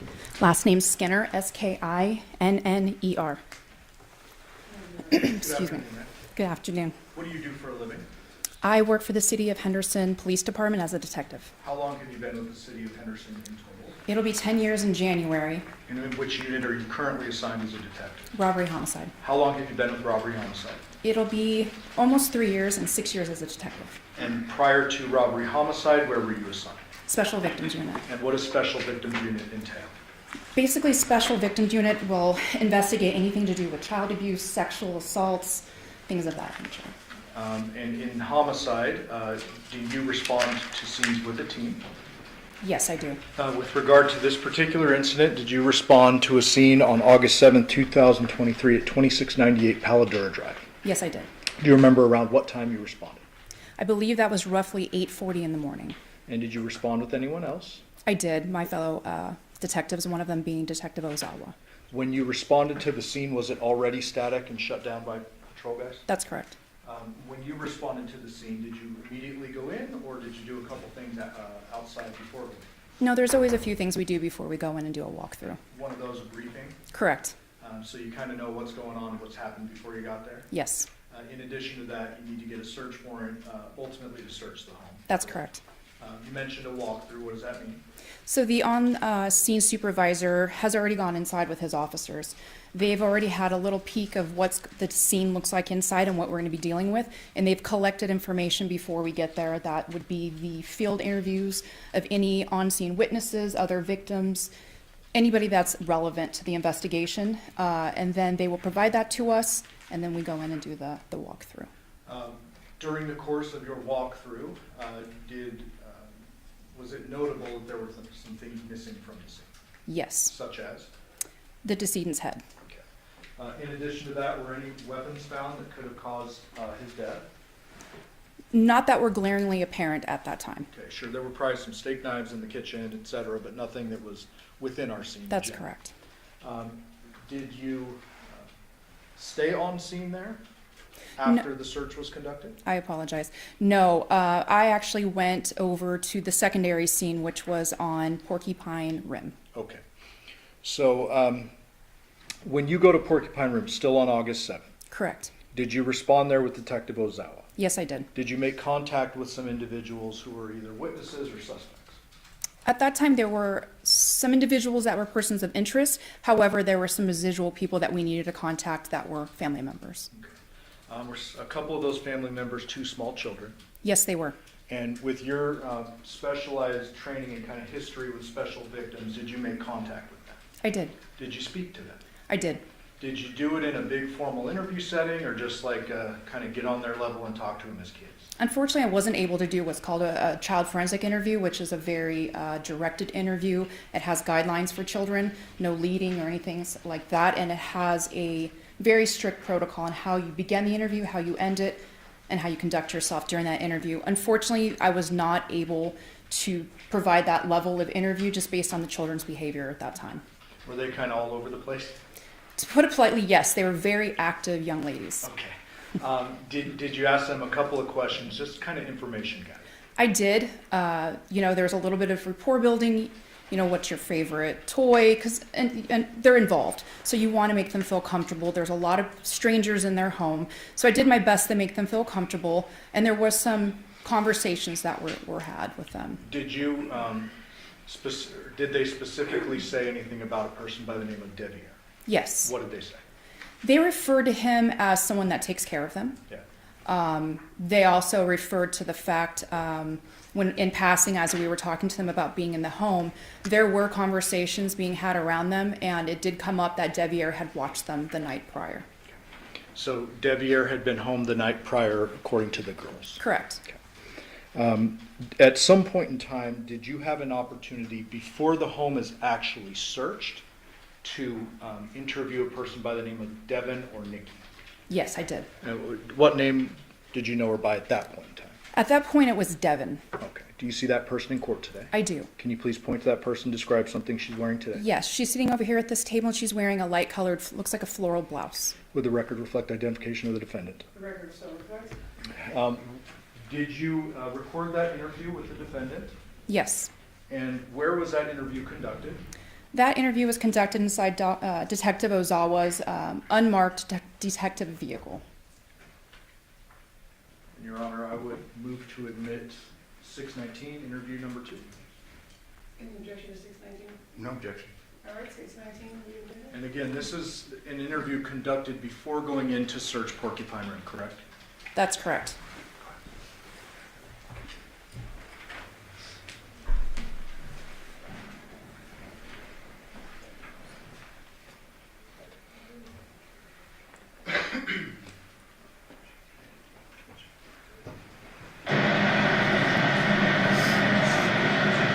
August 7, 2023, approximately 15:08 hours, and my name is Dennis Down, Detective Henderson PD, badge number 1531. Also here is Detective Skinner, badge number 633. And we're here speaking again with Devyn Michaels. So you already kind of talked about stuff? Yeah. So he's actually rehabbed, but we'll recap real quick, is that last night when you left, the garage door was open like a couple of feet, so you could shut something underneath and then exit out the front doors and go around that. Yeah. Correct? Because everything else I took out the front door, and that was like the last thing I was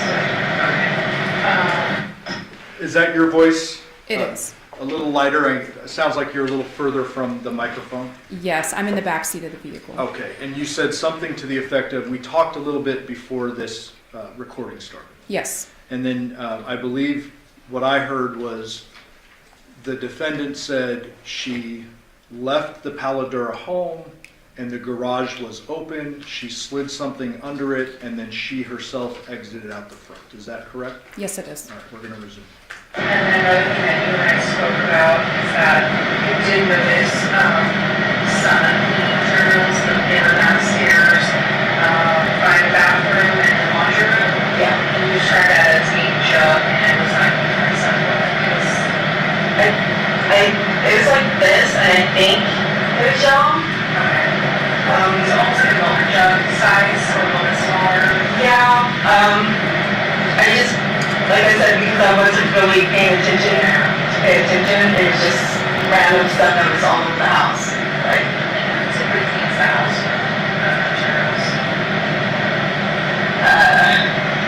He usually cleans when he knows we're showing up. So, like, there'd be dog mess and stuff like that. So he tries to clean when we come home down. And also eating it too. But nobody really ever say that it was clean and have a job.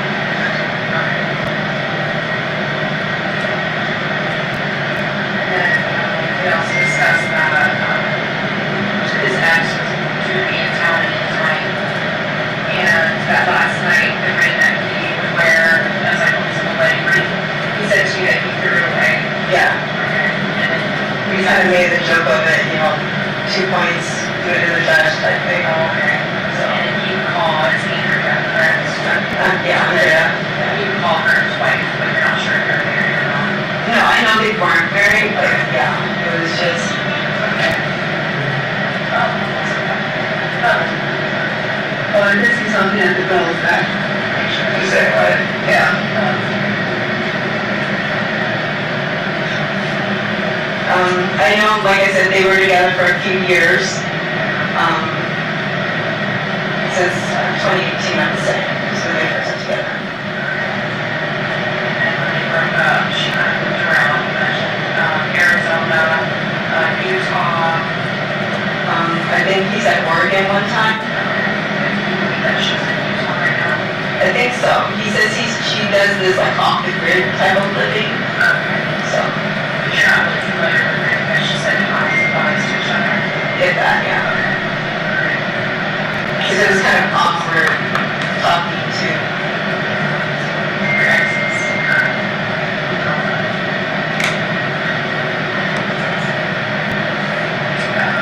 The last time you spoke to him, as well as his mother, was last night, just before you left, you were cleaning up like the alcohol containers and stuff. Right. You mentioned putting a pina colada and a Jameson bottle in the fridge, and his mom had the way to steak.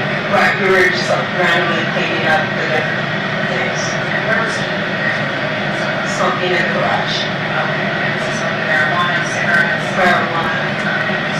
He smokes the cigarettes in the backyard usually, and the marijuana in the garage. I'm not sure why the difference, but.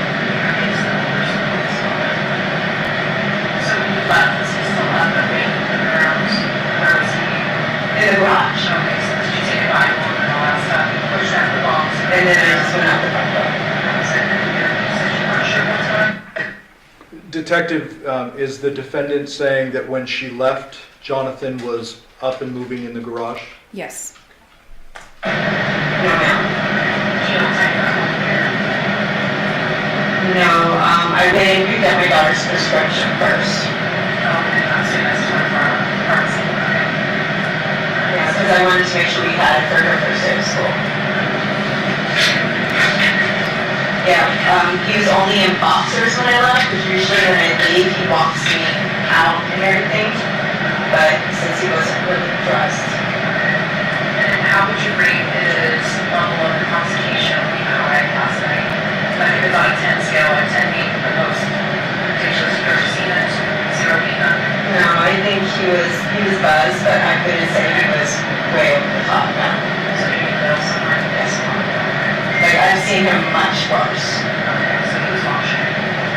But I know he was still drinking, so I don't know how much he drank after. Anytime did you tell his mom he was sleeping or just let people know? I told her that I told him to go to sleep, but that was like when he was done to like sleep it off. Well, I think when she was done cleaning, she just, because we had finished talking and she went upstairs. And you mentioned that while he's you guys came over and he shut the dog door so the dogs are ready to and that he had done that last night. Yes. So when you left, do you remember if the dog door was still down? I know the dogs were outside. I don't know if the dog door was still down because they do have that little flap. They were outside when I left.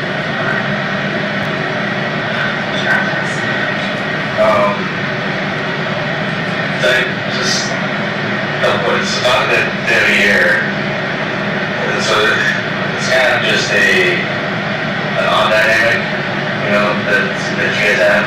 So it was basically kind of confusing, you know, when we're talking to Yoko. It doesn't sound like she knows. She doesn't know that we are married like that. She just thinks that we're living here because we don't really want everybody kind of in our business because it makes sense. Yeah. No, I get that. Just like I was saying, because when I talked to Yoko and I talked to you, it was like, that we didn't realize that you and Deviere were married, but like, you guys been married for 2 years, you said. Almost 2 years, but Yoko does not know that. But are you guys, we're talking to Deviere, it's kind of like, it sounds like you guys got married, but not because you guys love each other. No, it's convenience. Like, I have a lot of medical issues and he's been taking care of me and the girls. I guess, so what was your reason for getting married to Deviere? Because legally, as my spouse, he has more rights and access to things than someone just as a random. So like pick up prescriptions? He can do anything as my spouse. He actually, I had to go into the hospital in an ambulance and he's the one that took care of all of that. Okay, so are you guys like intimate together? No. Does he sleep in your room? Sometimes, like he'll fall asleep when we watch TV, but he usually sleeps on the couch. And right there, and there.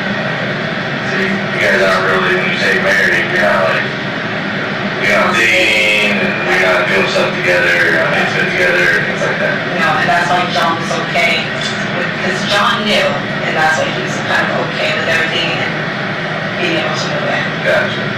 And then, but he's gonna have to move out, or he was gonna have to move out?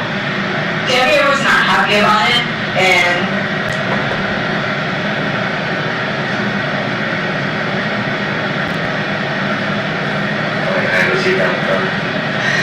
and the idea was, John was not supposed to be moving in, but because of the situation going on with his mom and Andrea, he didn't really have anywhere to go.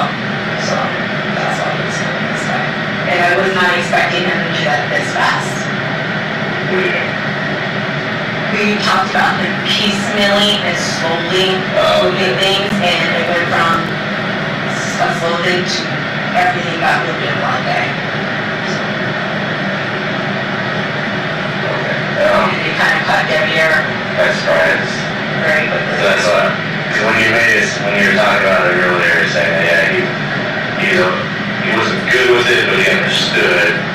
Like, when we're trying to figure out the dynamic of everybody. Like, when you say you two are married, I'm thinking, married. Yeah, like you guys are in love, and you guys, everything. You guys are one happy family over here, and now you're bringing in your ex.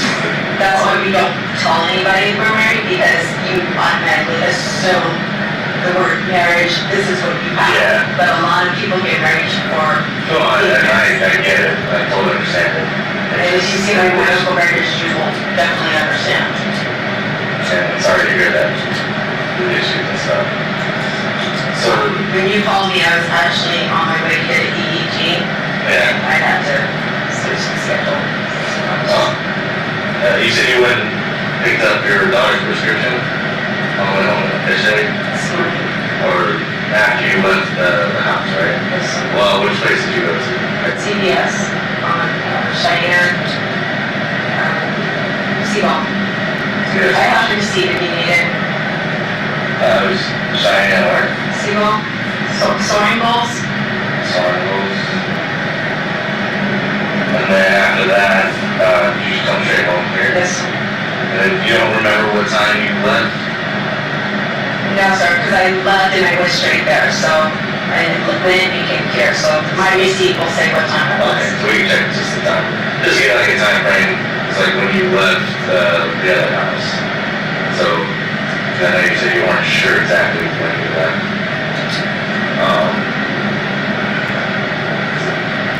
And then you were telling Texas Skinner that he was just in boxer shorts when you left? Yes, sir. And that was inside the garage? Yes, sir. And he left kind of slightly open because he was kind of airing that out?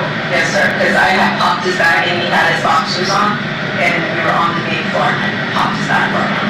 So I know he had boxers on. Oh, that was before? He went out to smoke. Okay. And then was he in the garage when Yoko came down? Yes, sir. Because Yoko thought that he was sleeping in No, sir, he was in the garage. she was in the garage at that time. Because I told him to take a nap, well, not take a nap, but to sleep it off. So, Because he was drinking and smoking. So he was in the garage when Yoko came down, and then you told Yoko what the plans were for today as far as like taking the kids and stuff like that. And then she went upstairs. yes, sir. And then what happened after that again? I took like 2 more things out to my car, and then I left. But you were inside the garage with him though? Briefly before I left.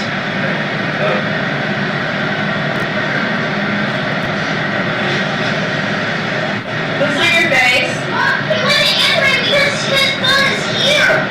His phone's been here all day. Whose phone is that? That is my dad. What was it? It was on the garage in front of our house. Oh. It got locked. Like it, sir? Okay, we'll hold on to that then. Thank you. Thank you. Why did you go? They're talking to me, and you guys are being nosy in there. Please be careful.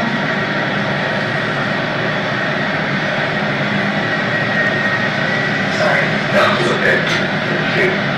Hey, I know. So that should help you. That's his phone. So that's his phone, you're sure? Ready to touch it? Do we know? No.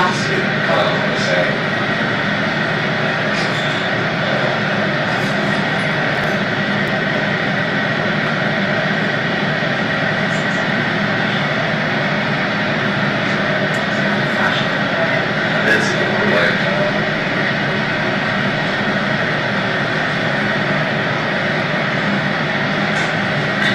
got his own screensaver. You know his code by chance? There's no book. No code. Just like it.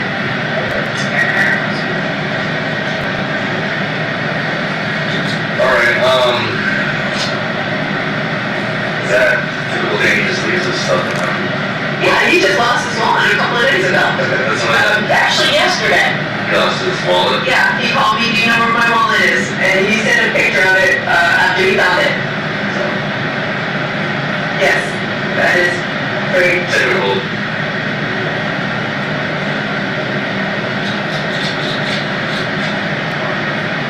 Okay, so you said you went, before you left, you went in the garage briefly spoke with them, and then you went out the front door. And then when you left, was the garage still halfway open? Yes, sir. Okay, and then after that, you went to the CVS on Cheyenne, and then from there, you came to Tribute. Yes, sir. And was anybody awake when you got home? No, sir. Girls were passed out, so was there, yeah. That's it. Is there anything else? That's fair. It's 3:22, and that's gonna. Detective, when the girls approached with that phone, did you observe anything of note on it? Yes. What? There appeared to be, to me, apparent blood, and it was smeared on the screen. Okay. Did you have an opportunity to look at the screen and see if there were any notifications present? Yes, I did. Were there? There were none. If you receive texts or calls on your phone, your notifications show up. Correct. And that's kind of a common thing. Yes. So it appeared to you that there was no incoming activity to that phone if it's just sitting there all day. Agree. After that interview was conducted, did you and other detectives authorize a search warrant for the Porcupine Rim address? Yes. And then were you part of the search of the Porcupine Rim address? I did enter in and assist at that point. Okay. And ultimately, did you exit and then conduct another interview with the defendant? Yes. While you were interviewing the defendant the third time, or I guess the second time for you, but the third interview, were you getting updates live from other detectives in the home as they found certain items? I was, yes. And I'd move for the admission of 620. Any objection to 620? No objection. 620 will be admitted. And I am going to play it, but before I get yelled at by the judge, I'm going to say we have to end at 3, so we might have to stop halfway through or partway through. Sure.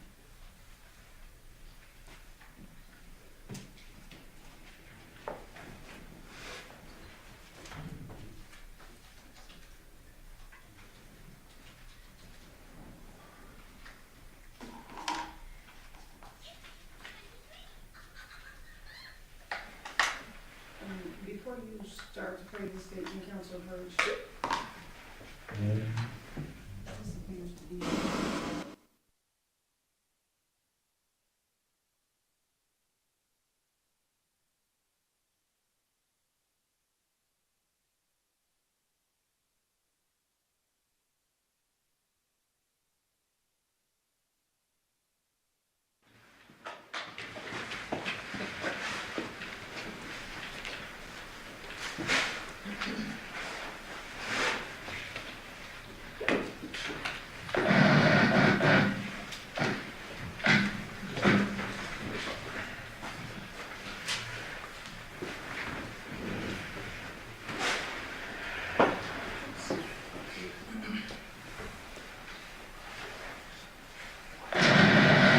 It is August 7th, 2023 at approximately 19:55 hours at night.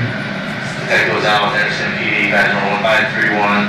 Detective Skinner, Henderson PD, badge number 2233, and we're speaking again with Devyn Michaels.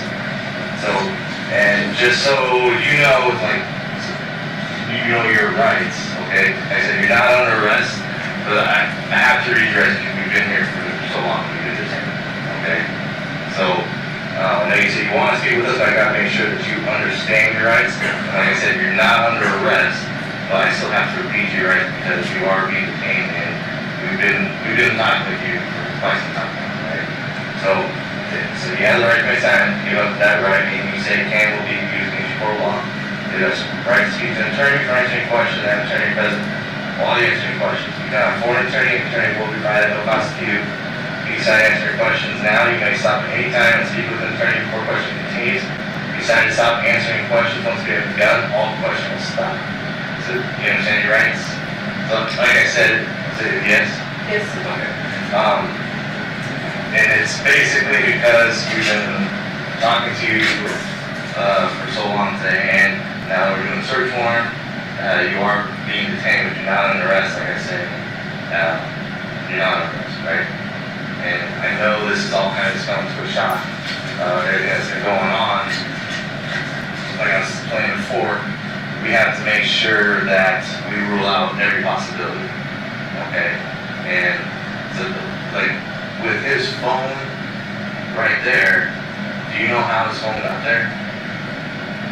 Well, it's by the cigarette butt, so it looks like he was smoking and he put his phone down. You didn't see the cigarette butt there? No.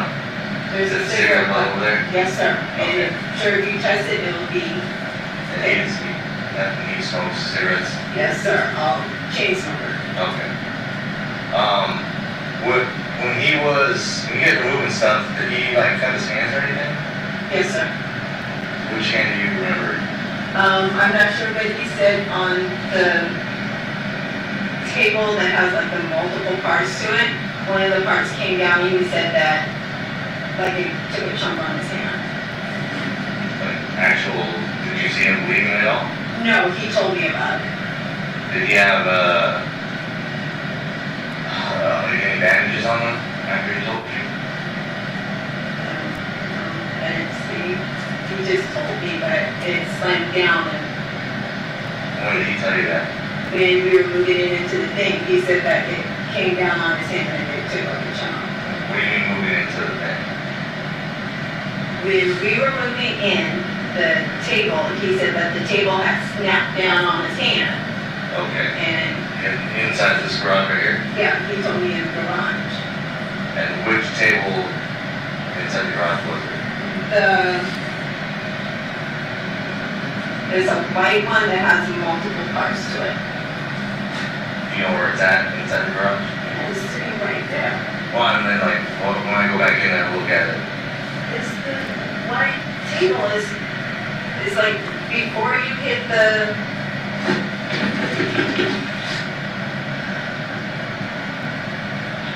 to the basement, there's a white table with multiple sections to it.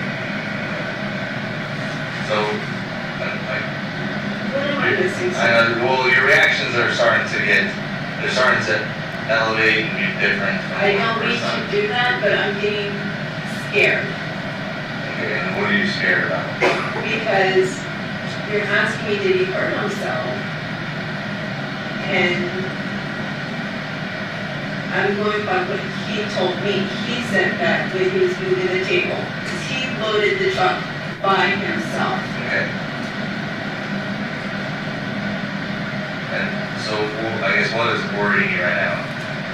You're saying, you've already told us. Nothing is worrying me, but I feel like, Things are pointing in your direction like you were saying earlier. and like I said, I didn't load the truck.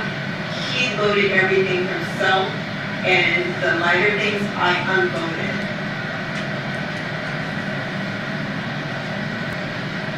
If I have the camera system, you can see that he did it. Did you guys already, what do you mean? So the camera that you took down, it was up before you guys left? That was like one of the last things you took down? Yes, sir. Where's that camera system? It's in the garage. I showed it to him. Oh, okay. It's right back. And it's like the DVR and everything's in there? I think so. He said it records. Okay, and then that was recording you guys packing up right before I you did left? not pack anything. He packed everything, sir. That was what you guys packed. Was that the last thing you guys packed before you left? Come back here. I didn't pack anything. He packed everything, but when I got back, he just tightened everything down and we left. What do you mean when you got back? When I left here, I went back to Henderson, got in his truck, and then we drove back here. And so when you drove there, everything was already packed? Yes, sir. Everything. And then what time was that, do you think? It was around 8:20, 8:30, and then we got here, I think it's at 9:01 on his. Okay, and then after you unloaded everything here, We got you in drove his back truck. over there? Yes, sir. In his truck. Nah, did you leave your vehicle over there? Yes, sir. Nah, why didn't you guys just both drive back? Because he wanted to take his vehicle because of the trailer. He uses it for, But why didn't you just drive your car and he drove his car? because he said he wanted to drive one car. I sat in the passenger side of his truck. Well, that's what I'm just asking. I didn't know what was the reason for, because you were planning on coming back here at some point, right? Yes, sir. So, it's trying to figure out why. I offered and he said we could. You'd rather just drive Yes, sir. back and forth. And then we went to the gas station and he put more gas in his car. And you could see us at the gas station. No, which gas station did you The Arco, we went to the Arco twice that day. Which one's that? on Windmill and Eastern. Okay. You went to the Arc on Windmill and Eastern after you guys left to get here? Yes, sir. So it might be between like 8 and 9 o'clock. Oh, definitely. It was like beginning, like at 8:20 when we were leaving to head back here. And that's when I told you the Mountain Dew that he left was still on the gas pump from earlier that day. And I went over there and was showing him your drink is still sitting here. And where was that at? He left it on the gas pump the first time we were there. Oh, okay. You were asking me, does he forget things a lot? Yeah. He forgot his soda at that time. Okay. So we went back and looked at the video at Burlington. Do you remember anything else while you were there at Burlington? Like you said that you took Janae to the bathroom. Was there any time that you took both girls and you guys both split up? I had, after we came out of the bathroom, Tamia with me, and then John kind of was walking around by himself. I think he went to the shoes. Was that at the very, when you get there, I guess, when you guys arrived at Burlington, at what point do you guys break off to take her to the bathroom? Immediately, like almost immediately. She was asking for the bathroom when we first walked in. Okay. Did you guys talk to anybody when you first walked in? Just the security guy at the front, and he said it was towards the back. And me and Janae was walking back there. Okay, that's when you split. Yes.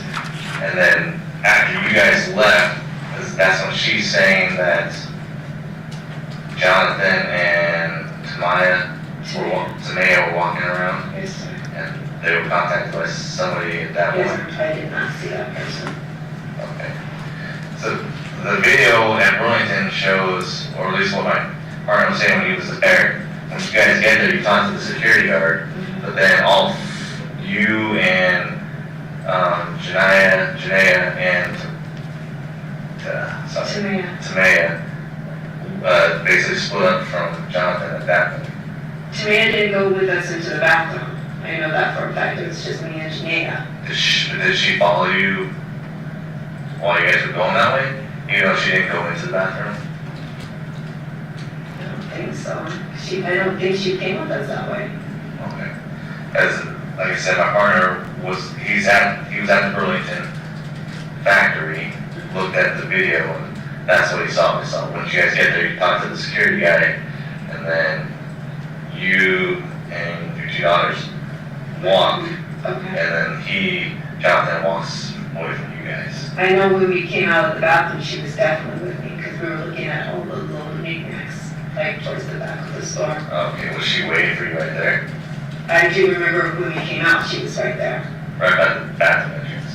Or No, by the gate. She didn't go into the bathroom. There was like a gate blocking it off. Oh, okay. Was Johnathan anywhere around there? Yeah. Okay. When you talked to Tamaya, how sure was she about what she said to you about the guy coming up to her? I guess how did that come up? It was a matter of fact, oh, well, there was a guy that said something, and I'm not sure the exact words, but she brought it up. Like how did she bring it up? There was a guy at the store that said, I'm coming after you, or I'm going to get you. And she said that in front of me and her grandmother, so I was like, we were going to tell you. And so she just volunteered that information? Yes. Do you know, I guess, does she have any reason why she would tell you that? I guess that's what she saw or heard. Okay.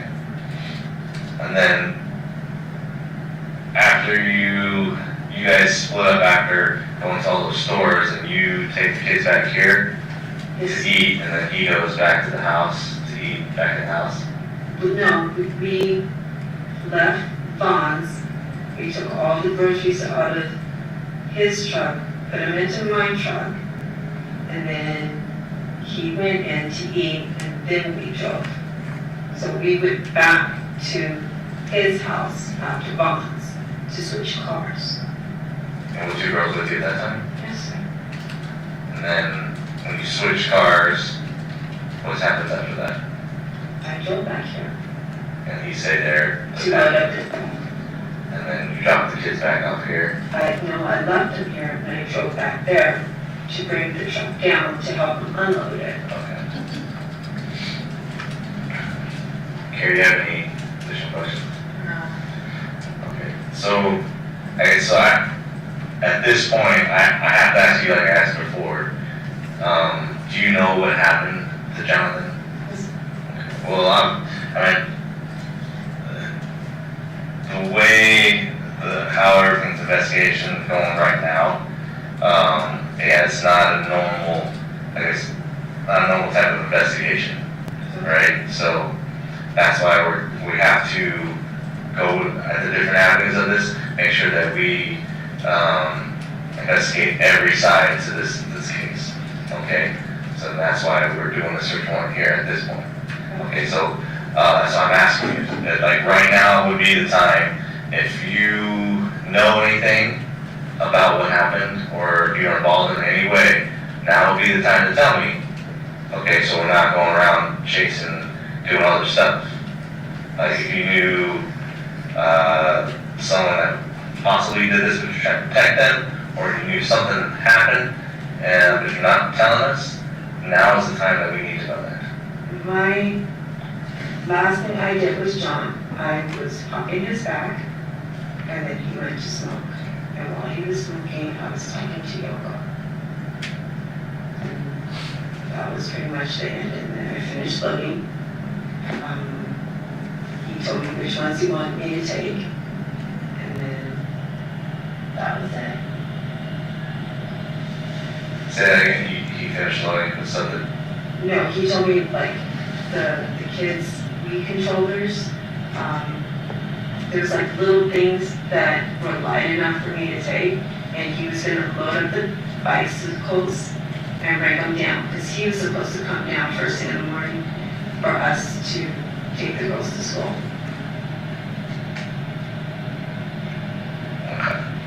And when you guys were running around yesterday, what was, I always mispronounce his name. Deviere. What was he doing? Deviere. He was here. Did he work yesterday? Sunday, no. He doesn't work on Sundays? First. And was he home pretty much the whole day yesterday? Like when you came back here and had the kids, was he here at that time too? Yes, sir. And then when we got home, he started cooking dinner. Do you know when the last time him and his dad talked? It's been a minute. They don't talk. John doesn't really talk to the majority of the people of the family, like, including his dad and everything like that. Okay. And then who? I'm sorry, sir. I'm Do you want to turn it down? Nicole? facing. You can shut the vent if you want. Whose idea was it for him to move here? His. He wanted to come here to be a family and have me and him under one roof with the girls. Okay, and then was that up for discussion, or he just said, I want to move with you, and then that was like a done deal? No, I wouldn't say it was a done deal. It was a lot of back and forth with it. Like, we've been talking about it for months. And did,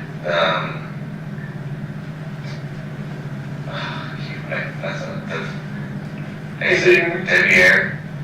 Did Deviere know that he was coming? Not yesterday, no. Absolutely not. And, did he know that, did Deviere know that John was moving in? Deviere knew that John and I had talked about it. Deviere did not like the idea, but I did not know John was bringing all that stuff last night. Gotcha. We were supposed to just be moving like the girls' things, the bunk beds. I had packed up like all their old clothes, like bags and bags of clothes I had packed up for them. Okay. And what did Deviere and Johnathan talk about yesterday? They didn't talk yesterday. Deviere had opened the door, saw that we were loading in the garage, and that was it. And then, Oh, they never actually spoke to each other? no, sir. Oh, okay. And then, Deviere made it sound like he might have talked to him, no, sir. When, so he saw him, went back inside, and that was it. yeah. I think he just opened the door because he heard noises. And just, I mean, I can't speculate, but it was just like open the door and close it type thing. And then when I left, I just let him know I was leaving, and that was it. Would Deviere have any reason to want to hurt Johnathan? No, sir. No, sir. You don't think so? No, sir. I mean, they didn't get along perfectly, but no. Anything like in the past that they've gotten into fights or anything like They've that? had arguments, but nothing ridiculous, no. Okay. Do you think Deviere would have anything to do with it? Or no? Why do you smile and say that? Shake your head no. He's one of those types that things don't bother him. Like, you could be angry and everything like that, and he's always very calm and mellow. And how upset was Johnathan when he found out that you and Deviere got married? Oh, he was furious at first, but once he started realizing, like, with all the medical things and everything like that, John and I, we started talking again. We hang out. We actually go to birthday parties and like the 4th of July, we get all the fireworks with the girls. Like, we actually were building our connection again so we could have more time with our family. And that's something that you wanted to happen also? Yes, sir. And then, because like, the reason why I ask these questions is, as far as like him being the one that said that he was going to move here, is the way you guys make him sound, like he's very pushy and kind of wants to get his way when stuff. Yeah, right? he definitely can be that way. Like, was this something that he forced upon you? Like, hey, I'm moving back in? It wasn't that he was forcing upon it, but I know he was having issues with Yoko, and she was trying to get him out of her house. Like the night, last night, she was telling me he still hadn't paid her any rent money. He owed her $200. She was saying, see if I could get his EBT card, so she could at least take the money off of that. So I know she was pretty Upset at him for not being able to pay her back. She said it had been years since he had paid rent. So, and I sat there and helped them talk to the car company to kind of get the payments back on track because he was falling behind with that. His phone was constantly being turned off for non-payment and things. Do you think that, did he have any issues with Yoshida? He said that they were basically using his EBT to live like a lifestyle. Like, they would go and get the fancy food and everything and kind of use all the money, and he would have it on the card. That Yoshida and Yoko would do that? Yes. How upset did that make Johnathan? Oh, they argue daily. Do you think that Yoshida or Yoko would have anything to do to hurt him? I don't see them being capable of hurting him. Like, I know they argue, but I don't see them being aggressive people. Like, I know Andrea had pulled a knife on him. But how long ago was that? Last year, I It think, was last year. from what I was told. I just know that he was trying to get out of that house as quickly as he could. And it was supposed to have been like a piecemeal type thing, and it went from a gradual thing to everything now.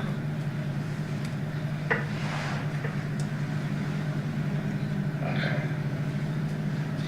What about his relationship with his brother? And I guess with the other collective? I first met John, they didn't talk at all. And then they started talking briefly, and then they stopped talking again.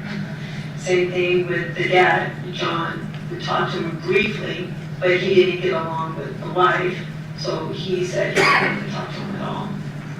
Like, I've never even met JC the whole time we were together. He showed up to the house one time to pick up Deviere when he first moved out here, and that was it. And JC lives around Cheyenne and Tenaya, so not that far. But he's never reached out to us or anything like that. So I know that your marriage with Dev is on paper, but I noticed that you guys wear rings. Oh, I bought this. I know, but he wears a ring too.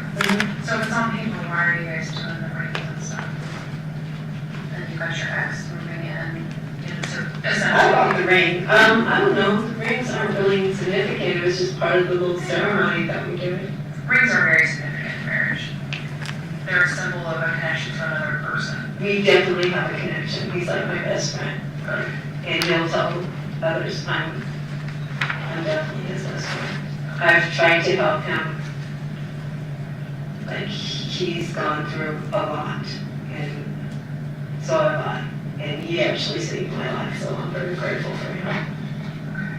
It's just, you understand how it looks, right? So I can completely understand when you need a medical power of attorney in a sense with a spouse. But to take it the next step and actually wear rings to show your connection to the world is a romantic connection. It's showing that you're married to someone and that you have a respectful relationship with someone in marriage. And we have a different, I would say, respectful relationship. But at the same time, John was like accepting of ours, so that's why he was moving out. At first, but that was like only like a couple of weeks, and then the more him and I talked, he was okay. And once you go back and look like at the text messages, you'll see like. Okay, I wasn't sure what that relationship was, and like if this other stuff came out. No, but he found out about it because of that, and of course he was like, pretty furious. But that was in October, and by November, we were already on decent terms, and I was going over to the house to see the girls and everything by then. So the caseworker talked to you about your family dynamic? Yeah. So you got brought up? Of course. Okay. But yeah, John and I had already started working towards things back last November. And then I know after you left the house last night, you went to CVS, got her medication, and then did you try to contact John after you got home and into this morning? Early this morning I did. And that's when he wasn't answering, you were trying to figure out the school stuff, right? Right. Okay. Because he said everything was loaded up, and then when I got up to start packing everything, I couldn't find any of it. Okay. Oh, that's right, the school supplies. Correct. Okay. So you're obviously contacting him. Now, how do you know that he does not have a PIN code on his phone? Because I've used his phone when we couldn't get it to work, because for a long time, when I would call him, it would go straight to voicemail. Okay. So I know his phone. Okay, so you've been on his phone in the past. So one of the things that we noticed when we were walking up, we noticed the phone on the driveway. And then obviously we went in and talked to you, we talked to your daughter, talked out here, the girls brought it over. When we looked at the phone, there were no notification messages to show that there was a missed call, a missed text. So I'm asking a direct question. Did you know that phone was there, and did you look at it and then just forget about it or something? No, there should have been, because on my phone, it shows Missed call, missed or notification. Well, it shows delivered but not read. So it's showing that he's gotten them and he's not opening them up on my phone. So I don't know about no notifications on his side. Mine's showing me this there. I don't know how Does his show a red, Like, does he have the I don't know. messages? I know on mine, once he reads it, yes, it will say, Okay. So on his phone, it should show red if you looked at his messages? yes, just like Yoko says. And back and forth, okay. Okay. And then he never said anything last night about not knowing where stuff's at? We didn't talk about his phone, no. The only thing he asked me about was his wallet that morning. Okay. And you can look at it and it says, where's my wallet? And then I called him and I told him where I remember seeing it. And then like a little while later, he sends me a picture saying, I found my wallet. Sorry, let me talk. What kind of wallet do you have? A little skirt thingy. Like where you put like the cards in there? Or? Is it like a bifold wallet or? It looks like it's about this, like a little square wallet. Oh, okay, and does it, is there anything else in the house right now that belongs to him? Yeah, that belongs to him. Anything, like, you said he found his wallet? Mm-hmm. And he found it where? It was on the table, but he had put it off the table, so all the stuff he had moved have been other places. And then he had lost his wallet yesterday? Yesterday morning. And he was looking around for it. Did he, do you know where he put his wallet after that? Like, did he have it with him? He shopped all day. He used it all day. Is there anything else that belongs to him, other than the stuff that he brought over? Does he have any other belongings here, like clothes or? Yeah, there's a ton of stuff here now. All of the stuff's here? Yeah. Cause we couldn't, cause his wallet wasn't at the house, Paladura. Do you know where it would be right now? Yes, sir. And then does he carry, like I know some people carry like their social security card, medical cards? He gave me his social security card. He told me to hold on to it because it's very important. So that was in my purse, I believe I had. When did he give that to you? Yesterday. Okay. It's in a black plastic folding thing. Okay. He said it was very important for me to put it someplace safe. So we were sent a picture from inside. There's a picture of his wallet with his ID that was in one of the drawers in your bedroom. Okay, one of his old ones, because I have a lot of his old ones. Oh, he had like an old, Mm-hmm. what did they look like? I don't know, like I have all of his old driver's license, and he had all of his old stuff. Okay. And then an old wallet with the driver's license? Mm-hmm. How many do you think you have? I think I have 2 of his licenses. Are they both in wallets or Yeah, we have like old one of Deviere's as well. in separate wallets? Or? No, just in separate places. Okay. Where was those other ones? Like the ones for Johnathan? Where did you keep those at? In one drawer and Deviere's in a different drawer. Which drawer? One's in like my drawer with like some doorknobs and stuff, and then the other one's in like a nightstand for on the other side. Oh, okay. And you think you have a couple of his driver's license? I know I do, and I have them on my phone too. Oh, did he? And why does he give you those, or why do you I don't have know. I know how it sounds, but he literally said, "Hold on to this because it's important." He literally said that. About what? Like the social and everything. Mm-hmm. And I have the EBT card, and you could see at the gas station, he handed me the EBT card and said, "This is the code," and then he gave me the other one.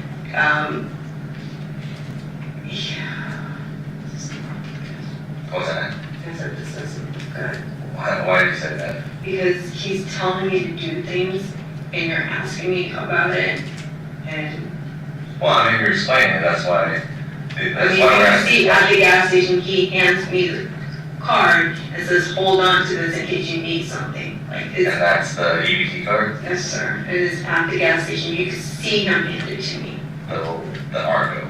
No, and not the Arco. There's another gas station. on the Pecos one where we stopped, and I think, yeah, because he gave me the card and then he went outside to smoke a cigarette. But it's on the security camera. You can see him hand it to me. Which, do you know which gas station? I don't know the name of it. It's by the Burger King. Burger King, you know, like, It's off the Pecos and Windmill. It's like right there. You can. Pecos Windmill, Burger King. Mm-hmm. There's a gas station right there. He was talking about the man that works there. He parks right. Like on the corner? Mm-hmm. He was telling me about the man that works there, and he sleeps in his car and everything like that. What time do you think that was at? That was after we unloaded everything. We went right there, and I got a Monster drink, and I don't remember what he got. So right after you left, When we got back to his side of town. so coming back is when you went to that gas station? Yeah. So, like, so after, it'd be after 9 o'clock. And that's when he gave you his ET card? Yes, you can see him hand it to me, and he walks out the door. So that's right, that's near his place. You said Pecos and Windmill? The Burger King? Yes, sir. Like, he kept. Well, because there's, I think, 2 gas stations. There's a Chevron right there on the corner. I think it's like a Terrible Hearts. Okay, so there's Celebrus there, and then across Candy Corner from that gas station is another gas station. I think it's a Shell or something. I'm not sure the other one, but. It was next to the Burger King. Yes, sir. Okay. Please check the security. You can see him, and you can see him telling me the code and everything.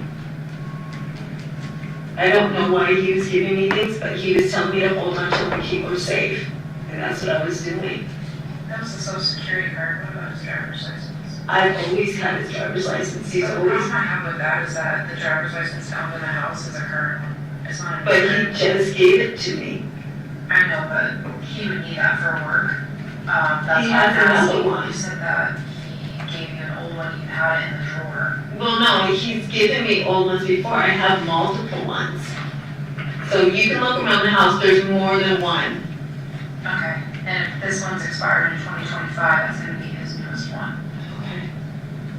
It's weird that you have his latest driver's license, and that it was tucked in a drawer. Yeah, I put it away to keep it safe. It should be wrapped in like a whole bunch of bags, right? Okay, do you understand that? I understand, but I also have the social security.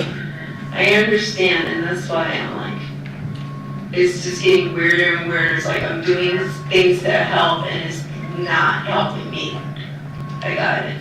Well, yeah, is that, just being able to explain some of the stuff, that's all we need is I'm explanation. trying to explain it, but the more I'm talking, the more it just sounds really stupid, and Especially a driver's license, that doesn't need to really be kept safe. No. A social security card or birth certificate, I completely understand. Especially if somebody is transitioning in their life and they're wanting to find a new place to live, you want your report to be. but I don't know what else was in it. It was just a lot of things. Okay. But it wasn't his wallet, he didn't hand his wallet over to you. No, it was a lot of things. Like, it was like a square thing he handed to me. And then a black bun, what are those called? But not his wallet. You know what his wallet looks like, you saw him pull it out to purchase Yeah. things. So he had his, so when we find his wallet, it's gonna have his driver's license and his cards. Okay. I just don't know why someone would give a driver's license to someone. But no, he didn't give you a I told you, when John and I were together, I had everything. He had me hold on to it so he wouldn't spend money needlessly and things like that. Like, he's like, hold on to this. And Yeah, but you guys don't have that relationship right now. we actually were. So you're closer than we thought. Yes. I went, Are you? he asked me to marry him yesterday. And just so we know what time this is, I apologize. You guys, I do have to do something, I have to end today at 3 o'clock. What time are we stopping this? 36 minutes and 55 seconds into the interview. Okay, so we will pick that up on Monday. Ladies and gentlemen, we are going to take our weekend recess. During this recess, you must not discuss or communicate with anyone, including fellow jurors, in any way regarding this case or its merits, either by voice, phone, email, text, internet, or other means of communication or social media. You must not read publicity, news, or media accounts or commentary about this case. You must not do any research, such as consulting dictionaries, using the internet, or using reference materials. You must not make any investigations, test the theory of the case, recreate any aspects of the case, or in any other way investigate or learn about the case on your own. You must not form or express any opinion regarding this case until it's finally submitted to you. Ladies and gentlemen, we'll be in recess till Monday morning at 9 a.m. All rise for the jury.